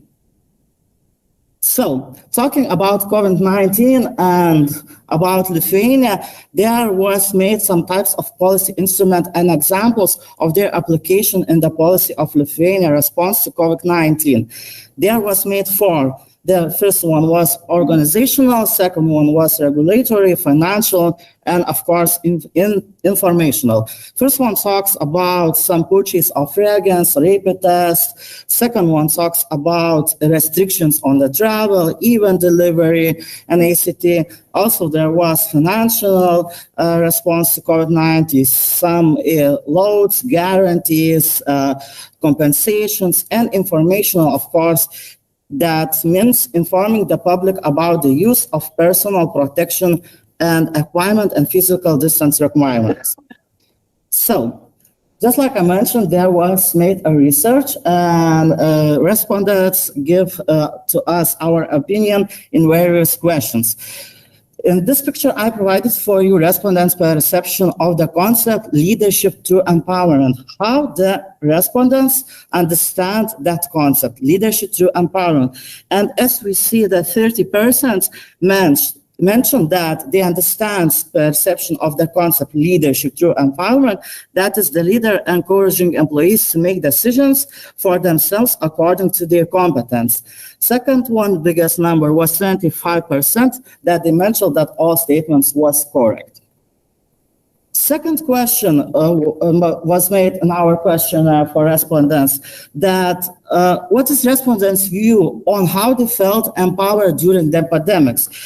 Using the Likert scale, there was provided some criteria and there was ranging from 1 to 5, where 1 means never, 5 means always. And using by SPSS statistic analysis data, we get the results.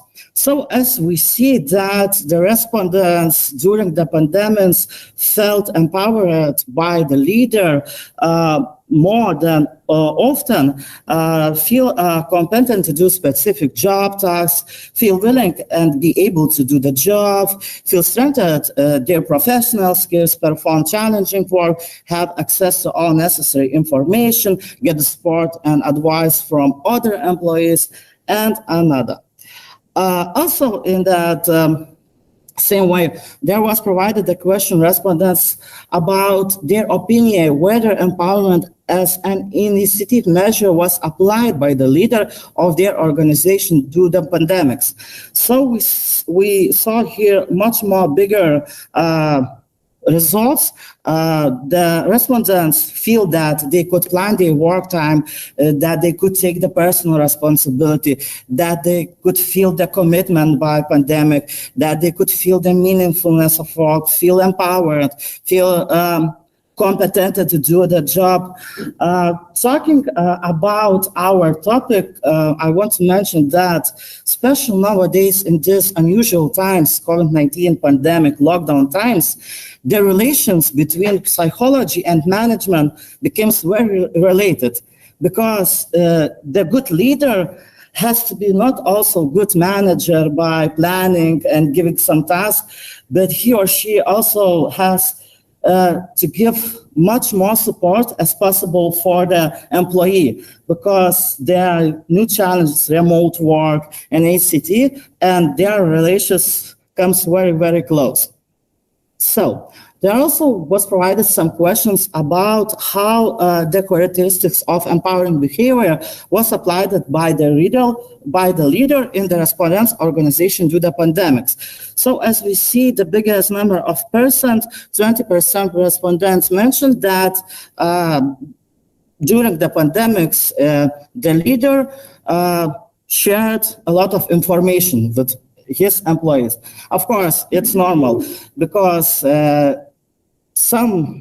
much more people worked remotely, and they have to get the strict orders from their leader, all the needed information about restriction, about vaccines and ACT. And because of that, they mentioned that the biggest number, respondents, 20%, mentioned that by the pandemics, their leaders sharing a lot of information with them.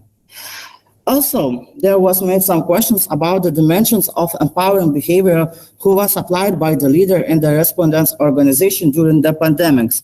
And as we see here, by 28%, respondents mentioned that they had expressing confidence in high performance, that they feel confidence in their work, and also 28% mentioned that they were enhancing in the meaningfulness of their work. That's also good. So, short conclusions.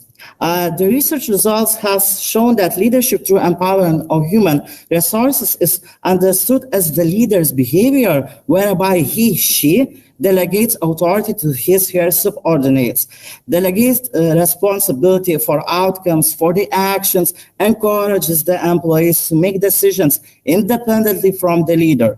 Also, the respondents stated that they felt fairly well while working remotely during the pandemics because they could plan their own work time, also could take the personal responsibility, strengthen and develop their skills and competence. They felt support and got advice from their colleagues, from their leaders, and they felt empowered the workforce to address new job-related challenges. Also, the employees saw little shortcomings for them. The remote work did not cause much stress or feeling of monotony. Perhaps one of the points to some extent noted by the respondent was that were not career development opportunities during the pandemics. But I think we understand why they mentioned that. So, shortly that, thank you for your attention. For questions, please. Yeah, I do have one. First, you may have touched on it. Is the study based on, did the study identify the different types of industries or businesses of the employees that participated? Yeah, there was, the research was made by public institution and business enterprises. Some two type of different areas. Yeah, and are there any differences in terms of responses? Yeah, it is interesting because they are quite similar. And another is, in a study like this, if you were to replicate the study in the future, I was wondering, might you consider also asking a leadership-based question, such as, do you see any benefits in not working remotely? You know, because everyone is talking about some of the new discoveries about working remotely. Yeah. How efficiency gains can be achieved, how productivity gains can be achieved. But few studies address the side effects, or more directly, the benefits of not working remotely. You know, such as the social interactions. Yeah, the communicate face to face. That type of those benefits and how those were missing. Yeah, it would be interesting. I think we would do it on our next research, because for me, I like more work physical at the workplace. It's better for me. Yeah, but it would be interesting to equal that. Yeah, thank you for your noticing. Some more questions. Yes. Before the last page,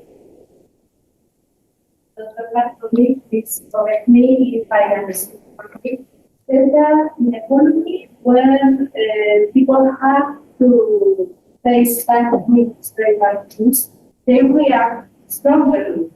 And do you think that in the human resources field, the leaders have made to face a very bad situation in order to respond strongly? Yes, I think It was quite hard for the leaders to do their job good because nobody knows how it would be in the future, how it would be with the salaries, how it would be with the work condition, how we work remotely, and they should have been very strong and very good psychology, because every one employee call or ask for the leader what it would be, what we do, and how it would be. I think the biggest hard part comes on the leader's shoulders, yeah. Dar questions, please. Palaukit, Modestai, palaukit, aš šitą lietuviškai noriu paklausti. Šitą dabar jūsų pranešimas tikrai šauniai atrodė ir, kaip aš supratau, visiškai gražiai susišaukė su ankstesniu pranešimu, kurį darė Ieva.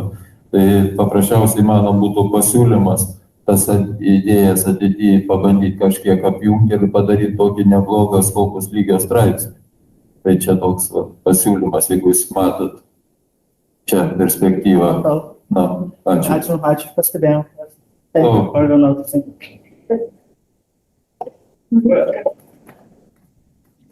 And the next presentation, I invite Valentas Gružauskas, please.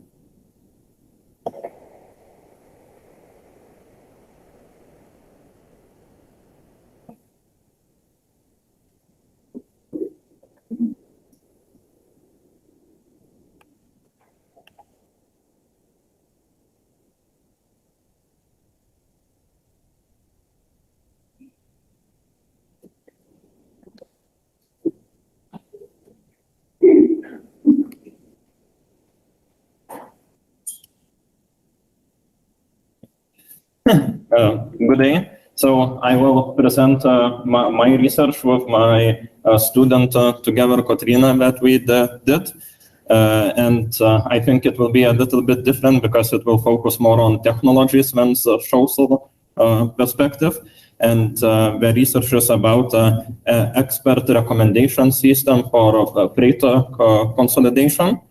So why we chose this problem? Well, in logistics, usually we have two types of cargo delivery. One is a full truckload that we deliver, a full truck with 30 euro pallets or about 20-30 tons, depending on the product. And another type is less truckload that's very particular to small markets, for example, like the Baltic regions, that we consolidate multiple cargo in one truck, like 6, 7, 8 different product types, different pallets into one truck. And the research was mainly done in USA. So we provided some statistics of the size of the market of a problem, and the main problem are from two perspectives. One from business perspective, that the process of planning less than truckload cargo is quite inefficient. It involves a lot of management side, that they need to gather the information, what's the amount, the weight, the quantity, and so on. And also when we consolidate from different places, it's often not possible to fully load the truck. So it's about 80% utilized and about 20% is empty in the truck. So it's not efficient to deliver long distances. And our goal was to recommend an artificial-based system, how we could automate this process and improve it. So the first objective was to develop a theoretical framework, how it could look like. And the second one was to validate by providing a case study. And the case study was done with an expert interview, more with not actual calculations, but just to validate that. And now speaking about the literature analysis, so the first part about automation in supply chain management. So there are main three parts. So one aspect is traditional information technology that we can integrate the different sources of data into one place and use that to gather insights and improve decision making. The second one is about decision making and route scheduling. So basically it means how to decide which routes are best, how to consolidate the cargo. Will we do that based on the cost effective, the shortest route? Will we do that by considering environment effect or some other criteria? And the third aspect is how to automate intelligent processes. So speaking about automation, there are main two types. One is called robotic process automation and another one intellectual process automation. So the robotic process automation means that we can automate repetitive tasks that doesn't require any intellect. It might be from invoices or some documents just to copy paste the information in another system, but we are trying to do that without human interference. So it's called robotic process automation. And the second approach is intellectual process automation that requires to use artificial intelligence to analyze text, images, pictures, or some kind of situation. And here I think it's important to understand that intellectual process automation usually refers to tasks that a person can do quite easily. For example, recognize information from an invoice, what's the producer, delivery address, and so on. That doesn't require much, thinking. But processes that requires, a long term, let's say, develop a report, you need to analyze much data. So, it's not so easy to automate that. So that's, the main differences. And in this case, we mainly focus on text analysis or speech analysis, and it's called natural language processing, how to use artificial intelligence and specifically neural networks, how to analyze the data. And in the last few years, this area, increased their efficiency quite much because when we analyze, let's say speech, we need to use a neural network with a specific architecture. So we have input data, let's say some text information, and output some decision or what can happen with that text. And the larger the neural network, like in the brain, the more neurons we have, the more accuracy we can receive.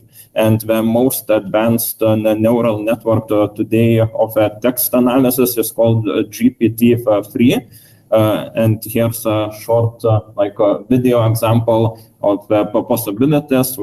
It's not directly related to this research, but wanted to show an example that when a person talks with it, it can quite fluently establish some insights and speech. So it's all possible to use that technology to automate some specific tasks in logistics. And why it's possible? Like I said, it depends on the size of the neural network. So, for example, a few years before, the largest neural network was about 17 billion parameters of the neurons, and the GPT-3 is currently about 75 billion parameters. So the computational power increases and more possibilities is to apply such technologies in automation. And from the literature analysis, we proposed the framework, how it should look like, the automation of the freight coordination. And basically there are two main parts. One part is called a backend, that we are doing the mathematical calculations, and then there's the front end. That's we show some information for the user, or we can automate the decision making by the system itself. And then the backend is separated into two sections. So the first one in the top is about data integration, that we need to integrate data from the company itself, and also I'm not sure if everyone is familiar with logistics, but basically they have their own like regular customers that they work with, and they also have like a cargo system that's built online, like a taxi service that they get cargo on demand. So they don't know that information in advance. They every day they manage that, check that system for new orders. So all of that information should be integrated. Then it can be used to make schedules and routes, or what cargo to deliver, where to deliver. But the main issue is that when we have regular customers, we have that information now. But if we want to utilize the trucks fully, we also need to take less than truckload cargo from the market itself. But we don't know that information precisely at the time. So it's like information asymmetry, game of theory, how to manage that process efficiently. And this information, while additional on demand, can be gathered through the artificial intelligence to help with natural language processing or chatbots to gather that information in real time and use it in the system. And when we have that information, well, we can show it to the user, or they can use it for insights to improve their decision making, or we can allow it by itself to make some decisions and recommendations what cargo to book and so on. So now to validate that framework, we did a case study in a logistics company. So our methodology consists of mainly two things. So one is business process modeling, that we analyzed the process, visualized it, and identified necessary data which could be integrated, and conducted an interview with the employees to check will they be willing to use that system. So the interview consisted of main three parts. One was about the business process itself, then about the automation of the technologies used, and the decision making. So now for the case study, a logistic company was chosen called Unlimited Carrier. They are operating about 700 trucks in USA and have a customer service in Lithuania, about 70 employees. And they are working as a third-party logistic company, so they don't produce nothing by themselves. They only work with other company cargo. And for the first part, well, I won't show all the diagrams because, well, it's many pages, but just the basic idea that we analyzed all the processes, how we begin making them, how we end them, what intermediate steps we have, because we want to automate part of them. But the most important thing in this case is what kind of data is being used in the process. So, for example, we have their NCS system, that's their regular customers. We have a DAT system, that's the less than truckload system online that they check. We have other documents, their own employee, truck and driver information system, TMW. And during that process, we wanted to understand how we make the decisions, so what kind of data we use, from where we gather the data, and so on. So this was the first part and the goal of that. And the second part was to conduct the interview itself and determine the three aspects of the process itself. Did we understood it correctly? To understand that the technology and the decision making.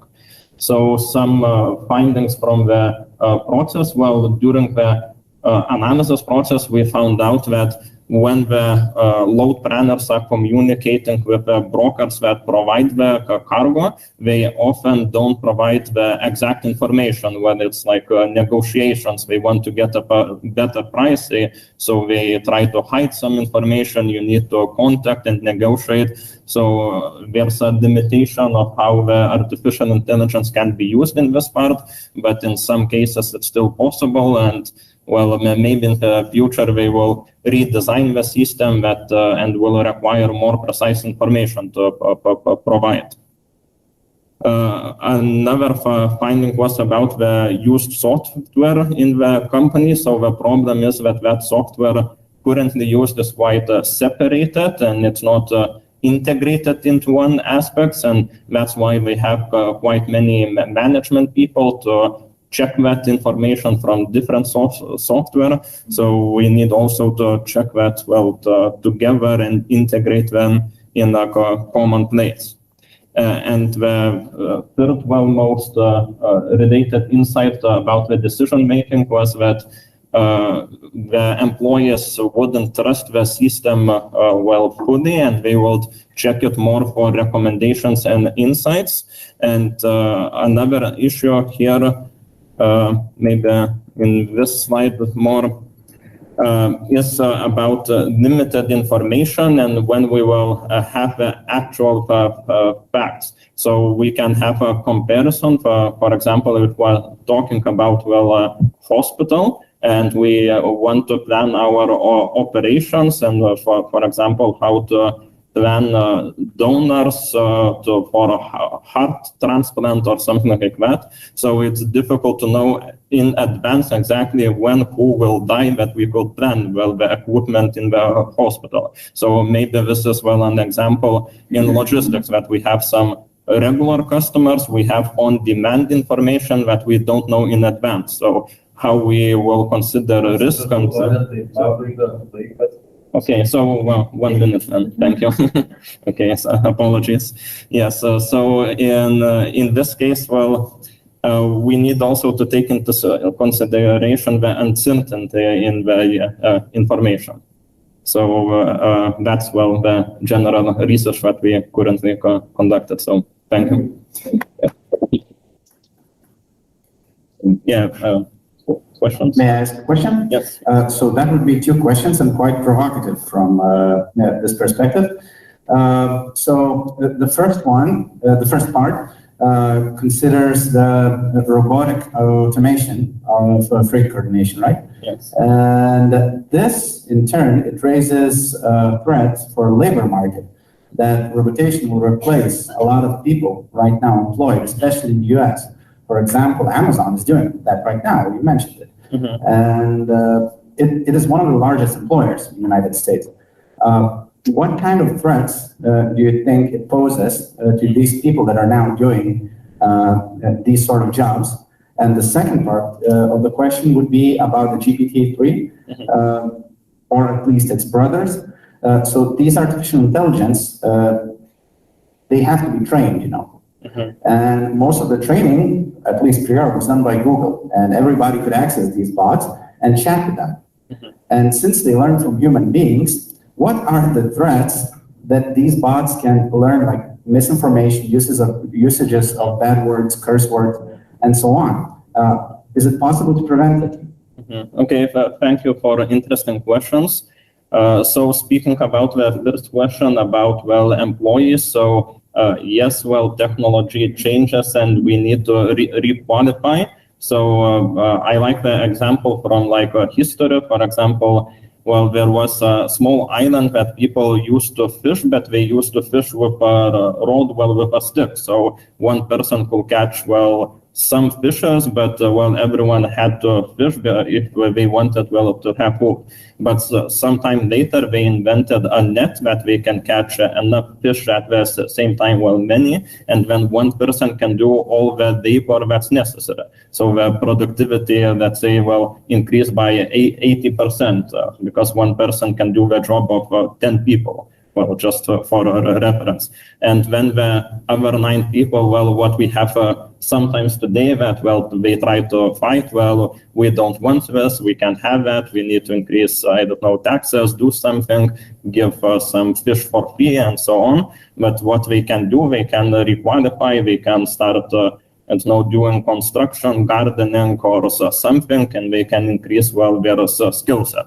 So today we have something similar, but of course, in more advanced technologies, and they still need to requalify, but some other maybe specializations and so on.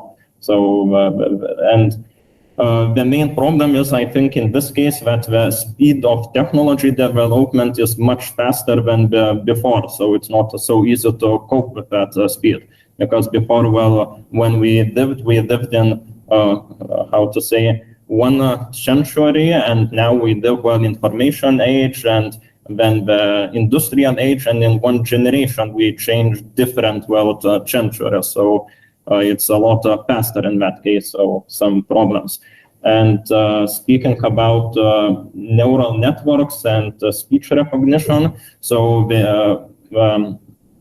when we are developing the neural network, the most important thing is how we define, well, the metric and accuracy, how we train. So, for example, if we have some econometric model, we use a regression model, and we try to predict, let's say, revenue, and then we can measure like accuracy, just the percentage of error that it's correct or incorrect, and how much we predict and estimate. So this is one metric how we can train the neural network. And in speech recognition, and to avoid, well, some biases like that, we can use different metrics that incorporate, well, some, let's say, gender biases or some others that limits the possibility to learn some, well, bad things or not useful ones. Thank you. Okay.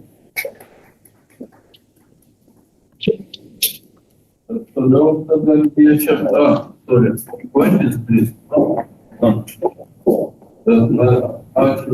Tada toliau kviečiam presentation, please.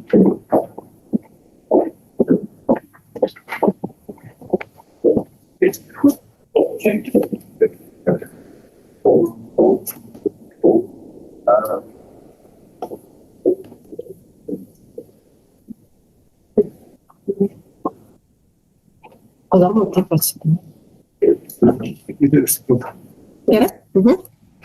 Bet aš tokį matau kitokį vaizdą, viskas gerai, čia surkatau matysis.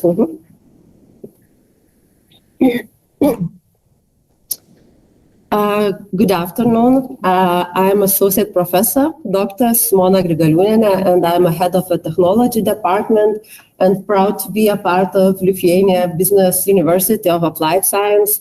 Honorable professors and guests from our partner universities, I'm really happy today to present you a really intriguing topic, which deserves really more attention in today's life. So it's cybersecurity, exploring threats and opportunities.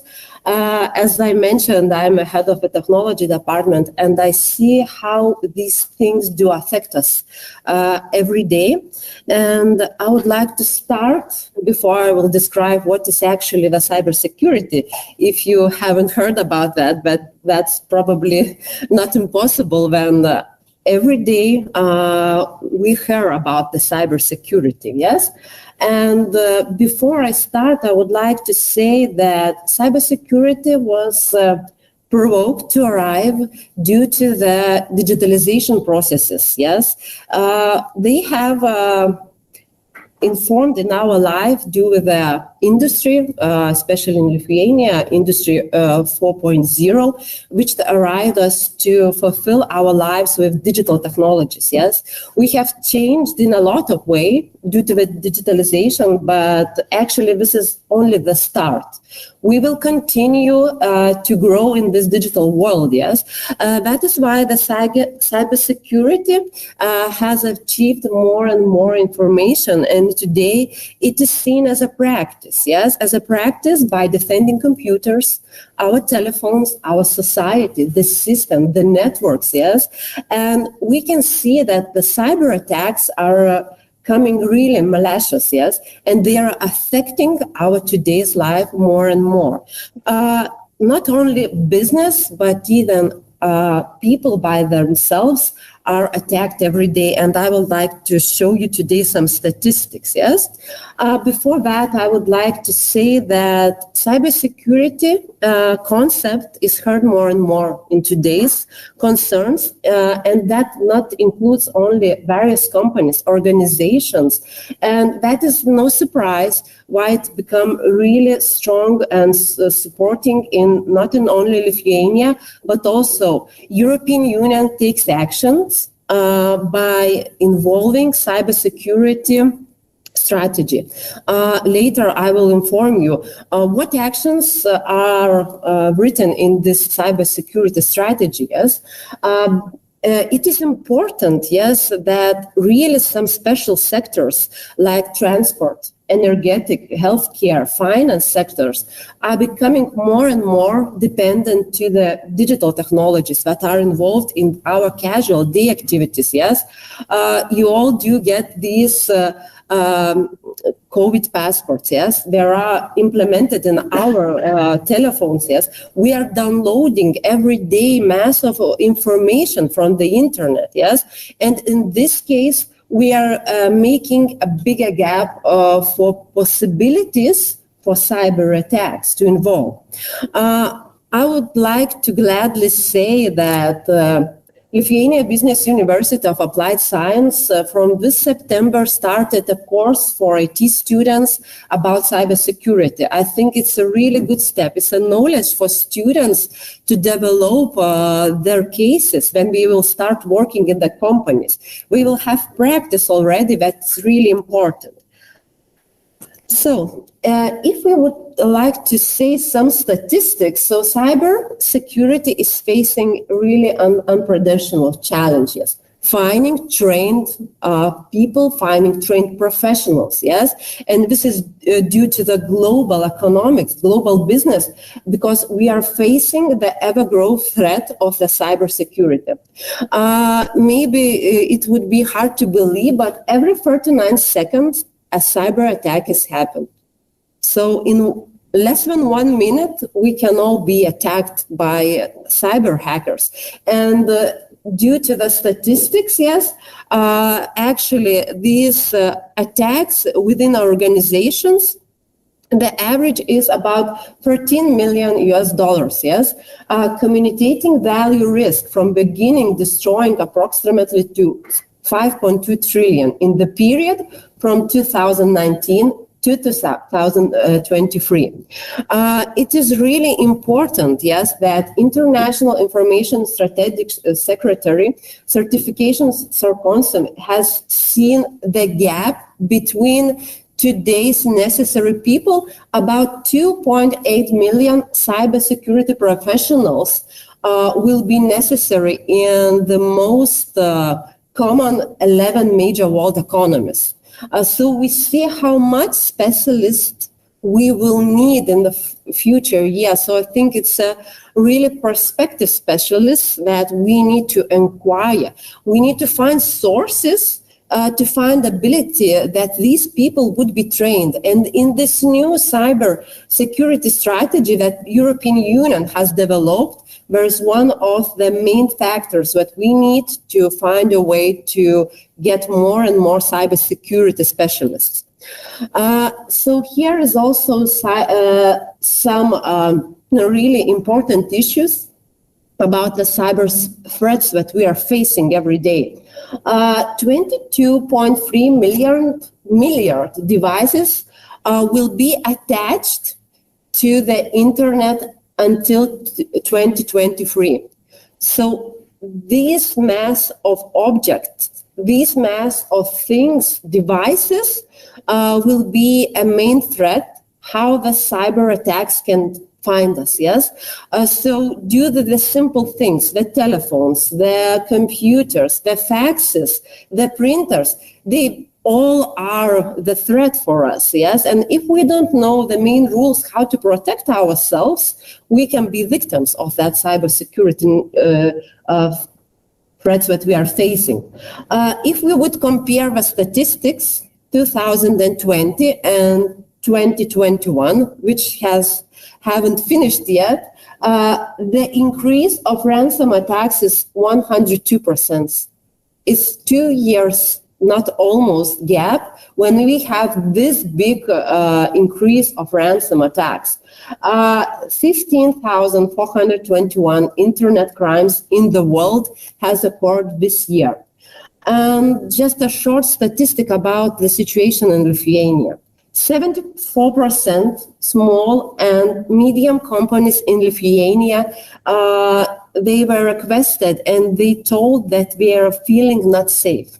They are feeling not safe, and actually, if we compare big companies, small and medium, yes, together, the small and medium companies are the ones who thought that they cannot be detected by the cyber threats. But actually, they are the ones who has the smaller budget for IT, the smaller budget for cybersecurity, and they are the ones who are mostly attacked in Lithuania.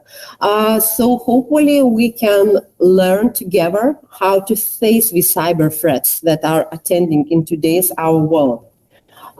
Here is also some statistics about the estimated global cybersecurity spreading up to 2023.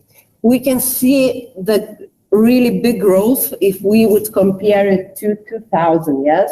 And the biggest growth is, of course, consistent with these digitalization processes, that we become more and more connected to the internet.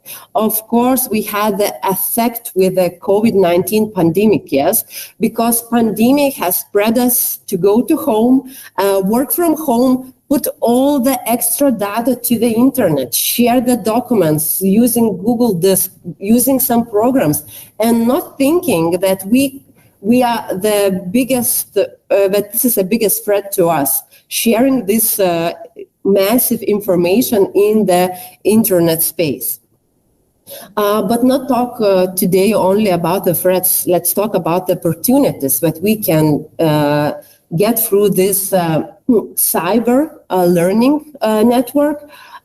So it is really good that we can see the cybersecurity as a job growth.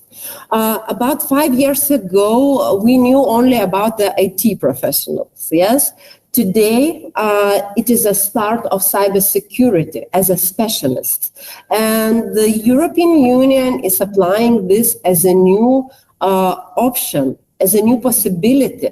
And we can be glad that Lithuania has the 4th National Cybersecurity Index, and that European Union is preparing a cybersecurity strategy that will give us a global and open cyberspace. They are communicating with third countries that they would confirm our global and open cyberspace. The all people can be feeling safe using the internet. Also, of course, there is a lot of work to do, like reliance and operational capacity to prevent and respond. And this is all lies in the European Union cybersecurity strategy. Due with the opportunities in Lithuania, I think that the best ones would be a technology as a wealth creation, because digitalization is a part of the cybersecurity. Cybersecurity as a job growth, and of course, leveraging the technology talent. We can be glad that in Lithuania, the government has plans for IT sector.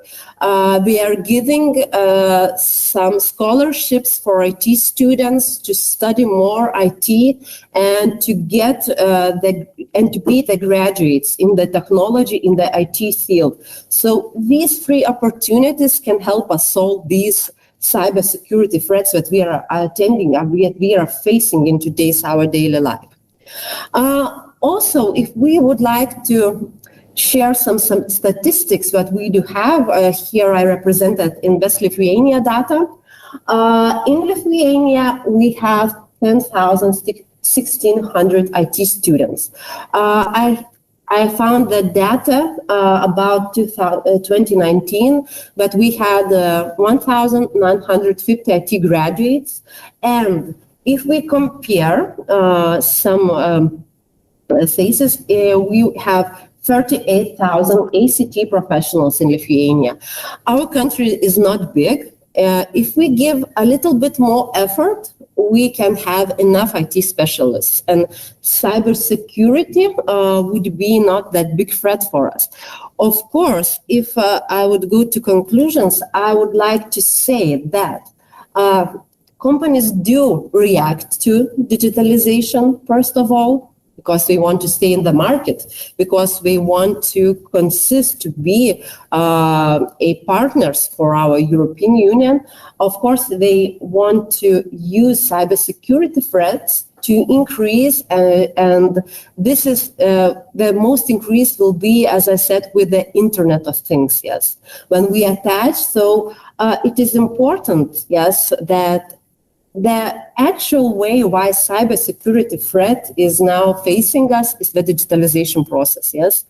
But since first, it's the reason why we can stop it. Not today, but maybe tomorrow. Using digitalization processes, we can stop cybersecurity threats, yes. I would like to say also that the ICSC2 report outlines 4 major strategies for business to implement for recruiting and building cybersecurity teams. And in these teams, it is really good to find employees from their own companies. As some presenter said today, yes, we are changing. We are going to digitalization processes, and some people will stop having their jobs, yes, because maybe one machine will do a job for 10 people, yes, but we STEM people can do the lifelong learning and start their career in cybersecurity. So thank you for your attention.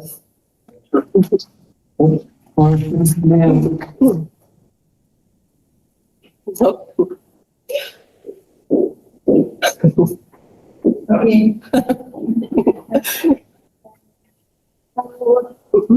10 years ago, we didn't listen about ever.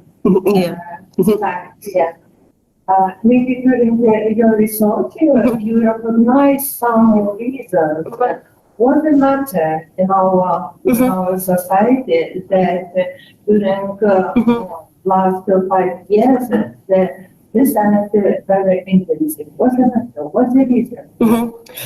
The main reason, as I said, is the digitalization, yes. We put all the information in the internet, like websites, yes. Joining the Internet of Things, the same printer, fax, yes. It is one of the reasons we made a bigger space for cyber attacks, yes. Of course, maybe I'm wrong, but the cyber attacks become more relevant, yes, due to the some IT knowledge, yes, that we can learn even from the internet. And then even in the YouTube, you can learn how to save your data, yes, in your computer, but also you can learn everything today in the YouTube, like even to hack into someone's computer, yes. Everything become more and more in the digital world, yes. And not all of us know how to protect ourselves, yes. And even the companies last year that I was talking, yes, they had to go to the internet in a fast way due to the COVID pandemic, yes. They had these normal stores, and after a COVID pandemic, they couldn't sell any products there. They had to make purchase online stores so that they could share their products. And they were not thinking about the safety there. They were thinking about how to not lose their business and how to sell the products in the internet. So I think that in some cases, people didn't thought that there is a possibility for them to be robbed, if I could say that, in the internet. Well, Yes. If I understand you clearly, in bullet number 2, in your conclusion, you said that the only way to stop cybersecurity threats is to use digitalization processing So I'm struggling to understand that, and I apologize for missing the earlier part of your presentation. But how does increasing the use of digitalization prevent cybersecurity? Or are you referring to the knowledge of it? Are you saying that the way to prevent something is to know about it? Is that what you're saying? Yes, if I could just say to you, yes. The cybersecurity threat has involved the digitalization processes, yes? Before, like Professor said, before 5 years ago, we didn't thought about that, yes? Before we attached our things to the internet, like, for example, I don't know, now we have everything on the internet, these mobile apps, yes? And this is how these threats have become bigger and bigger every year. As I said, 102% increase in past year, yes, during this period. But without knowing any knowledge in the digitalization process, we cannot stop it, yes? It is the reason why it has started. But by knowing the knowledge, by using these digital processes, by implementing this knowledge to new people, to the students, even to the society that we work, yes, because now every company has IT specialists, yes, but not all of them do have cybersecurity skills, how to protect the data, yes. So the knowledge of it. Yes, the knowledge, yes. Increase the knowledge of the human yes.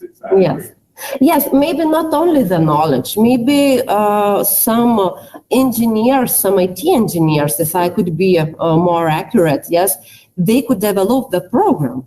For example, like even a mobile apps that we could all use and save our data. So I think it's in the future, and hopefully it will be invented really in a fast way. I think that's the trend now, right? Yeah.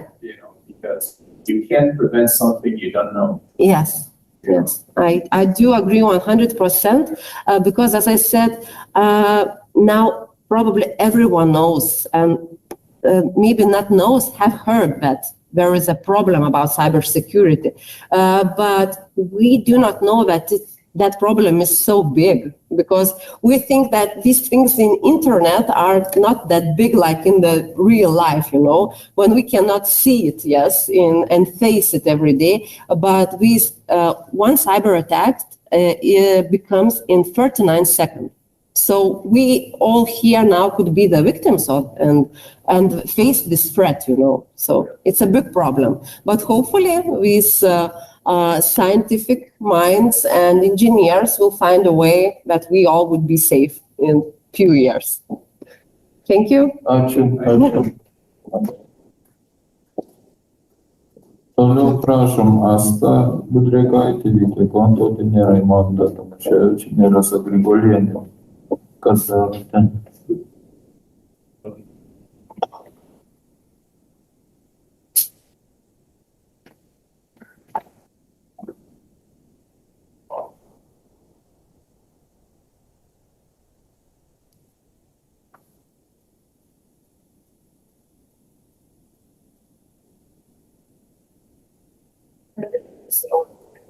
Okay.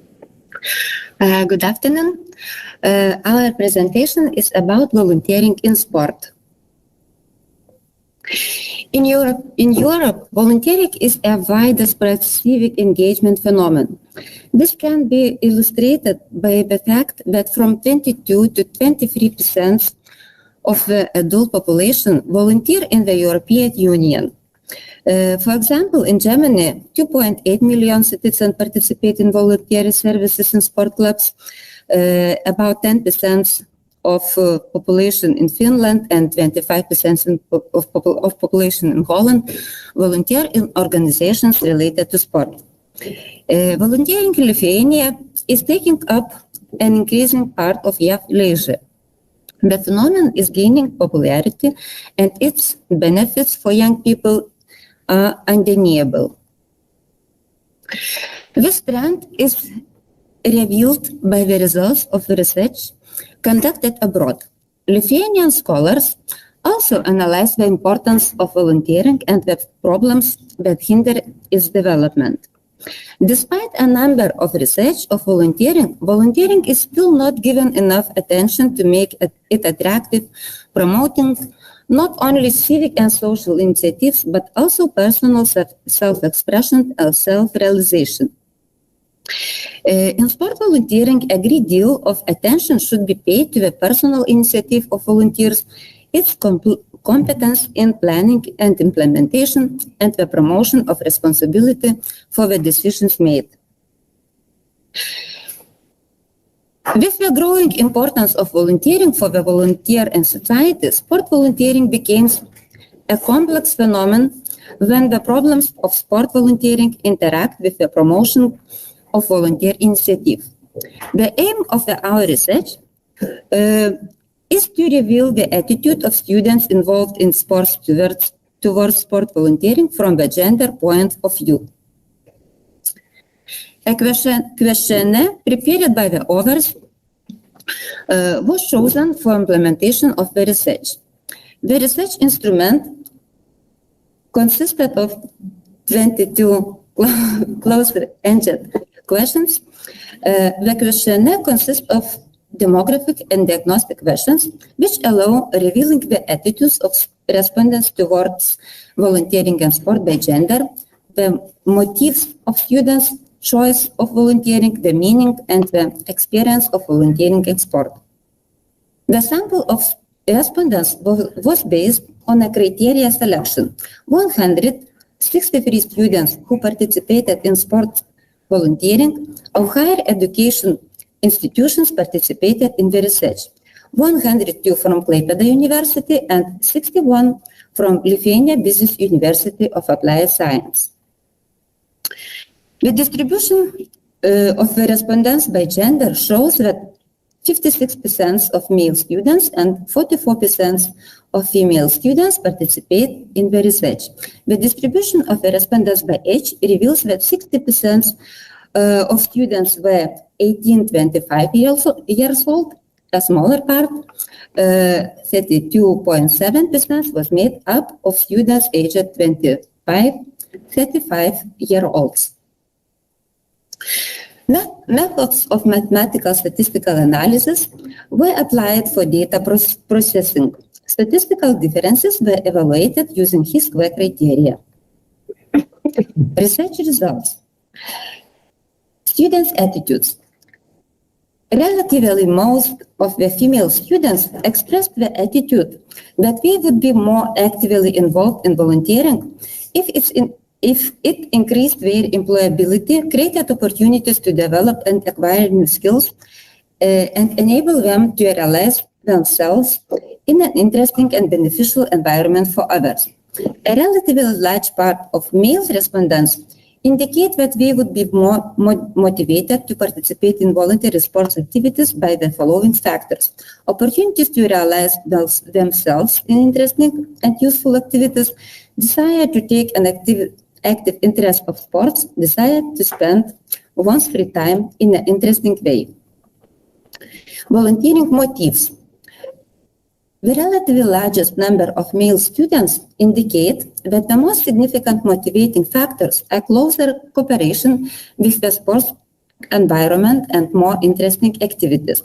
The female participants of the research distinguish over the most significant motives of volunteering: positive atmosphere, prize, motives to participate in volunteering development courses.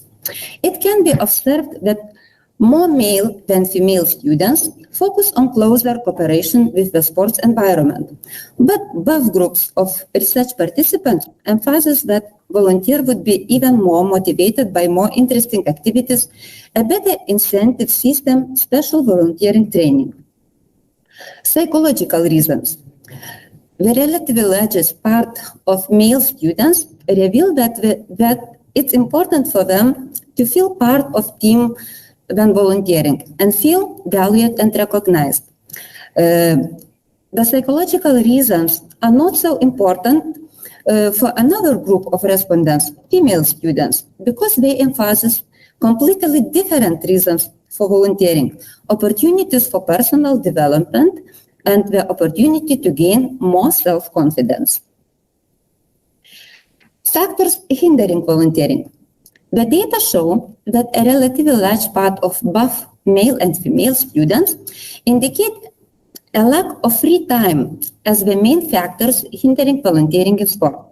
For distributions of responses shows that respondents also lack a positive evaluation of volunteering activity. Some students mentioned the need for special knowledge and skills, the lack of which hinders volunteering in sport. Factors encouraging volunteering. Gaining experience as an important factor is indicated by both gender students. This tendency is relevant for both groups for respondents, but male research participants would be encouraged to become more involved in volunteering by acquiring special skills and knowledge. Attractive areas of volunteering. The data reveals that 18.8% of male students would like to contribute to the organizations of sports events, 14% to perform the task assigned by the organization. In general, it was observed that the female students of the research focused on slightly more passive areas of volunteering, while the male students chose the more active volunteering methods. Distribution of time. The analysis of the data suggests that 88% of male students could volunteer between 5 and 10 hours per week. This shows that male students are ready to spend more time on volunteering in sport than female students, and this activity is more relevant for them. The female students indicate that they could devote 3-5 hours per week to volunteering. Meaning of volunteering. The respondents of both genders see the meaning of in volunteering as it draws attention to certain issues relevant to our society. Female students express more positive attitudes towards volunteering in sport than male students. More female students than male students emphasize the connection between volunteering and human rights, its dignity and cultural values. Advantages of volunteering in sport. Male students associate volunteering at various sport events with leisure, good way of spending it, positive emotions, active participation in useful activities, whereas for female students, the form of self-expression, the search for new opportunities are more important. Opportunities by volunteering in sport. It is observed that the research participants perceive different opportunities according to gender. When participating in voluntary related to sport, male participants see the following opportunities: to participate in sport activities, to acquire new skills, to get a job, to try other forms of self-expression. Female students emphasize better employment opportunities and new skills. It is interesting to note that only a small proportion of female students see volunteering as an opportunity to participate in sport activities. Thus, they see volunteering in a broader context, not just in sport. Conclusions. The research participants signed out quite different psychological reasons that lead to volunteering. For female students, it's more important to be part of the team and to feel valued, recognized, whereas female students emphasize the importance of personal development and gaining self-confidence by participating in voluntary activities. It was revealed that there was a statistically significant difference between male and female students' attitudes towards the benefits of volunteering for the volunteering himself or herself. Male students find volunteering in both areas more beneficial than female students. Male students are ready to spend more time in volunteering than female students, and male research participants see the following opportunities: participation in sport activities, acquiring new skills, while female students emphasize better employment opportunities and acquiring new skills. A small proportion of females consider volunteering as an opportunity to participate in sport activities. Thank you for your attention. Ačiū. Gal klausimų, maybe questions? Klausimų nėra, ačiū, dėkojam ir dabar kviečiam Rimą Korsakienę arba Algirdą Giedraitį statyti.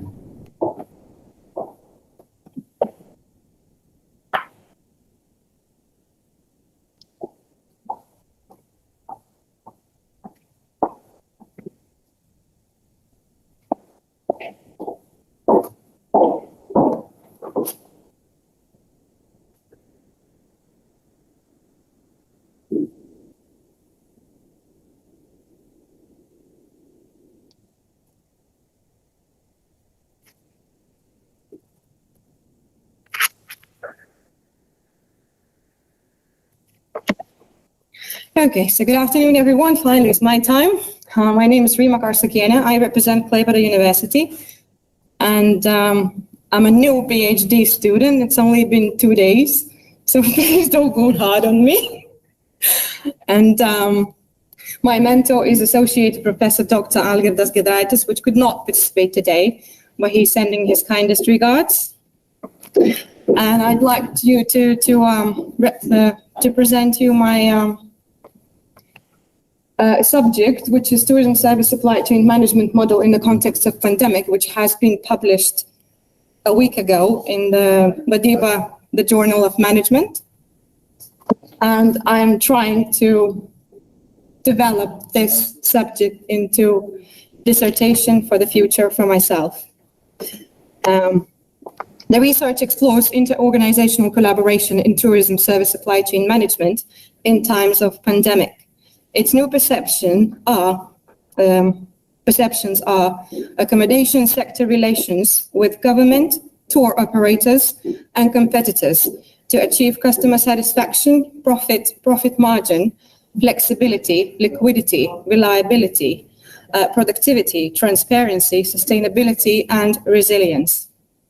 The problem is how to manage the tourism service supply chain during pandemic to reduce the negative impact on business. The object is tourism service supply chain management itself, and the goal is to develop a management model to deal with pandemic outbreaks. The objectives are to reveal the problems, to develop effective management model. Sorry, the second one was to analyze the management strategies, and the third one is to develop effective management model. Oh, that doesn't go anymore. Okay. The design research is document analysis used, scientific and legal literature, financial reports of tour operators, and statistical data. Literature access through electronic resources at Klaipėda University, and mostly 2010-2020 literature were used, and significantly less 2000 to 2010. Main research concepts. Scientists up to 2010 examined tourism service supply chain performance problems. Later on, a decade, other scientists examined the importance of tourism supply chain management. Also explored methods how to benefit from tourism service supply chain in times of any crisis, not just this pandemic. Just a year ago, when the pandemic has hit, interrelationships and relationships, authors stated that interrelationships and relationships could be the key aspect to recovery. Also that the company strategy and behavior is one of the main reasons for supply chain failure. And one of the authors, which is Marshall at the bottom, considers that the problem is information sharing in supply chain management. Altogether, Tourism service supply chain management is a concept that helps service enterprise groups manage external factors, optimally manage internal resources, and help increase business profitability by reducing operating costs and losses. The effectiveness of the management, relationship specifics between accommodation sector and other components is to ensure the liquidity. The importance of the government role in the tourism service supply chain management is to ensure the liquidity, coordination of financial and fiscal policies, tax deferral or adjustment, temporary layoffs, subsidies to employees. The tour operator viability is hotel chains are owned by tour operators, as we know, most famous ones at least. Accommodation agreements with tour operators are crucial. Also are the margins paid to hotel companies, and so is the influence to pursue individual goals and interests. Also, the third aspect is relationships within the component, one of the components. Competitive strategies affect business strategies. Establishment of associations is critical. So are the common interests, and so is the impact of actions and other agents. This is a proposed management model for successful corporations in times of pandemics. Tourism service supply chain is a complex system. There are 4 main parts in it, 3 compulsory and 1 service user. 3 main parts in tourism service providers or first-tier suppliers, for example, accommodation or passenger transport. Then is the input providers or second-tier suppliers, for example, like sightseeing companies, and the intermediaries, tour operators or travel agents. The 4th party is the consumer, the customer. Therefore, supply chain management performance in the tourism industry is measured through both financial indicators and non-financial ones. So besides profit, costs, market share, the performance indicators have also to be reached in terms of customer satisfaction, efficient internal processes, degree innovation, employee satisfaction, and other indicators related to movement of tourists. A successful tourism chain management strategy can be identified upon analyzing the contribution of each participant into the chain, while a model can be defined only upon a complete evaluation, considering and well managing this two-way relationship amongst the key parts. Financial performance, operational performance, and sustainable development of tourism is achieved. And conclusions. Analysis requires observation of relationship with suppliers, also the study of customer satisfaction. Literature overview focused on sourcing activities and on establishing strategic partnerships. Very few scientists have researched demand management. Tourism service supply chain coordination management strategies already have been adopted by hotels and airlines, tour operators and travel agencies. Another insight into successful coordination strategy is the importance of time and coordination in the planning of key partnerships. Having good relationships based on trust, commitment, and coordination is crucial. And in a third group, effective management should lead to innovative tourism, as you guys all before just said. Changing environment requires a model for the management which enables pandemic resilience, which I'm trying to do. And creation of close relationships is key to achieve successful management and overcome crisis in the tourism industry, hopefully for the future. Thank you very much. Thank you for your attention. And this was me. Daugiau klausimų, maybe questions? Ačiū, klausimų nėra. Toliau kviečiame Dainorą Jankauskienę ir Giną.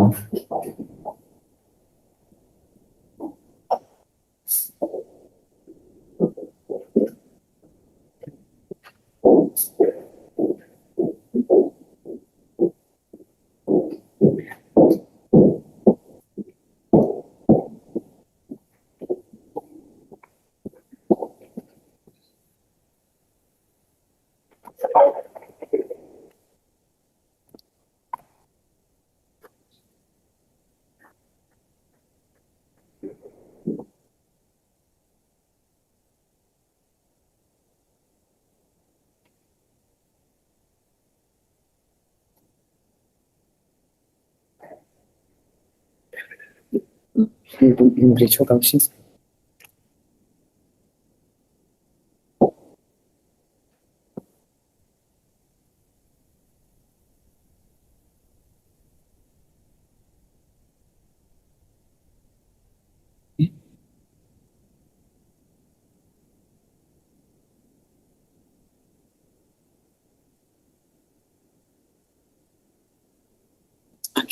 Thank you very much. Good afternoon. Today we would like to present our research. It's research made in Klaipėda State University of Applied Sciences, and today I presented 2 institutions. And it's some example, maybe it will answer to Professor Simona how we could use creativity for our society, and how we could use technologies with creativity. Research aim was to perform the scanning of Klaipėda city objects of heritage and to create orthophotographical maps and 3D models. It was 2 objects in Klaipėda. First, it was the Klaipėda city's castle site territory and Jonas Hill site territory. Maybe I should introduce you with some equipment. It was used,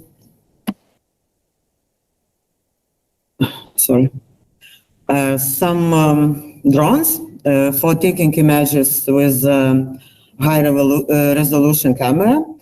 Also, we was used LiDAR scanner with UAV flight simulator, and image data processing was it was a generation of point cloud and making 3D models.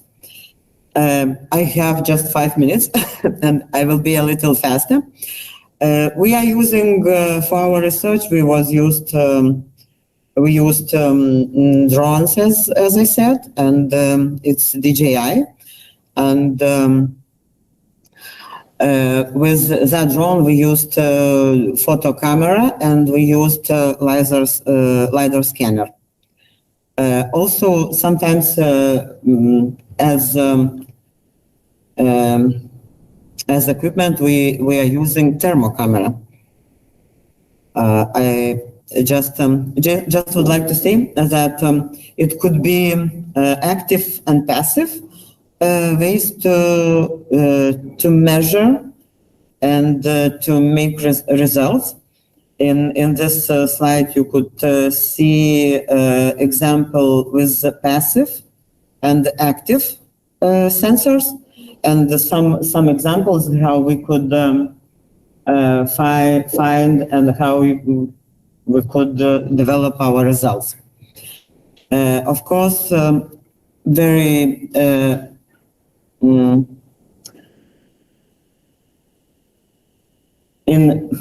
in beginning of our mission, we should generate grid, and it could be grid double grid or just a simple grid. It's depend on our subject, what kind of subject we have to measure. After measuring and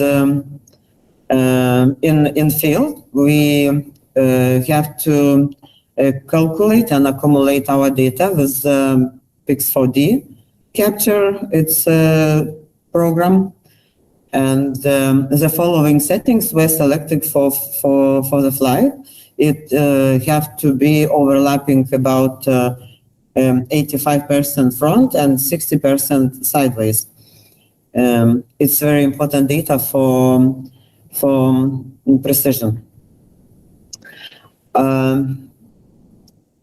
There are some examples for our measuring in Klaipėda city object, and the flight height was fixed at 70 meters.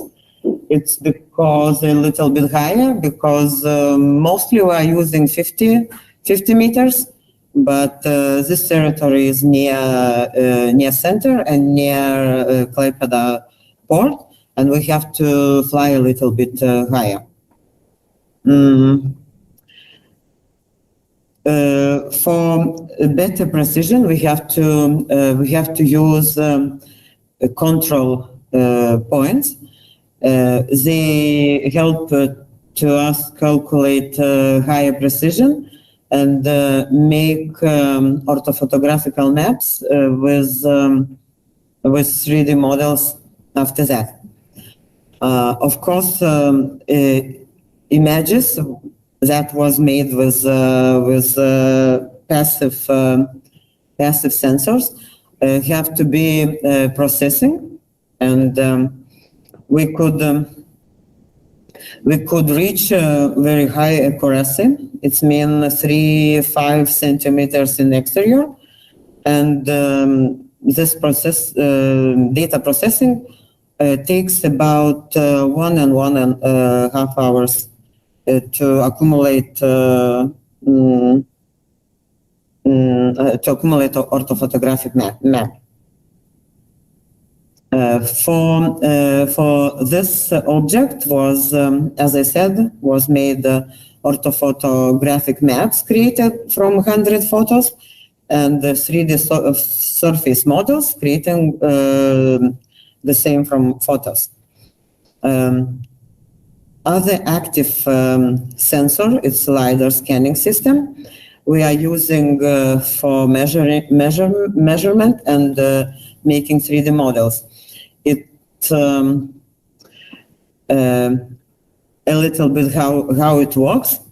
It's a lot of points in 1 square meters. It's about 80 points in 1 square meters, and accuracy range required between 2.5 and 10 centimeters. It's depends on object what we have to measure, or what we take it in, as an object.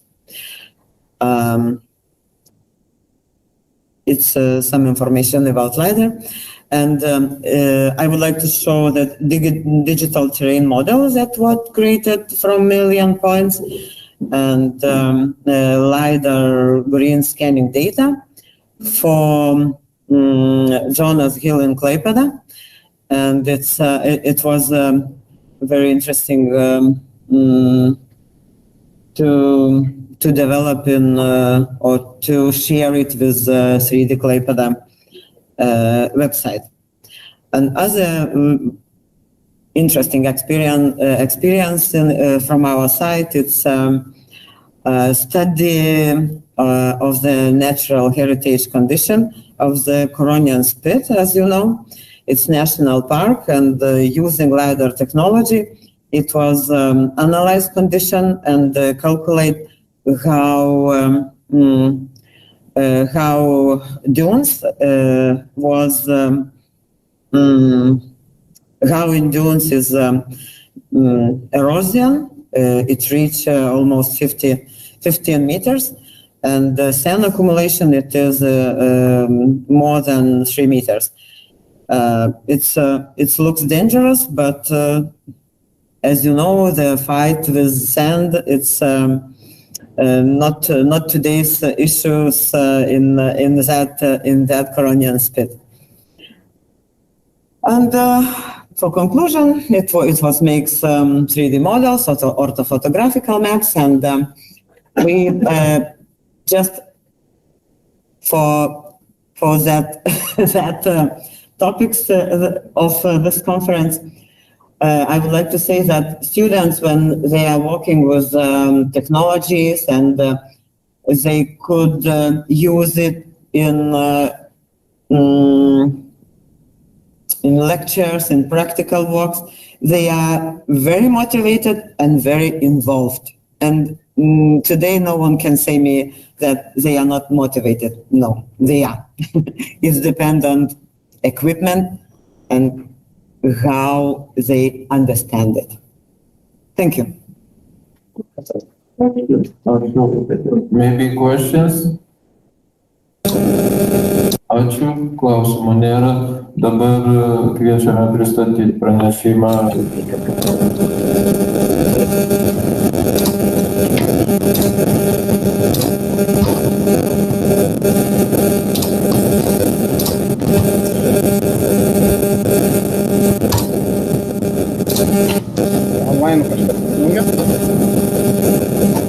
Labą dieną.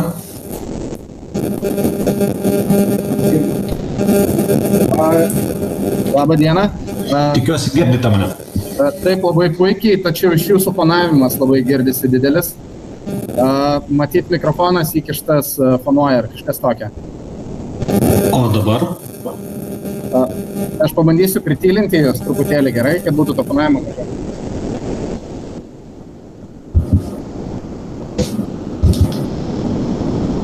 O dabar kaip? Dabar gerai. Super. I think it's in English, I suppose. So hello once again. My name is Justin, and today I'm going to get you acquainted with digital therapeutics. We're going to talk about what it is, how it works, and where the market of digital health is going. During my presentation, I will refer to it as DTX, so please do not get disturbed by this abbreviation. So why do we have to talk about digital health and especially digital therapeutics? Well, digital technology has revolutionized many fields of our everyday life. It helps us with the tasks that are undertaken every day. At the same time, it's poised to do the same in the field of medicine. Soon, digital integrated software will provide on-demand access to healthcare professionals and personalized therapy, and I believe that even more will come from that. But at the moment, let us stick to the question: what is digital therapeutics? How does it work, and what awaits us in the future? In order to answer these questions, I'm going to split this presentation into 4 parts. The first 2 where I will talk about what is digital therapeutics and provide some real-world examples will be the longest ones. And the last 2 are much shorter. And so let's continue. In order to talk about digital therapeutics, we have to clarify some aspects related to the bigger picture. And I'm talking about digital health ecosystem. How do we define digital health ecosystem? Well, the digital health ecosystem is broadly comprised of the healthcare companies that are utilizing information technologies or software while addressing human health related issues.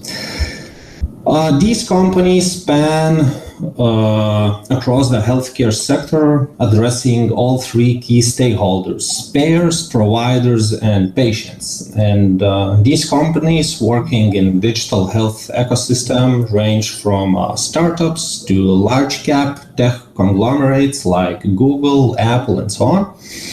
And we group these companies, into the following: companies that provide digital health solutions, companies that provide digital medicine solutions, and finally, companies that provide solutions of digital therapeutics.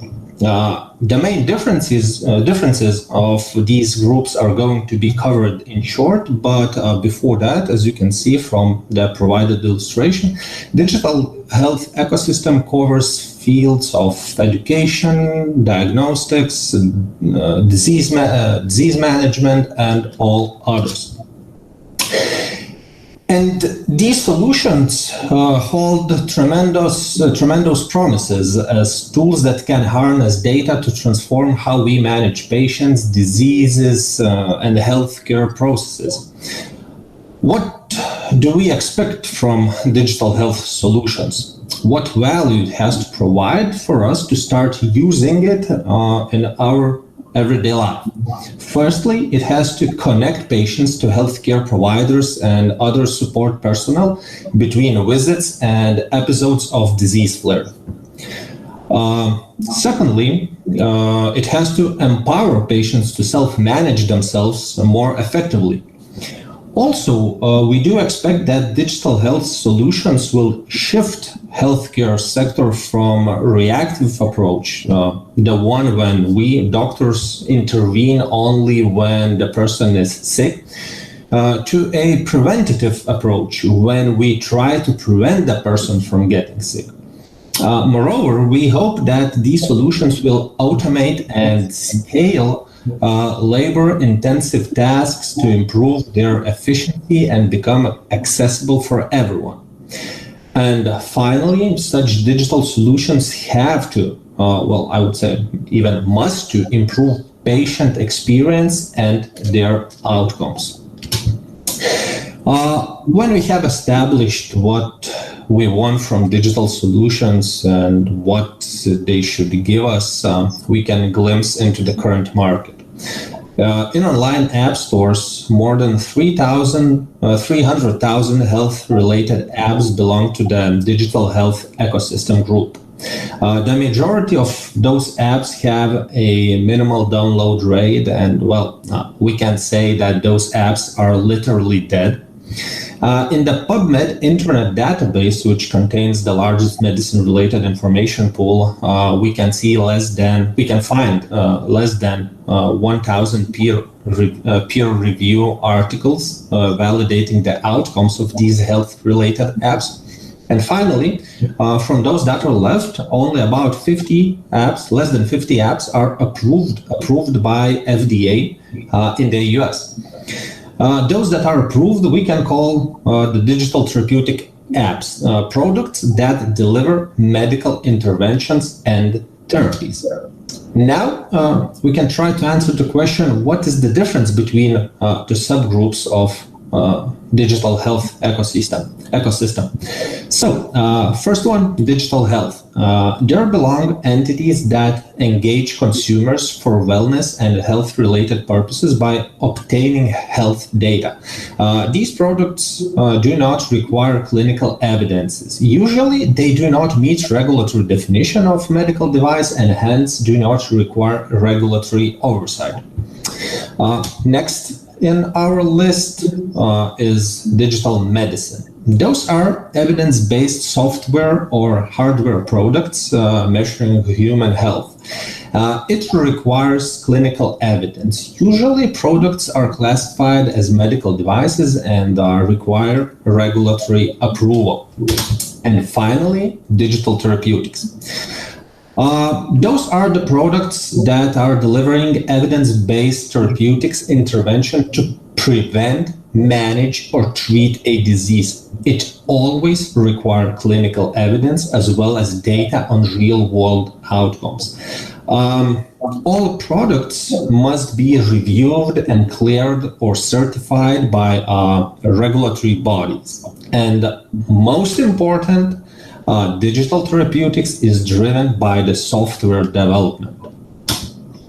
This slide wraps everything up. One thing that distinguishes digital therapeutics from other digital health software solutions is that therapeutics treat disease and deliver a clinical outcome.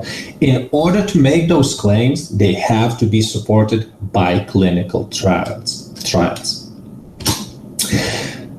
So we established that digital therapeutics is a software which is delivering a clinical outcome, treating a disease. The question that may arise to a casual listener is, how does it work? How does it produce the results that it claims to be able to deliver?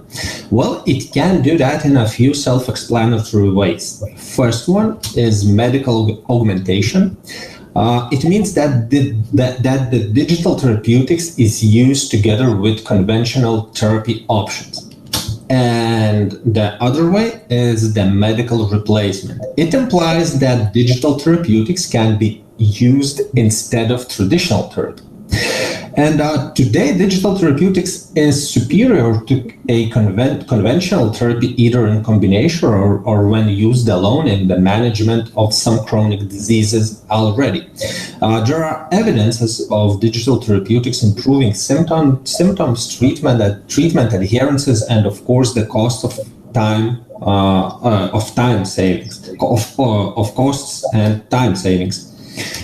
And now when I have mentioned clinical success, we can try to jump right into the few examples. One of the first one that punched its way into the digital therapeutics area is Almeida Health.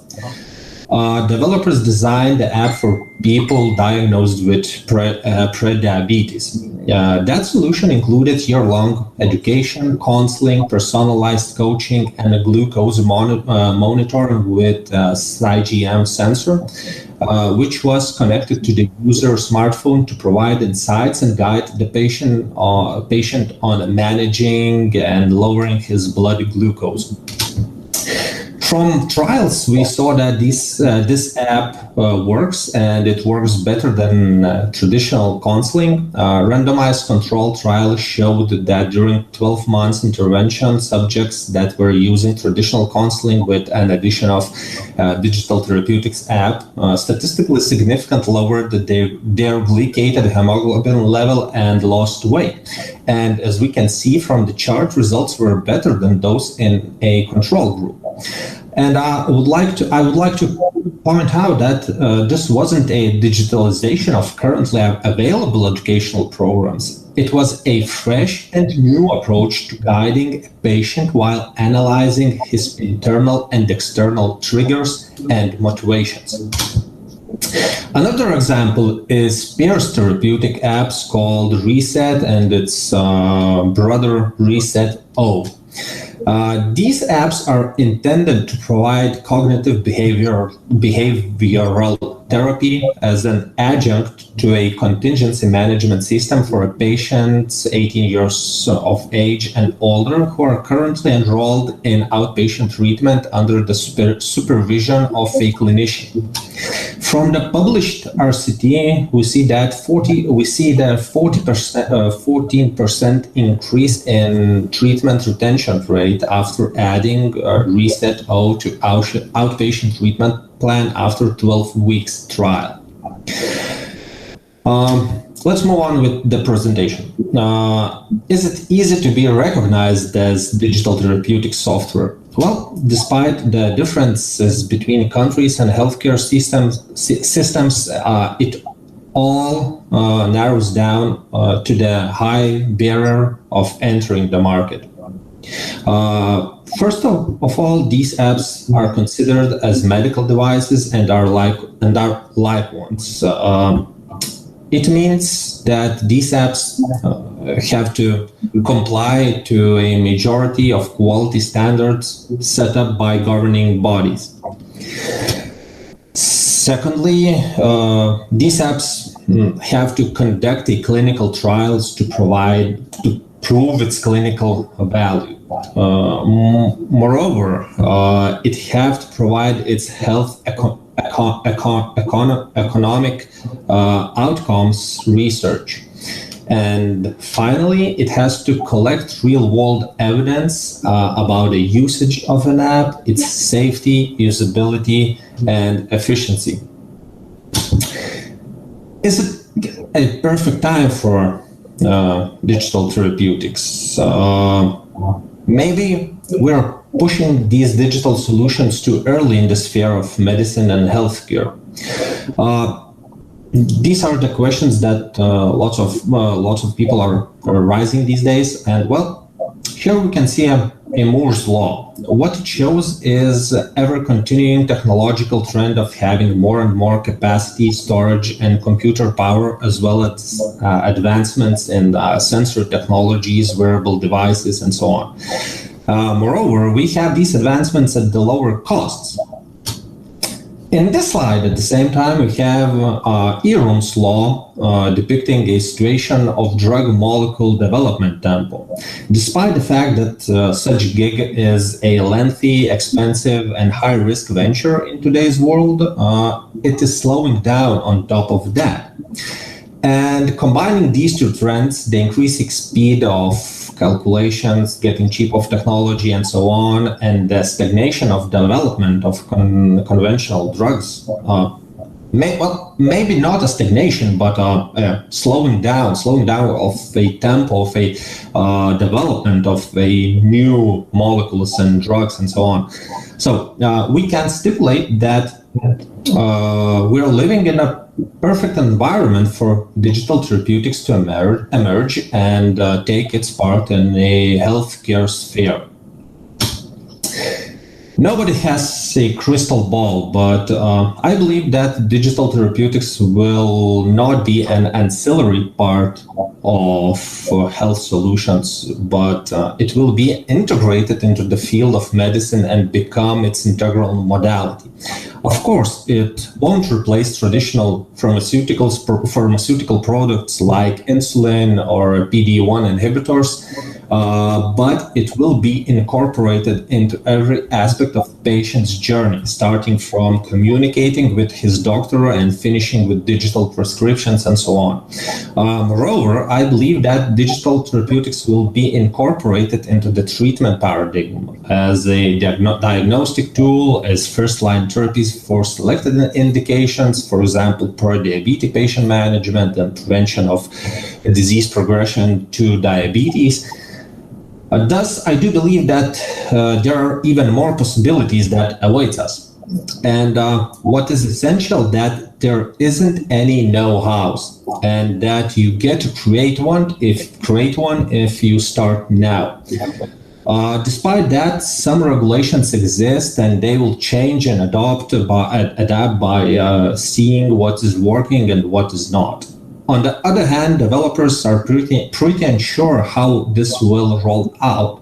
But if you enter the market early, you get to define it. You get to shape the market, which is already being done by the existing digital solutions.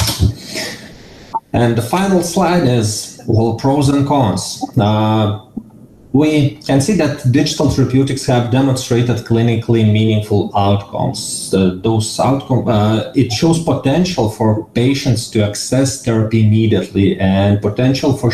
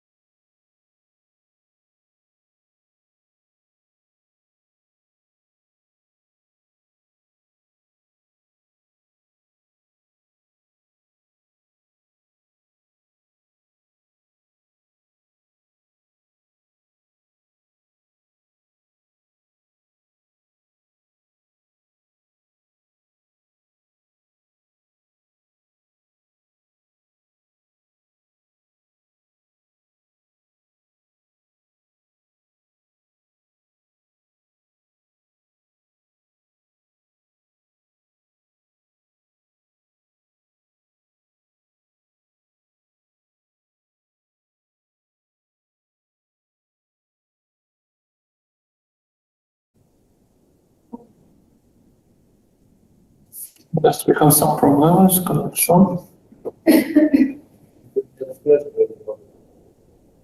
Okay, let's wait a few minutes for a connection.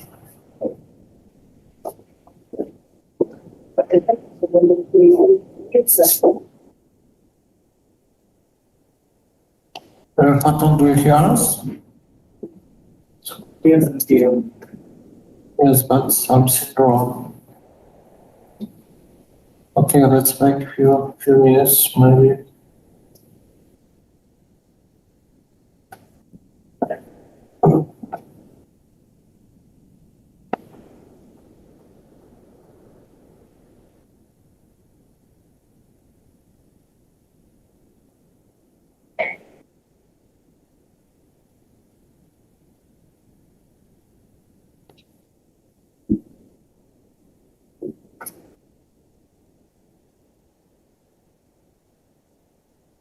Please confirm that okay, something changed.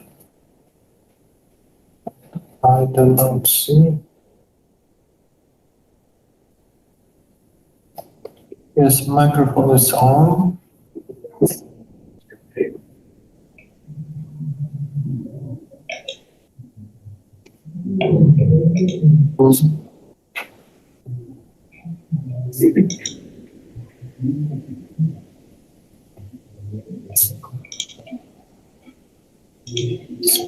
Some problems.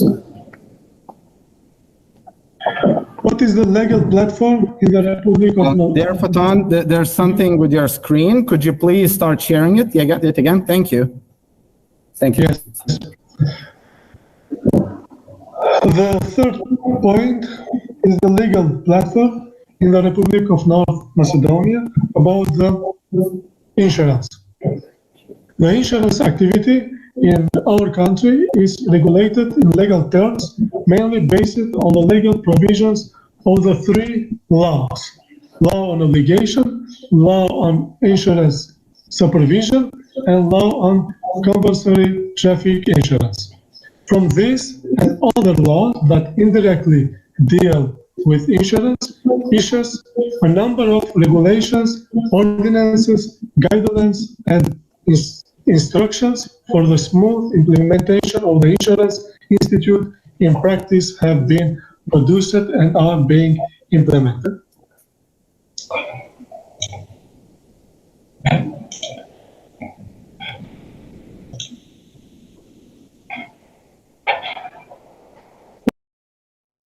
The use of the insurance in the Republic of North Macedonia. In this research, we took the period of 2015 till 2020 to analyze the trends about the insurance.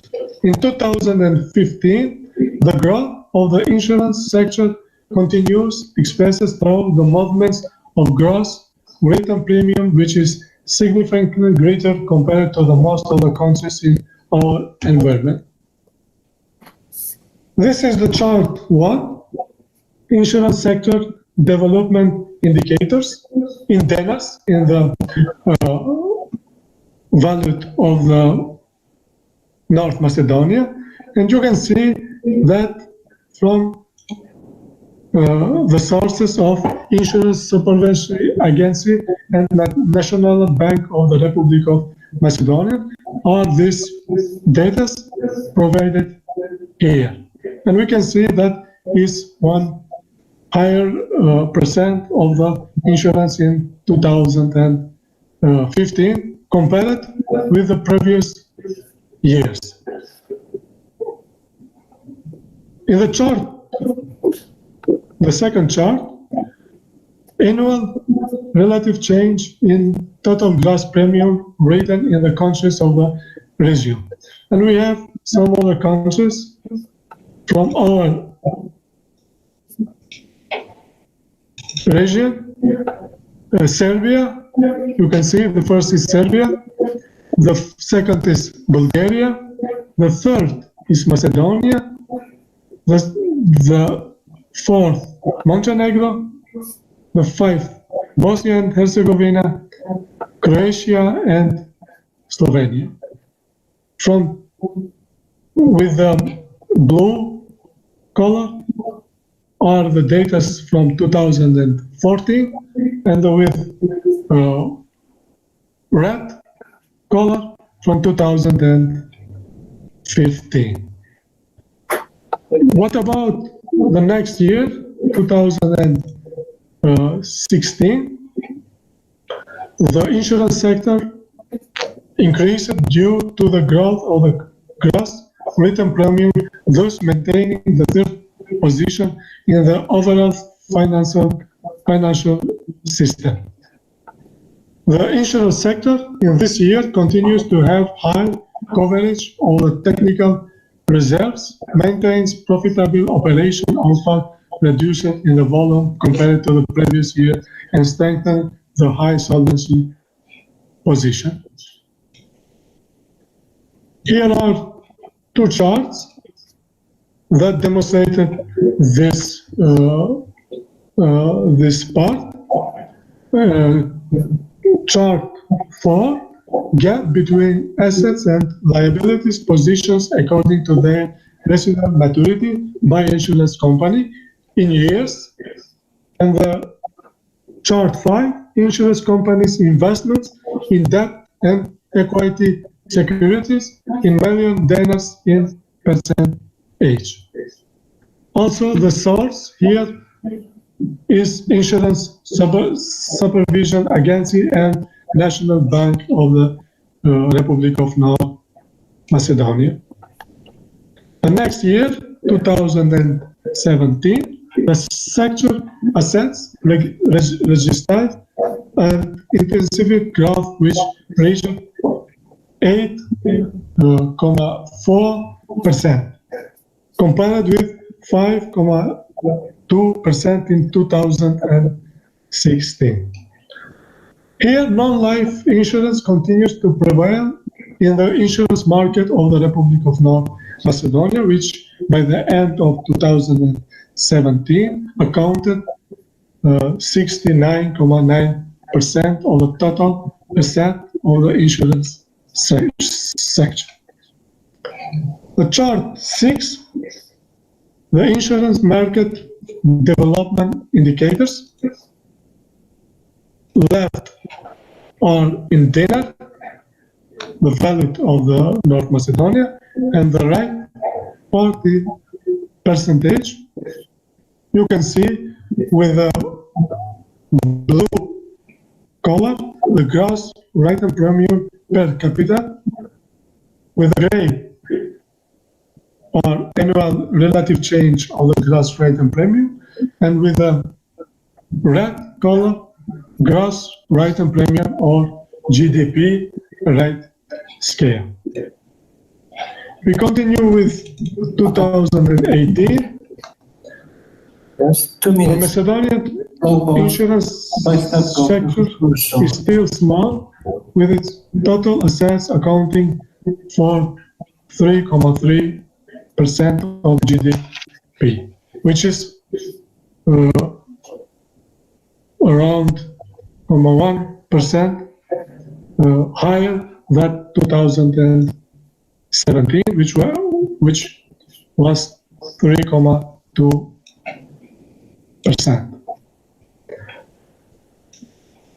Here is the table 1, the future of the insurance sector, and we have amount and number structure from 2014 till 2018. During 2019, the insurance sector continued to grow and to increase its importance for the domestic financial sector. The total assets of the insurance sector increased by 10.5% on the annual basis, which is the highest growth rate in the last 5 years. The chart 7, annual rates of the change and contribution to the annual growth of assets, top, and GWP, bottom of the insurance sector. In the left side in percentage, and in the right side in percentage and percentage points. Finally, during the 2020, the last year, despite the challenges posed by the coronavirus pandemic, the domestic insurance sector maintained a sound liquidity and solvency position and achieved a positive financial result. The pandemic affected the operation of the sector mainly through reduced demand for insurance policies, which applied to both segments and of insurance.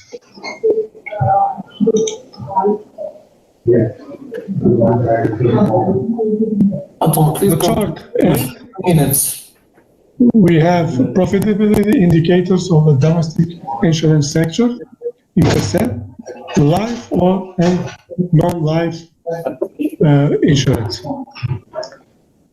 With a light blue color, realized return of assets, and with a dark blue return of on equity and reserves.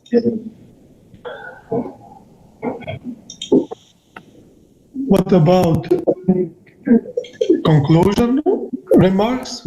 The North Macedonia insurance sector is still small, but with a tendency for serious improvement.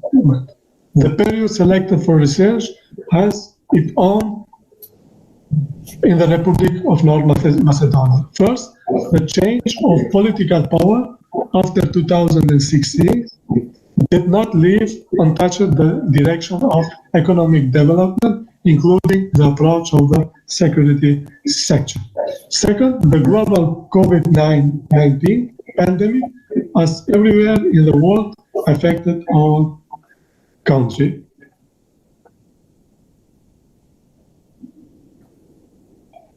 The insurance sector is the third largest segment according to the size of assets in the financial system of the Republic of North Macedonia.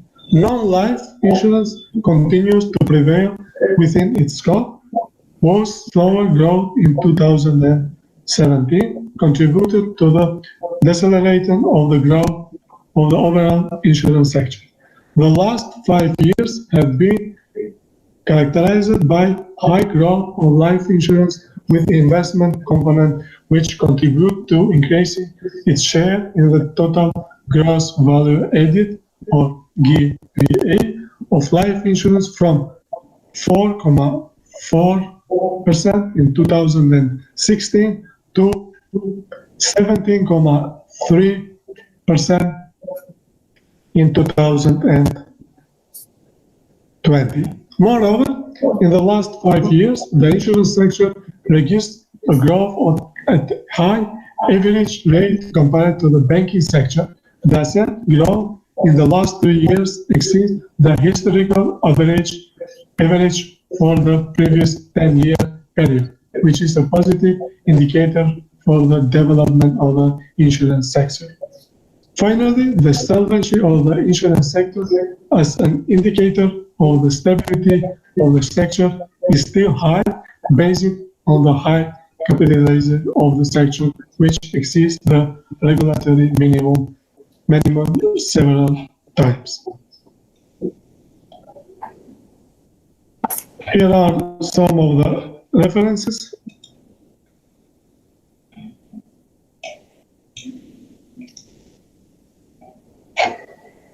Okay. Thank you for your attention. If you have any questions. Any questions, comments? Yes, you're welcome. Very much. Thank you for such an interesting presentation. And I have a question. Based on climate change, which are the biggest challenges to insurability?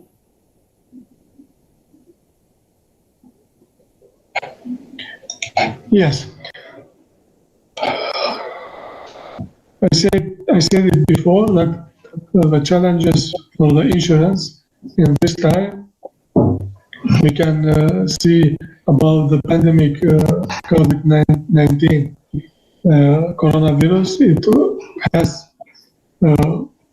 much contribution to allow the insurance sector, and I think that the insurance sector in North Macedonia and the other country in the region will go high, because it is important and it needs not by the individuals or consumers, but also by companies, businesses, and other participants in the business life in this country.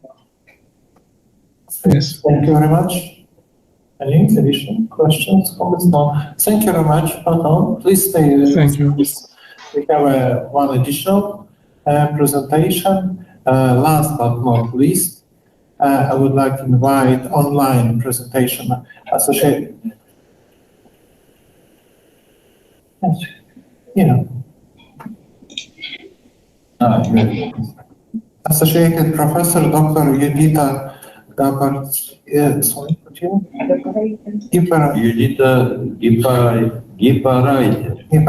yes. You're welcome. The same 10 minutes plus time for discussion. Yes, you're welcome. Floor is yours. Okay. Good afternoon, everyone. Now I'm trying to share my screen. Okay, with everyone. And can you see my slides? Yes, everything is okay. Yes, you're welcome. Okay, thank you very much. So my presentation focuses on Lithuanian constructions daryti verslą, biznį, and their equivalents to English do make business. Briefly about the outline, I will start with a brief introduction that is related to related work, the object of investigation, the research question, data, the scope of the research, which will be followed by findings and concluding remarks. So to start with, I would like to briefly introduce to you the problem of loan translations in Lithuania. Due to globalization, many borrowings have entered the Lithuanian language. For this reason, the problem of borrowings has been widely discussed in Lithuania. However, loan translations receive very little attention. The most notable investigations on loan translations have been made by Kaulakienė, Brazaitis, Rudaitienė, and Rimkutė. The researches by these scholars focus on the development and the process of borrowing and loan translations in Lithuanian, their frequency, and the impact on the Lithuanian language. Now let's move to the object of the investigation.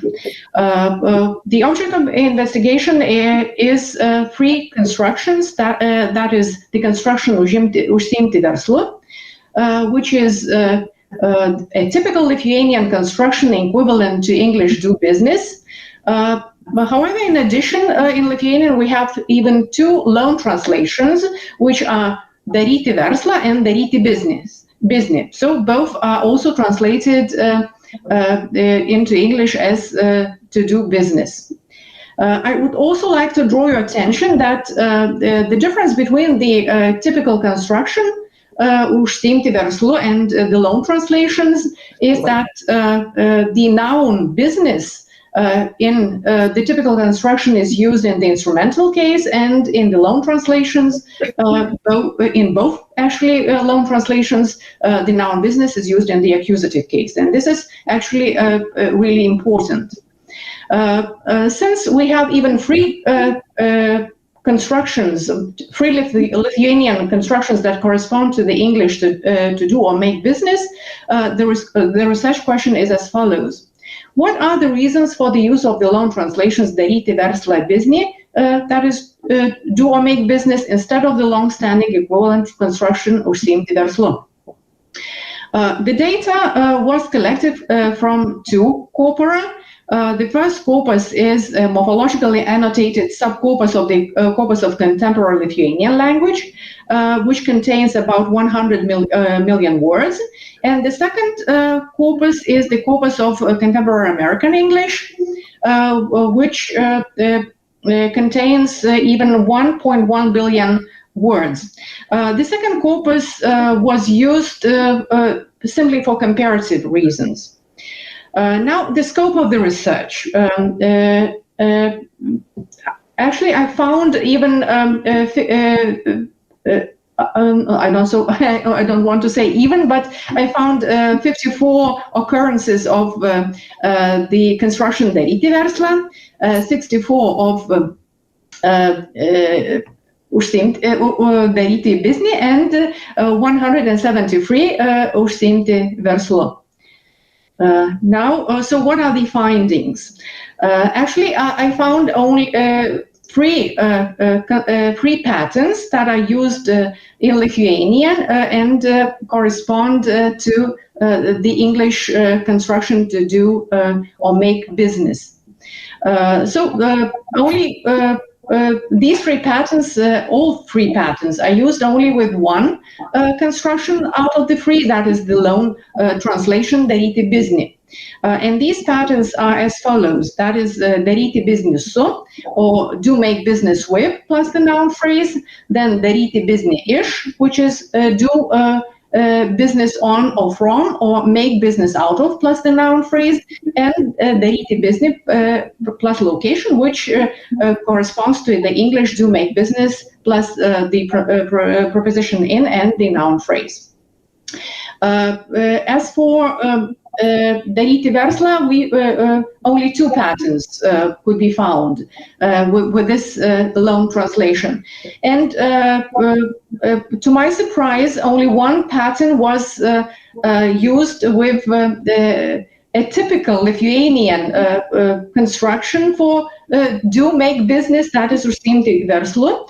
And despite the fact that this construction is almost 3 times more frequently used in Lithuanian than the equivalent loan translations. So just to go deeper into the subject, I would like to provide a few examples to you. So I will start with the first pattern, that is the pattern that is found only with the construction daryti biznį. And the pattern is daryti biznį su, or do make business with, plus the noun phrase.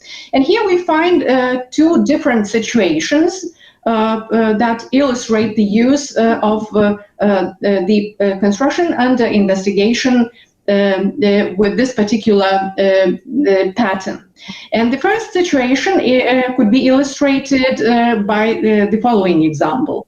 Pagalvoju apie ją tėviškę tik tada, kai reikia daryti biznį su tenykščiais partneriais. I think of it, native country, only when I need to do business with local partners there.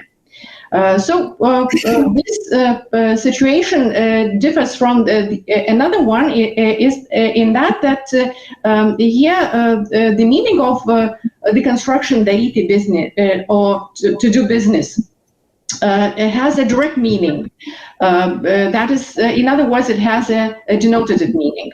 Whereas in the situation B, which can be illustrated by the example, nenoriu daryti biznio su kriminaliniu pasauliu, I don't want to do business with the criminal world, differs in that immediately we can see that do business is taken in the inverted commas, which means that the construction in this particular case doesn't have its direct meaning, but rather has the meaning having matters that that are related to someone. In addition, it has also some negative connotation that implies something illegal about the business. And it could be also added that even about 50% of examples where daryti biznį su plus noun phrase used in different samples. So are exactly related to this second situation when we have this negative connotation. Okay, let's move to the second pattern, and the second pattern is daryti biznį and verslą iš, in other words, do business on, from, or to make business out of, plus the noun phrase. This particular pattern is found only with both loan translations. So if we study the examples, we can see that there is a clear difference between the use of these two loan translations with this pattern. So let's start with daryti biznį, which can be illustrated by the following example. Tai gali, or rather two examples. Tai gali pasirodyti paradoksalu. Draudimas daro biznį iš žmonių nelaimės. This may seem paradoxical. Insurance makes business out of human disaster. The second example, which is rather similar, but still I decided to include it. Tviskėjimas ir blizgesys daromas biznis iš visko, netgi iš meno.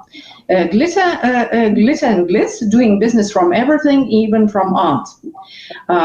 So here, in fact, the meaning of the construction daryti biznį again is a little bit different from that of the English do business, in that in this meaning, in this situation, the construction daryti biznį again has a little bit different meaning that is rather related to money making than doing business as such.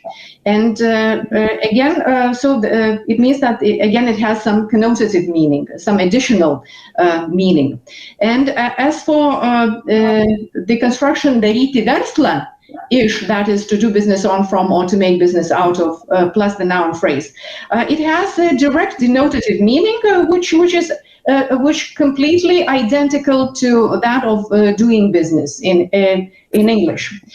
So, and this meaning could be illustrated by the following example, that is, tikresniais žemės savininkais derėtų laikyti tuos, kurie daro verslą iš žemės. Those who do business from the land should be considered real land owners. And now let's move to the last construction found with the last pattern found with the constructions and the investigation, that is the location, that is the constructions plus the location, which correspond to do make in plus the noun phrase. Okay, maybe I will quickly read the examples given here. So pakvietė mane, kad padėčiau daryti biznį Ispanijoje, invited me to help to do business in Spain. Ką važiuoti, jei gali daryti verslą Šiauliuose?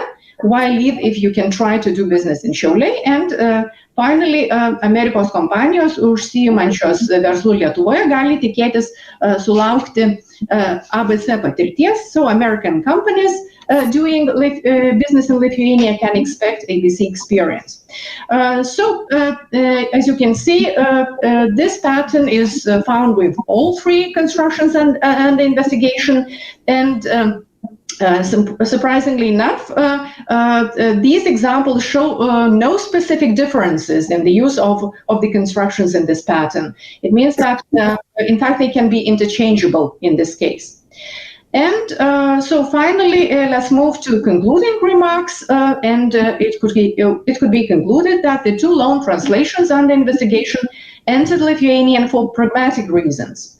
So the first one, that is the loan translations daryti biznį and daryti verslą, do business, have more combinability possibilities than the typical Lithuanian equivalent due to the accusative case of the noun business, as opposed to the instrumental case in the construction užsiimti verslu. The loan translation daryti biznį, do business, which is the only one found in all three discovered pattern, adds some additional shade of meaning, which is either negative or related to money making. So these are actually the reasons why we find these two loan translations in addition to the typical Lithuanian construction, which is equivalent to English do or make business. Yes, so that was briefly about my research. So thank you for your attention. Any questions? Thank you very much for your presentations. Okay, any questions, comments? Because it is interdisciplinary topics, could be interesting also for this. Yes, it is really, it's rather linguistic, a linguistic topic. Yeah, definitely. Yes, So any questions? No question, comments? Yes, please. Not really, so thank you very much. Yes, thank you very much for presentation. Also, I would like to invite, it was the last online presentation, but traditional presentation for, let's to sum up in a positive way with traditional presentation. I would like to invite Associated Professor Dr. Zoltan Skrubiaita.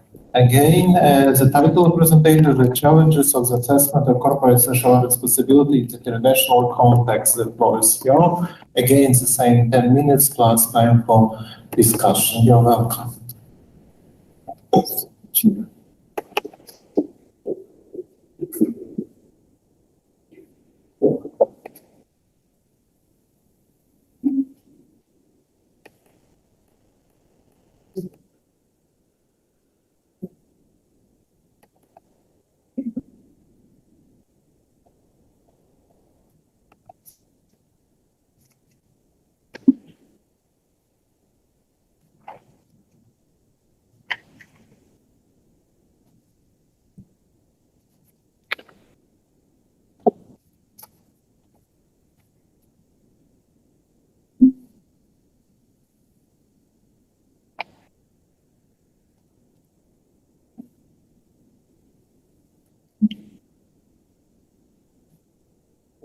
Okay, welcome.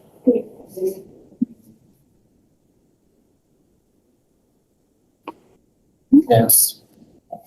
Dear participants of this conference, I would like to introduce to you the results of my research I have done analyzing the challenges of assessment of corporate social responsibility in the international context. So important political decisions of European Commission, United Nations and other institutions, as well as economic, social and other processes due to their potential influence on economic growth, especially on sustainable economic growth, leads to the increasing researchers' attention on corporate social responsibility. According to famous researchers, Carroll and Buchholz, the actual social performance of business is still lower than society's expectation from business performance, and this gap increases every day. One could argue this means that perception of CSR changes more rapidly in their consciousness of society than in that of entrepreneurs, and therefore that the assessment of CSR becomes more complex and requires more academic discussion.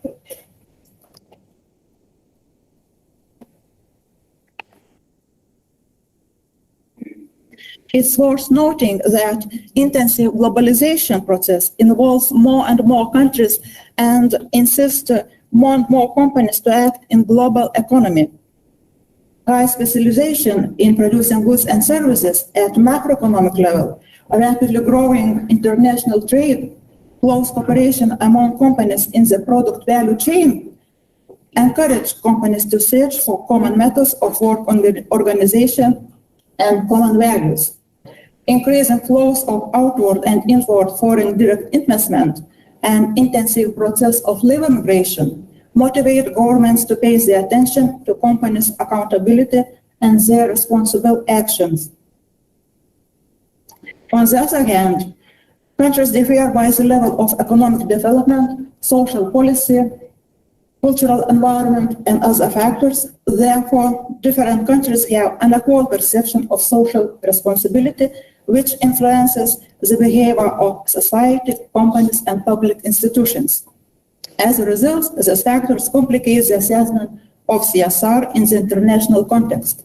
All these reasons require to unify the definition of CSR and to find reliable methods for the assessment of CSR in the international context.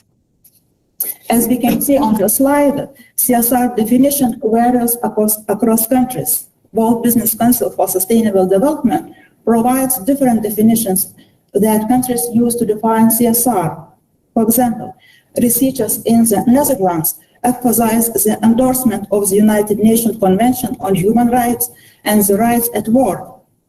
Americans firstly recognize the personal responsibility for persons' actions. People in Thailand emphasize the relevance of meaningful actions at a local level. Brazilians, at the same time, associate CSR with economic growth, protection of environment, and ethical business. As we can see, different countries focuses on different CSR aspects. CSR definition that has been provided by European Commission is very holistic and state that CSR is the responsibility of enterprises for their impact on society. Therefore, some authors associate CSR with sustainable development because companies include environmental and social as well as economic issues voluntary in their activity. Some authors associate CSR with a benefit for society because companies agree to work in a way that protects society and improves its well-being. The rest authors associate CSR with competitive advantage in the sense that in the long run, investment in CSR creates a set of benefits for companies that include better reputation and visibility as well as higher productivity. CSR pyramid that was provided by famous American research economist Carroll also raises questions in understanding and explanation of CSR phenomenon. If CSR should be implemented on voluntary basis, what means legal responsibility then? The national government requires all companies to adhere to the law. If companies violate the law, the activity of such company can be suspended and the company can be punished. Can a company be called socially responsible if it meets only, for example, legal or economical responsibilities? This is still a rhetorical question in many countries. The analysis of empirical studies and academic papers on CSR has revealed that different approaches and different methods can be used to assess CSR. But more often, researchers use three methods. It is survey method, document content analysis method, and index calculation method. All these methods have both advantages and disadvantages.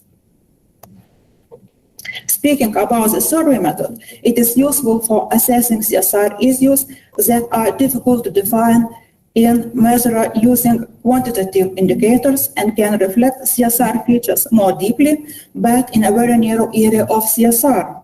This method has low feedback and is time-consuming. Different understanding of CSR among people living in countries with different cultural environment, social policy, economic development, social policy can significantly influence the scores of CSR. For example, people with different level of pessimism or optimism, different level of individualism or collectivism value differently the same aspect of CSR. The method of document content analysis is very useful in managing very large amounts of data and eliminating over-information if coding of the text is very clear. At the same time, the quality, information quantity, and content of CSR reports significantly depend on countries' characteristics have been mentioned before. It means that the provided information about CSR can be difficult to compare among countries. This method cannot avoid subjectivity. It is worth noting that small and medium companies reluctantly disclose and provide information in CSR reports because relations between employer and employees are usually informal than formal and usually are not documented. Speaking about CSR index calculation method, it is worth noting that it is the most comprehensive method because it can cover both qualitative and quantitative data and comprehensively reflect the CSR level. Indices are also characterized by consistency and stability. and can be easily compared at international level. On the other hand, the construction and calculation of the index is time-consuming and requires many analysts taking part in the index construction process. In addition, it requires specific knowledge and experience. Indices has other minors that are usually calculated only for big listed companies. And summarizing the results of this research, one can state that economic globalization and other factors insist to unify the definition of CSR and define equal conditions and reliable methods of the assessment of CSR in different countries. Also, CSR phenomenon is very complex and no one single indicator can reflect CSR comprehensively.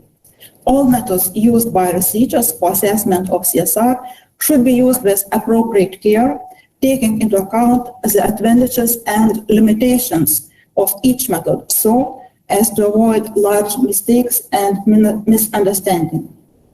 So it's my results of my research, and thank you very much for your attention. Thank you very much. And again, we have a time for discussion. Please, questions, comments? Yes, you're welcome. So I understand that you're a little bit tired. We have a long day of presentation, but anyway, we have a time. Okay, no comments? Anyway, thank you very much for your interesting presentation. And again, now voice for our organization committee. Yes.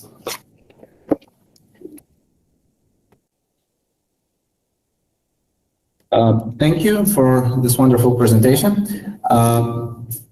Sadly, one of our attendees could not attend physically, so we have a recording of the presentation. So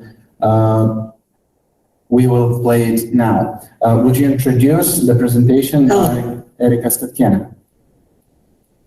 Yes.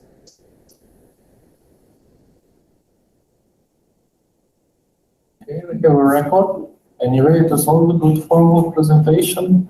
Yes, let's start. Yes, in this case.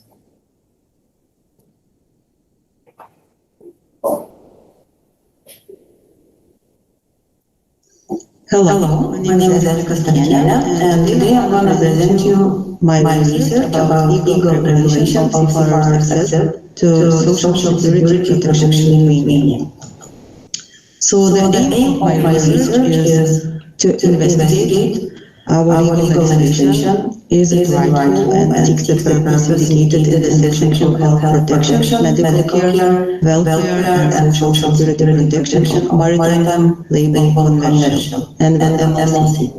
To compare and analyze our legal basis, its correspondence with the requirements of the MLC Convention, and to constitute inadequate consensus and to propose the solutions for better implementation of Lithuanian legislation. Methods used to seek the goal of the research: qualitative and comparative document analysis combined with deductive and inductive method we use for evaluation and implementation of research. To seek its results, and these methods we applied by analyzing and comparing publications, legal doctrine, legal acts, European Union conventions, resolutions, and relevant cases. My research results and conclusions. Main problem in incompatibility with requirements of seafarers' identity document convention number 118. We detected Lithuanian legislation, so Lithuanian legislation which limits seafarers' stay up till 6 months in the port without holding a visa when entry is requested for temporary short leave, while the system on the port is not compatible with above mentioned convention and its requirements. So this legislation should be amended and corrected properly in the future.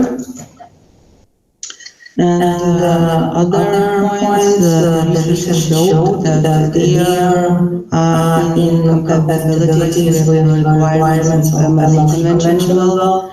So Lithuanian legislation reaches MLC convention and standards indicated in Article 4.6.4.5, which were requirements to ensure that all seafarers would have access to social security protection in accordance with MLC convention without prejudice, as well as to undertake to achieve progressively comprehensive social security broad protection for seafarers, ensuring that the extent provided for in this national law who are entitled to benefit from social security protection were not less favorable than to shore workers. So the Republic of Lithuania has adopted MLC convention, therefore undertook to take obligation and to work in accordance with its provision. The salary regulation in Lithuania for seafarers, which still contains the two parts of the salary payment composition, the basic salary and the daily allowance, which are not taxable at the moment, do not comply with the stipulations of the convention, which indicating that seafarers must be provided social security guarantees, not less than social guarantees for shore-based workers. So therefore, Lithuanian regulation in current matter should be revised and amended accordingly MLC convention and its requirements and to include daily allowances in the basic salary, thus providing adequate social guarantees for pensions, accommodation, healthcare, sickness benefits to the seafarers of Lithuania. So, thank you for your patience and for having me here in this wonderful event. Have a nice day. Okay, in this case, if you have questions, you need to write email directly to after one options how we could communicate. But anyway, it's also kind of a form of communication between several forms. Anyway, thank you also for interesting presentation. Yes, please, do you have some? Because we not finished. Yes. One of the, thank you very much for all presentation. I think we worked very hard. All of the presentations very interesting. Discussion also very active. And we in a team decided to also to choose the best, most interesting representation in our section. Please allow me to announce the best and most interesting presentation. One section and my colleagues to present the best, most interesting presentation in other one section. First of all, Dr. Isabel Paloma Dominguez, again, University of Seville, Spain. Thank you very much for interesting presentation and for discussion. Of course, it was a very interesting part. Thank you very much. Thank you. And the second also, young scientists, but topics really also interesting for us. Also this discussion was interesting. Eva Pitroke, Kaunas University of Technology. Yes, congratulations. Okay, and this also. It was a very difficult task to decide which presentation is the best, but we together, I and my colleagues decided that the best presentation was made by Tomas Ripkiūnas and Professor Valentinas Navickas from Kaunas University of Technology. And another presentation was made by Professor Inga Davydienė, lecturer in Presbadauskaitė Venskė, Associate Professor Remigijus Dalytė, and lecturer Toma Migelaitė from Kaunas, from Klaipėda University, LCC University, Lithuania Business University of Applied Science. And that's it. Thank you very much. Because all presentations were very important, very relevant, and really it was very difficult to decide. Thank you very much. Okay, and now voice organizer. So, thank you. This is the end of section 1. And now we will proceed to the next part of the conference. And at first, we would like to thank Professor Angela Likiene and Associate Professor Jurgita Martinkiene. Without them, this conference would not be possible. Can we give them a round of applause, please?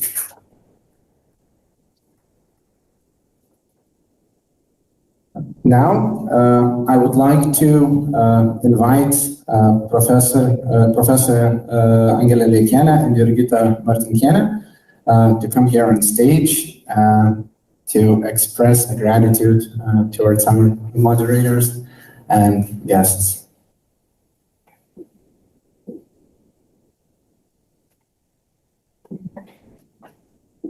Very important conference.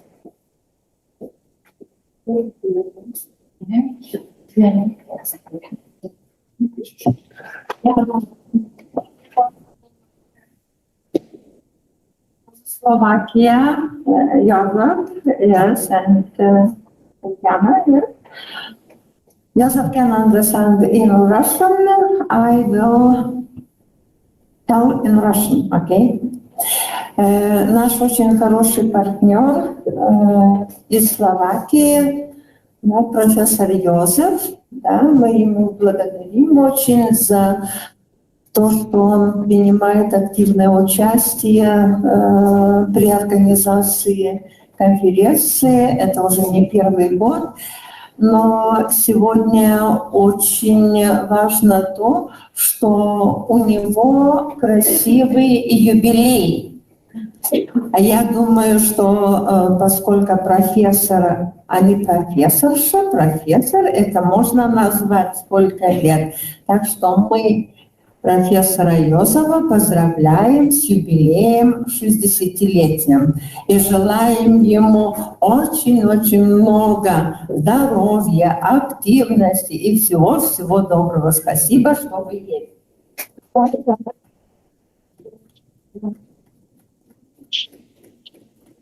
Мы ему на память, да, чтобы он имел с чем писать и подписаться, потому что он очень много всех других награждает, да, то есть вардиней, как по-русски вардиней, именное, ручка именная, да, и, да, благодарность, да, за то, что мы на самом деле столько много лет с ним сотрудничаем. Так что вас очень поздравляем с красивым юбилеем. Я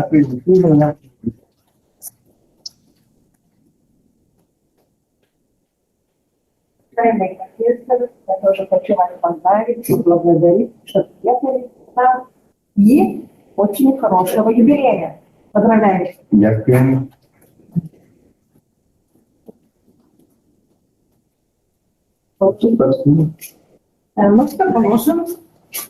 Ďakujem veľmi pekne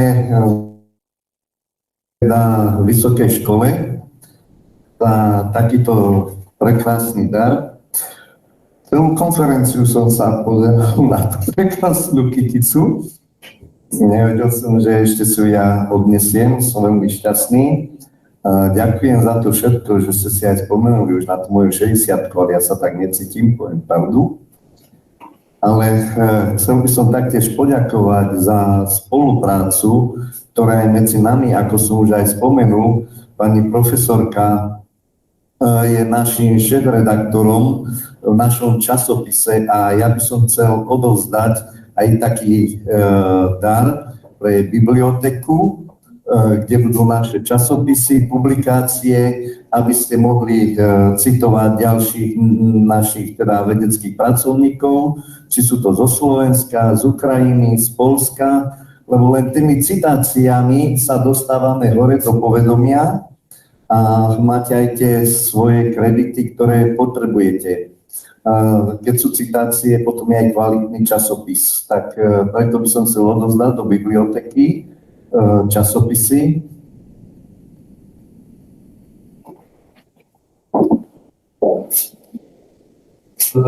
Žurnálus bibliotece, to je časopis žurnál. Odozdať by som chcel tieto prekrásne časopisy, kde pani profesorky sú v redakčnej rade, aj šéf redakčnej rady, som do vašej biblioteky. Pani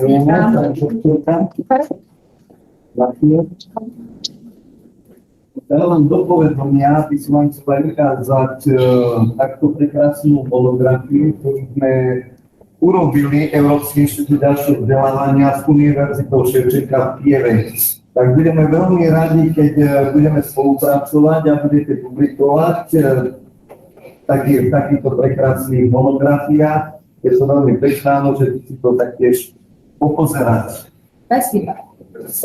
Európsky inštitút ďalšieho vzdelávania poskytuje aj povýšenie kvalifikácie, rôzne stažovanie, preto vás pozývam na Slovensko do Podhajskej, že sa môžeme naviazať s ďalšími univerzitami a začať takú medzinárodnú spoluprácu.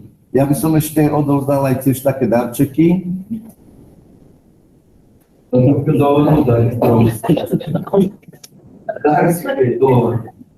Pani profesorka, to je tiež od nás odo mňa teda taký darček.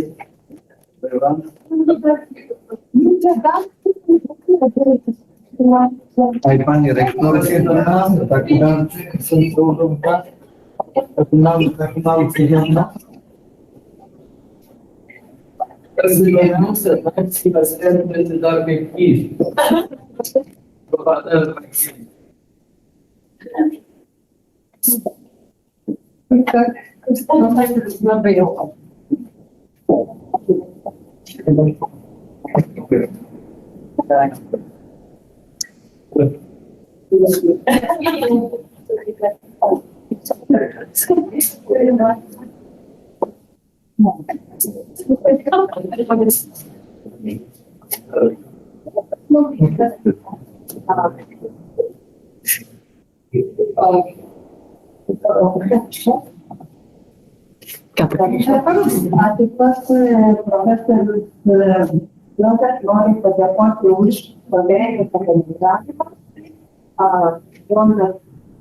Also, the Professor Joseph wants to say thank you for organizing this international conference. Associate Professor Emigel.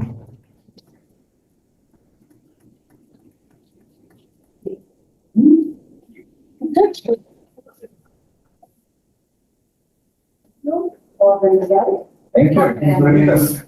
Ďakujeme za spoluprácu.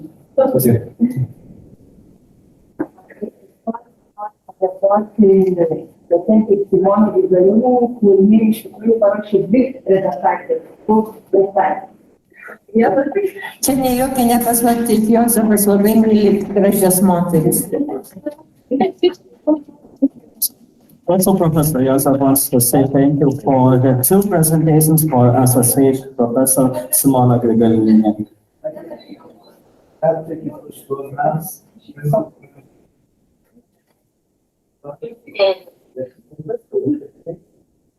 Ešte máme tu na také ďakujeme listy, ďalšie, ktoré by som chcel odozdať.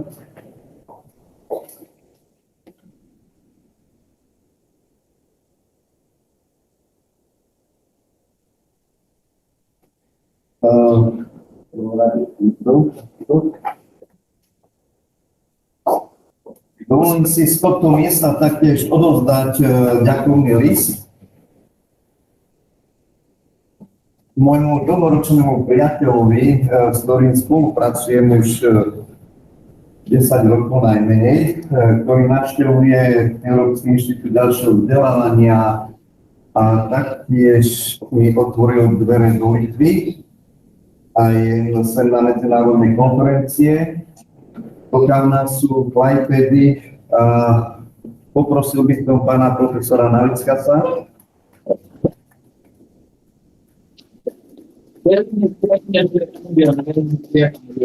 To je taký môj blízky priateľ, alebo rád, myslím, že aj mňa. Teším sa na ďalšiu spoluprácu, aj teda u nás na Slovensku, navštevuje Slovenskú univerzitu v Trenčíne.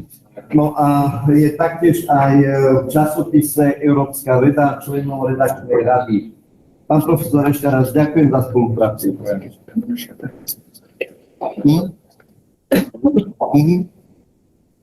Dalo by sa ďakovať vám všetkým. Toľko darčekov som tak nevedel doniesť, ale na Slovensku vám poďakujem, alebo v prípade budúcnosti u vás.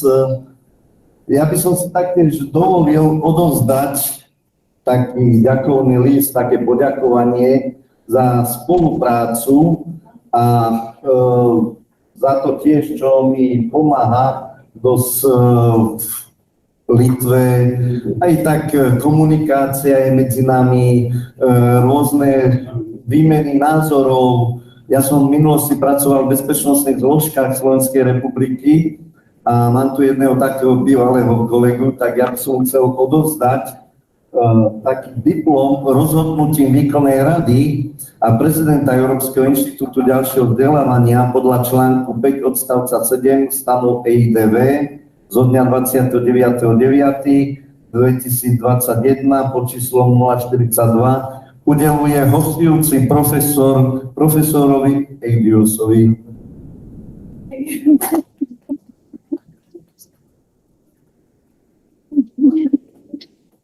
Eidius sa tak stará o mňa, prichádza k nám na Slovensko, komunikujeme či po mailoch, po messengeroch. Ja sa ho pýtam, čo tam, aké jeho názory sú na spoluprácu, našu časopisy na medzinárodnej konferencie, tiež taký môj blízky priateľ. Preto je mi cťou mu udeliť takýto diplom hostujúci profesor, US profesor. Ďakujem za spoluprácu. Na záver, čo by som chcel, pozývam vás k nám na Slovensko. Pochádzam z takého juhu Slovenska, juhozápad. U nás sú termálne istočníky, termálne vody, tak prichádzajte ako priatelia. Môžeme organizovať rôzne medzinárodné konferencie, okrúhle stoly, či už online, ale najkrajšie je to, keď sa stretneme osobne, lebo odovzdať to ľudské teplo očami, človek človeku je to najkrajšie. Tak preto prichádzajte k nám, budem veľmi rád, keď sa stretneme a budeme úzko spolupracovať. Jozef, počkaj. Jisai kviečia atvykti į kur yra jo institutas Slovakijos miestelėje Podhaiska ir ten yra tos, panašiai kaip pas mus Birštone, druskininkuose yra tos terminės gydyklos ir jos labai sparčiai plečiasi, auga, sako, ir pasigydysit, ir žmonių šilumos atgausit ir visa kita. No a záverom ďakujem za pozvanie na prekrásnu medzinárodnú konferenciu. Budeme si odnášať veľmi pekné spomienky a teším sa na vás na Slovensku. Ďakujem ešte raz.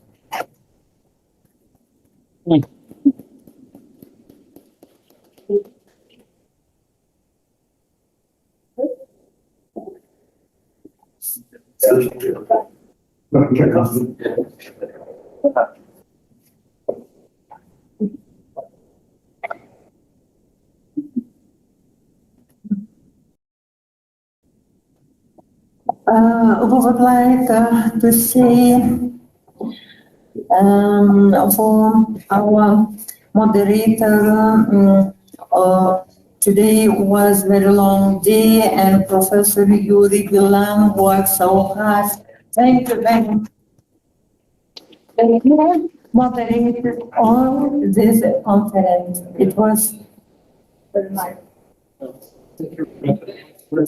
Yeah. Thank you.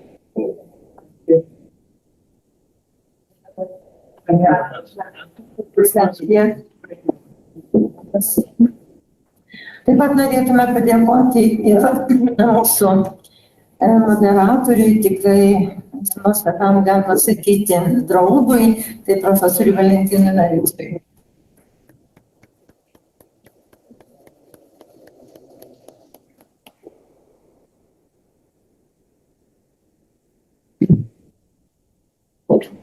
Norėtume padėkoti ir would like to say thanks for the moderator different sections. I mean, Associate Professor Dr. Isolda Skripytė, thank you very much.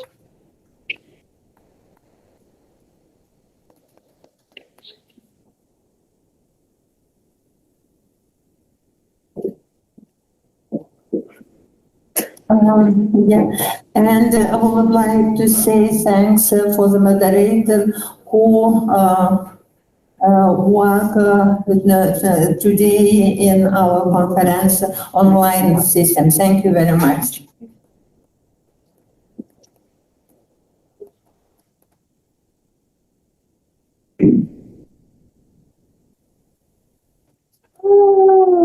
Yes, and special thanks for the Professor Patobi who comes from USA. Thank you very much.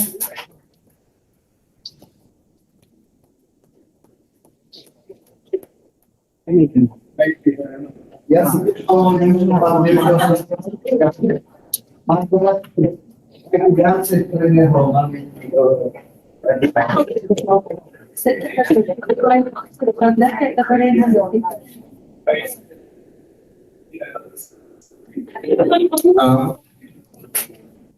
There are moderators that are not present here. They're online. You can see them on the screen.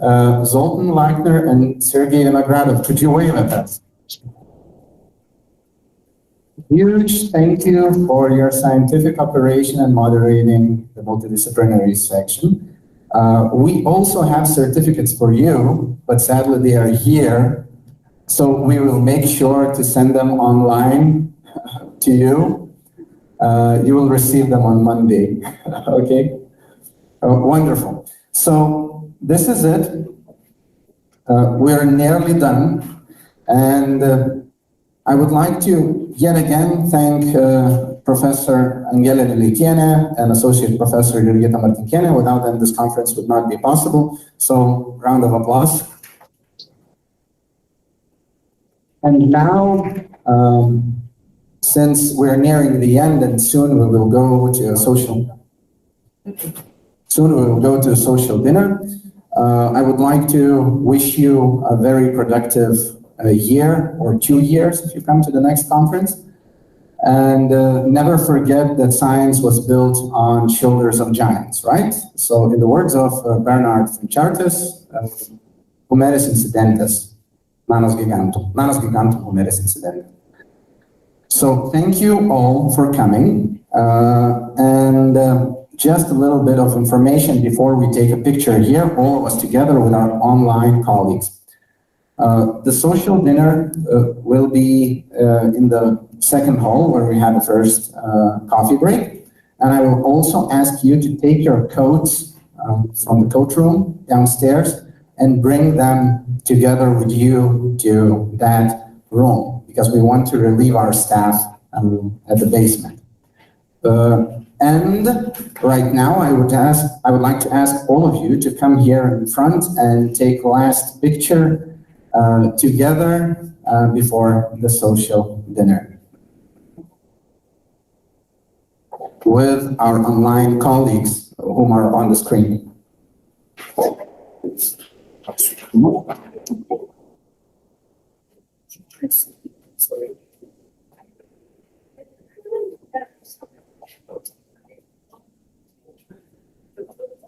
So Secretary Chairman, please stand closer to each other.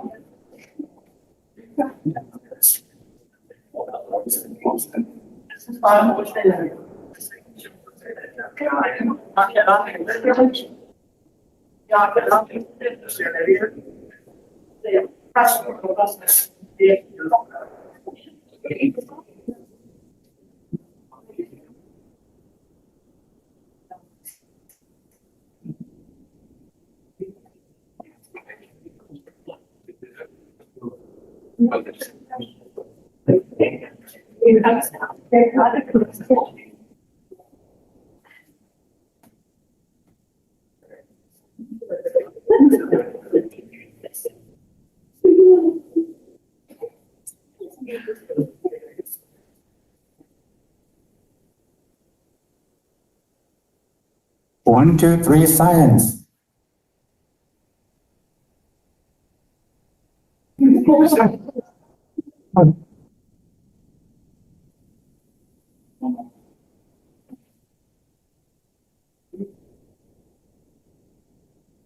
That was 7 more. Okay, thank you everyone. Please don't forget to take your coats with you. And colleagues online, thank you. Thank you for participating. And this is it. This is the end of the conference.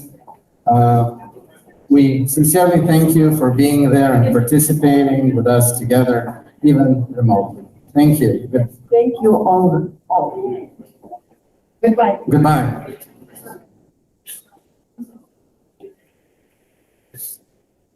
Čia mūsų, bet tas yra.